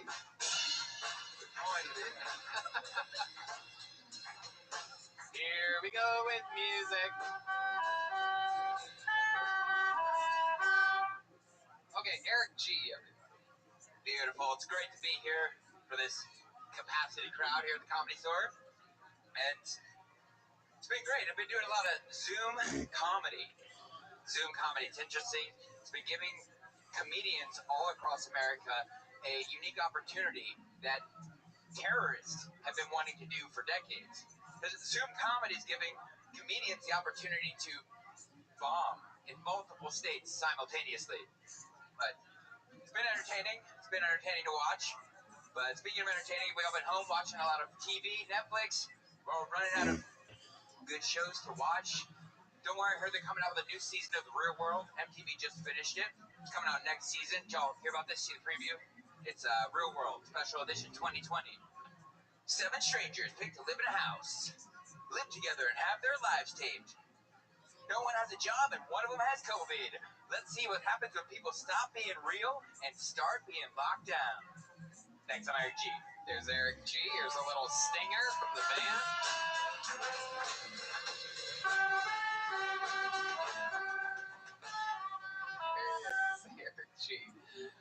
Welcome to the show, Eric. How are you? I'm fucking awesome. I love it. Best day of my life. I love it. Well, welcome to the show. It's very exciting.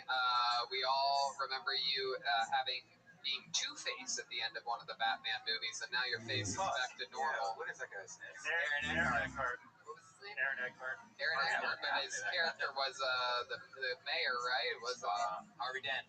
what was that, Ryan? District attorney, and his name was Harvey Dent. Of course, that's what I was trying to think. I'll take it. Well, Thank you for smoking too. you were talking for 50 seconds after the start of your set, and I was trying to think of Harvey Dent that entire time, and I gosh darn couldn't. I'm glad you were thinking of that the whole time I was talking. You ever get that? From a lot of people. In fact, the host of the Zoom mic that I did the first time, he goes, "Yeah, it's good to have Harvey Dent on the There Zoom you comedy." go. Yeah, you really, really, truly look like Harvey Dent. How does that make you feel? Beautiful. He's a good-looking I guy. don't know. I'll take it. How old are you? Some guy outside told me, he goes, "You're too good looking to be doing comedy." I'm like, I'll take it, bro. I can't imagine how hideous that guy must be. He's outside right now. Shout out, buddy. You're beautiful. On the outside. pretty lady. Yeah. You already got enough going for you. Yeah, exactly. So, Eric, tell us more about you. Where you been all this time? So I live in San Diego, and something interesting about myself, going to ride my bicycle from Miami to San Diego in 14 months. Wow! Not an e-bike, Rabbi. You should try it. It'd be a lot easier. Yeah. Miami. People suggest that. They're like, you should get one of those electronic bikes. It'd be way easier. But Or a motorcycle. or a motorcycle, or a car. Yeah. Hitchhike. A lot of things. would be easier. Really, a lot of things would be easier than a pedaling bicycle. Red Man, how many times do you think you have to charge? Every 100 miles. A long time. For how long? How long does it take for that to charge from 0 to I got 100? a fast charger, so it takes about 20 minutes. Whoa, 20 minutes, and then you get another 100 miles. Yep. Wow. I have 2 batteries. My goodness. There you go, man. Wow. We got 2 batteries right here, man. My Chevrolet. Yeah. Well, are you doing it for like any reason, like a charity or something, or? So I'm on the board of a nonprofit and doing it to raise $500,000 for a medical clinic built in Haiti.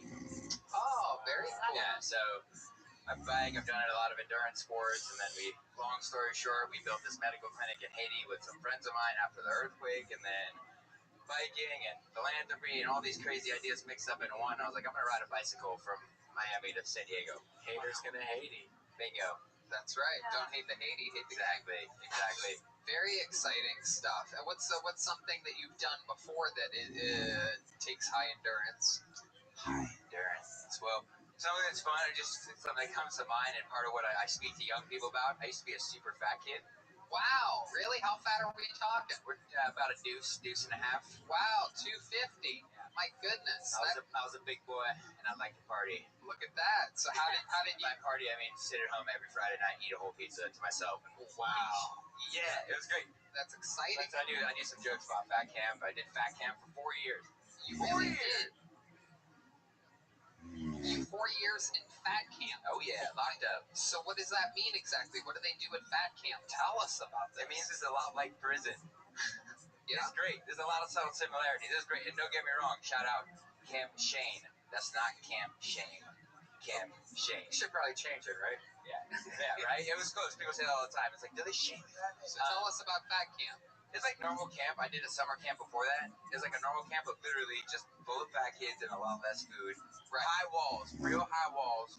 Because kids are trying to escape and So shit. did people like order things or like try to sneak around? Like that's like, in rehab clinics, I hear that there's a lot of drugs that go on there. There are people like smuggling foods in, things like that. You talk about the fucking black market. Yeah, like Oh, sour cream, yeah. Oreos. African American. We would say where there's a will, there's a way, and where there's a fat kid, he will pay. Wow. That's the truth. So what are some of the things that you snuck For into? real. Tell us about you snuck No. into fat camp. Tell us about some like binges that you went on. So I didn't fuck around with any of the big things, but I legit sold gum. I was a gum guy. Wow. What kind of gum? Oh my Red and goodness. white. Wow, Literally you're in my still a back gum pocket. guy. I'm brand loyal. You said it was So like I would say 4 out of 5 dentists recommend you pay me $5 for that pack of gum or get the fuck out of my bunk. Flint. Now you said it was like a prison. Was there lemon bars on the window? We wish. No, there was like they search your shit occasionally, and high walls because like kids would. This is comedy if a kid would show up to fat camp. Yeah. But his parents wouldn't tell me he was going to fat camp. Oh my God! So now all of a sudden there's just this giant fat crying kid. It was like that scene in Shawshank Redemption. Yeah. When all the new fish come in. Yeah. Exactly like that. Wow. So yeah, but no, it was great. I had a great time. Lost weight. But like prison too, it's like a system, right? You lose weight, but they don't teach you how to be healthier. Yeah. It's co-ed, so you just right? come back. Yeah. And also, they just kind of starve you for like a week or two, right? Basically, yeah. You're in there for like 3 weeks, 6 weeks, 9 weeks. You lose weight. You stayed for 4 years? I don't understand. He went back. Oh, repeat offender. I lost like 200 pounds at fat camp. Oh my God. Over 4 years. Oh but my you God. just from crying, right?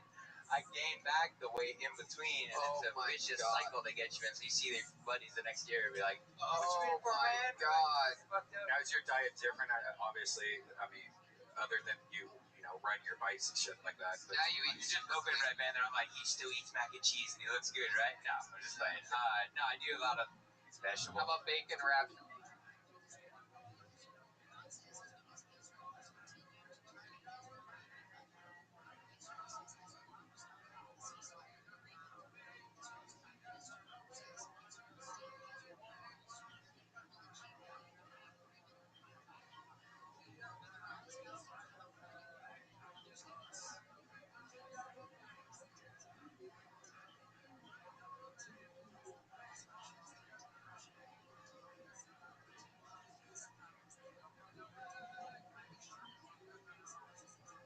Green cheese stuffed jalapenos at 3 a.m. You ever do that? That's the plan tonight. Sounds good. How old are you? 32. As of 2 days ago, but no, I just ate for my birthday a fucking giant thing of mac and cheese. You really Shout out did? to my girlfriend. Yeah, for real. Wow. I'm a fat kid at heart, man. I will eat. By the way, so give me am one of I. those pizzas. I understand I'll prove it completely. right I've now. just never gotten fat. I just eat like a fat kid all the time. We respect Get that little belly though. You know what's so funny? A photo came up on Facebook, where it says your memories, and it was like me, you, I think Jeremiah and Josh Martin were standing in the middle of the highway, and you have the biggest little pot belly. Yeah. Do you remember that? Yeah, probably. On the road, you know what I mean? Like, and that only lasts, like, literally about an hour or two.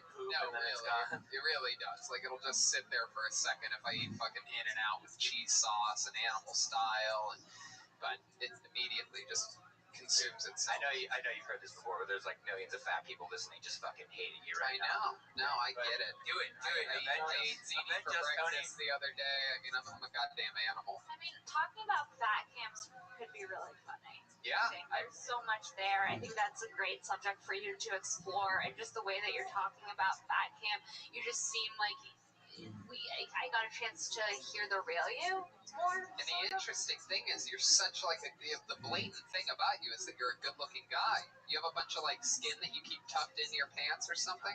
Not that much. No, lose it slowly. This guy has foreskin on his body. Yeah, I got a fupa just tucked in with foreskin. Now you lost the skin. Lost it slowly. So how long did it take you to lose the skin? 4 years to lose the weight, but I the skin. Well, it's a funny thing. I didn't I lost weight at like fat camp. Right. Still, this is the harsh thing. So I was. Then you had to go to an extra skin camp. I was from New York. I lost a bunch of weight at fat camp. I moved to California, and I was like all confident. I'm like, I just lost a bunch of weight. And I moved to California, and I was instantly the fattest kid in my 9th grade class. I was like, fuck California, man. Yeah. Gotta go back to New York where I'm just medium fluff.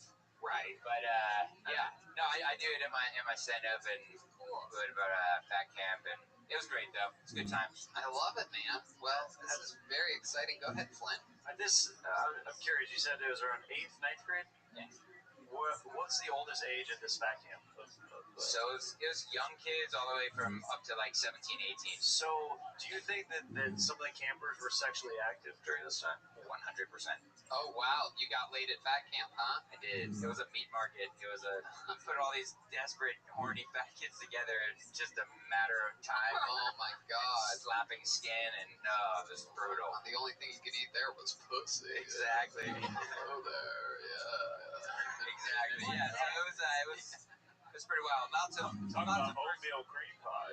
Hello there. Lots of firsts at fat camp. Oh, little Debbie, get over here. Hey, now. Dude, I dated a ho-ho or two. Yeah, you're goddamn right. Get over here, Aunt Jemima.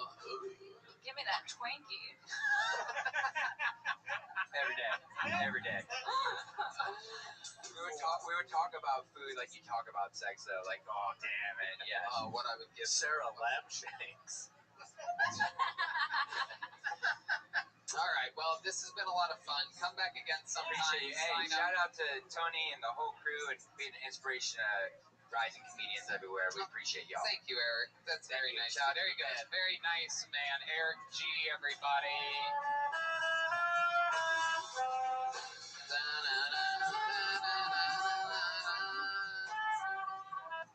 Jesus is a friend. I know that one.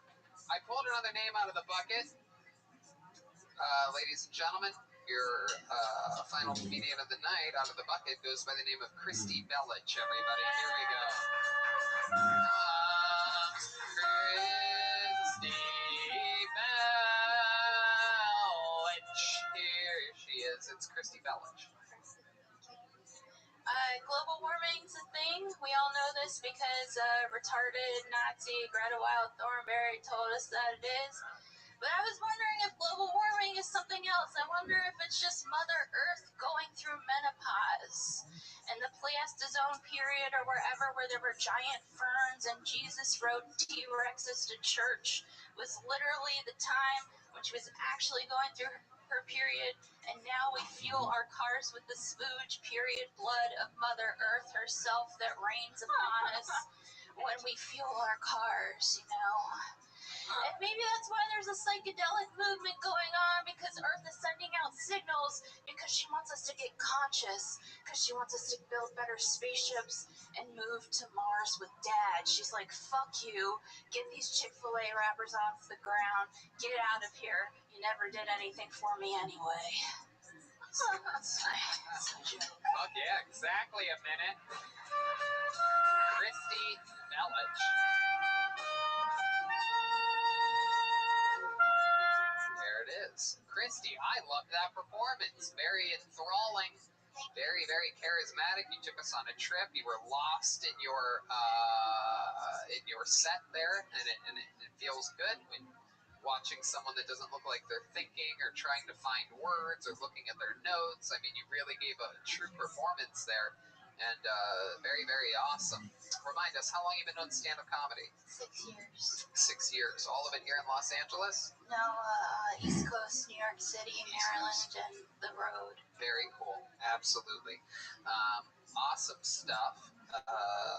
Did this go better than your last time? You've been on the show once before during this pandemic. Yeah, I was on, but I did not get my minute. I went over the minute. That's right. Yeah. That's right. Okay. And tell us more about you, Christy. Remind us of your backstory a little bit.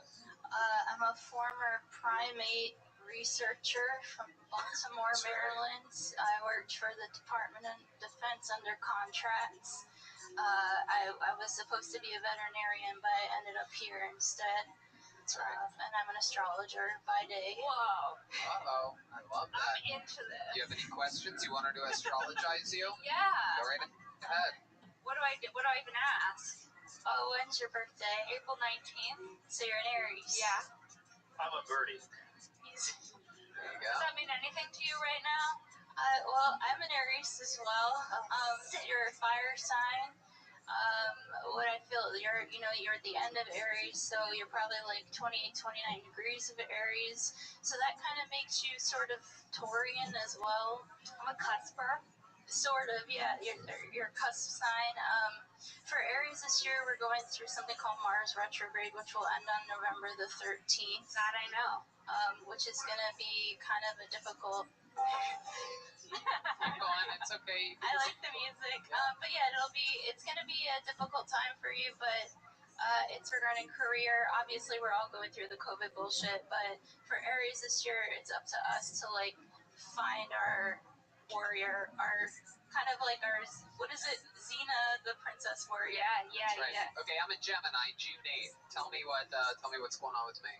June 8th, you Same are... birthday as Kanye West. You're a mid-Gemini, so... It's the day Anthony Bourdain hung himself. Well, you're a very karmic person. You're just not a Gemini. You're a little bit of something else. You're a deeper Gemini than other Geminis. You have but also the North Node of Fate is going to take you into 2021. And I think the last time we did talk about like how your job is to help a community, but your job is to also change the voice of a community as well. That's right. So with that, it's like the Kiltony platform that you're bringing other people towards. You're going to have two different things because you're a Gemini. So that's true. That's one of the things. So did any of these horoscopes see COVID coming, or what the fuck? Yeah, 2020 is the year of the Great.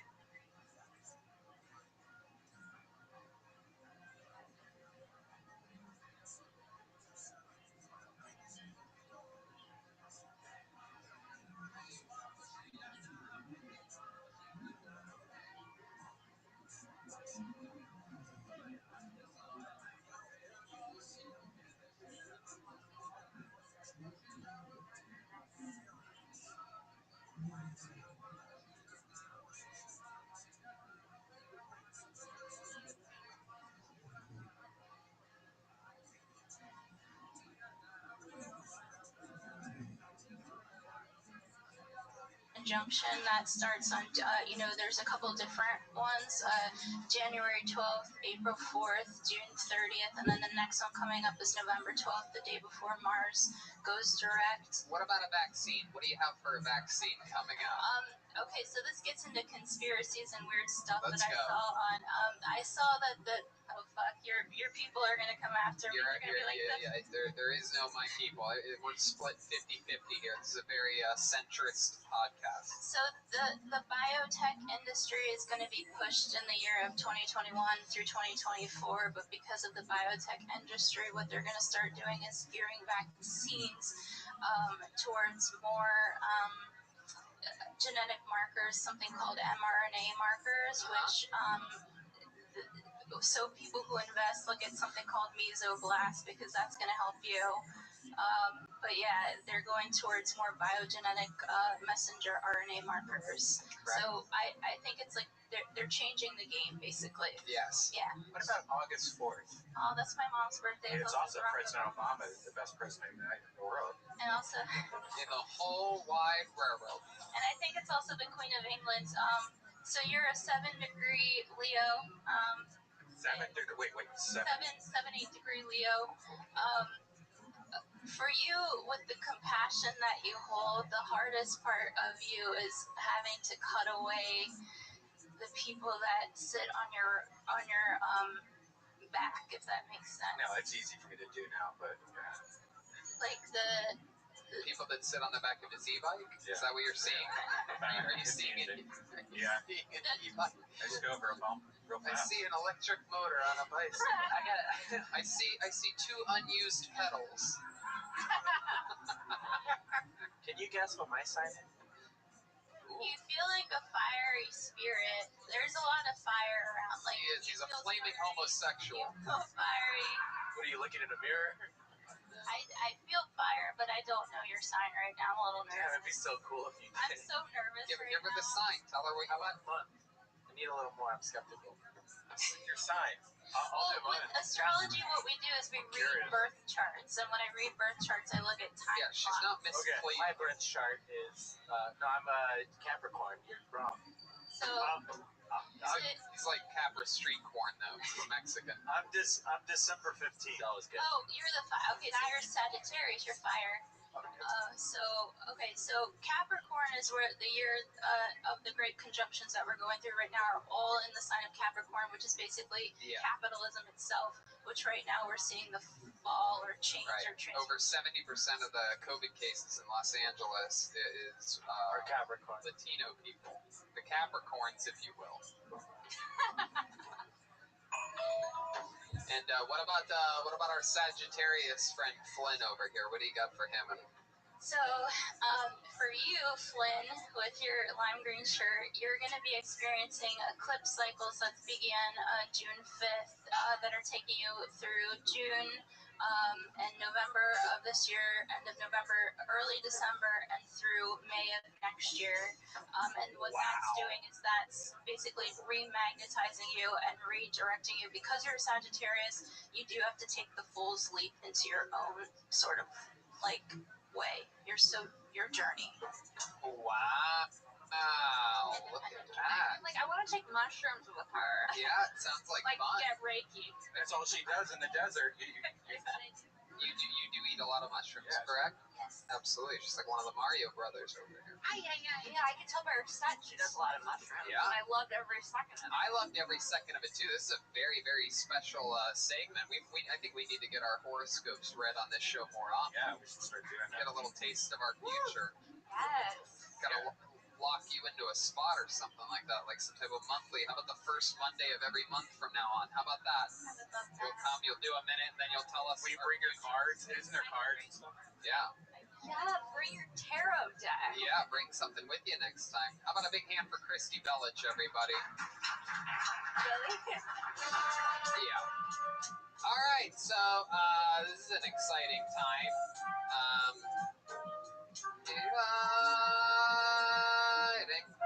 is the night when Jesus was born. That's it. That would be where it ends. Thank you. There you go. Okay, so ladies and gentlemen, this is a very exciting time. This young man, who I'm going to bring out right now, just in a wild turn of events, had to go back home for a little bit to Wyoming, and he sent us in his set this evening. You know him as my favorite comedian on the planet Earth, and truly one of my best friends and one of my favorite humans of any kind, anywhere. Ladies and gentlemen, sending in a set, I present to you the great, the one, the only, Michael Lehrer.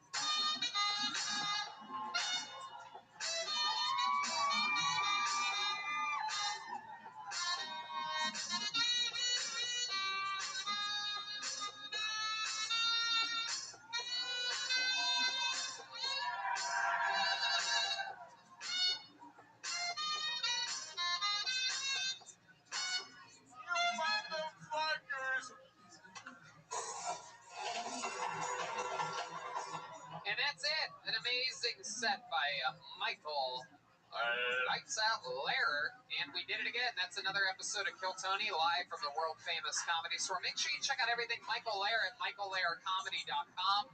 He is one of our favorite humans, and he will be back with us very soon. Hey, let's check out tonight's drawing from Ryan J. Ebelt. Here it is. Wow, look at all the golf happening. You got me and my backswing there. The band is golfers. Sarah Weinshank putting in the front. Oh yeah, see, that's accurate. Very, very cool. Unbelievable. The complexity of these prints, I feel like you could literally watch it increase every single week. Ryan J. Ebelt, RyanJEbelt.com to check out every print, the limited edition t-shirts, and everything else that he does. He's absolutely incredible. How about a hand for Ryan J. Ebelt, everybody? And keep the applause going for the great Kill Tony legend and icon. The great Sarah Weinshank was with us all night tonight. She is the host of the podcast Shank, available absolutely everywhere. What else, Sarah? Follow me on Instagram and Twitter at Princess Shank. That's princess like normal, and then another SHENK. I post jokes, I post my podcast, all that shit. Yep. Check it out. She's a legend, one of our favorites of all time. How about a big hand for the leader of the band, Flynn Jeremiah Watkins? He's got Jeremiah Wonders. He's got Eating Breakfast with Jeremiah. He always has amazing guests. Dan Soder, I noticed, came out a couple weeks ago. Pete Holmes. Yeah, great great stuff. Yeah. I have my debut 1-hour special coming out on December 8th, and you can pre-order it now on my website, jeremiahwatkins.com. It's through Comedy Dynamics, and it'll be available on Apple TV and Amazon and all that stuff. There you go. It's coming December 8th, the debut 1-hour special from Jeremiah Watkins. Hey, you know what I just noticed? Is that wasn't Veronica. That was Jet Ski Jesse Johnson the whole time. Hey, everybody, that was Jet Ski. She's Jet Ski Johnson on everything social media. She has brand new decorations. She has ornaments. They are anytime ornaments. I'm putting them all over my Christmas tree. I have a couple cacti that they're hanging from right now. How many have you bought? I lost track.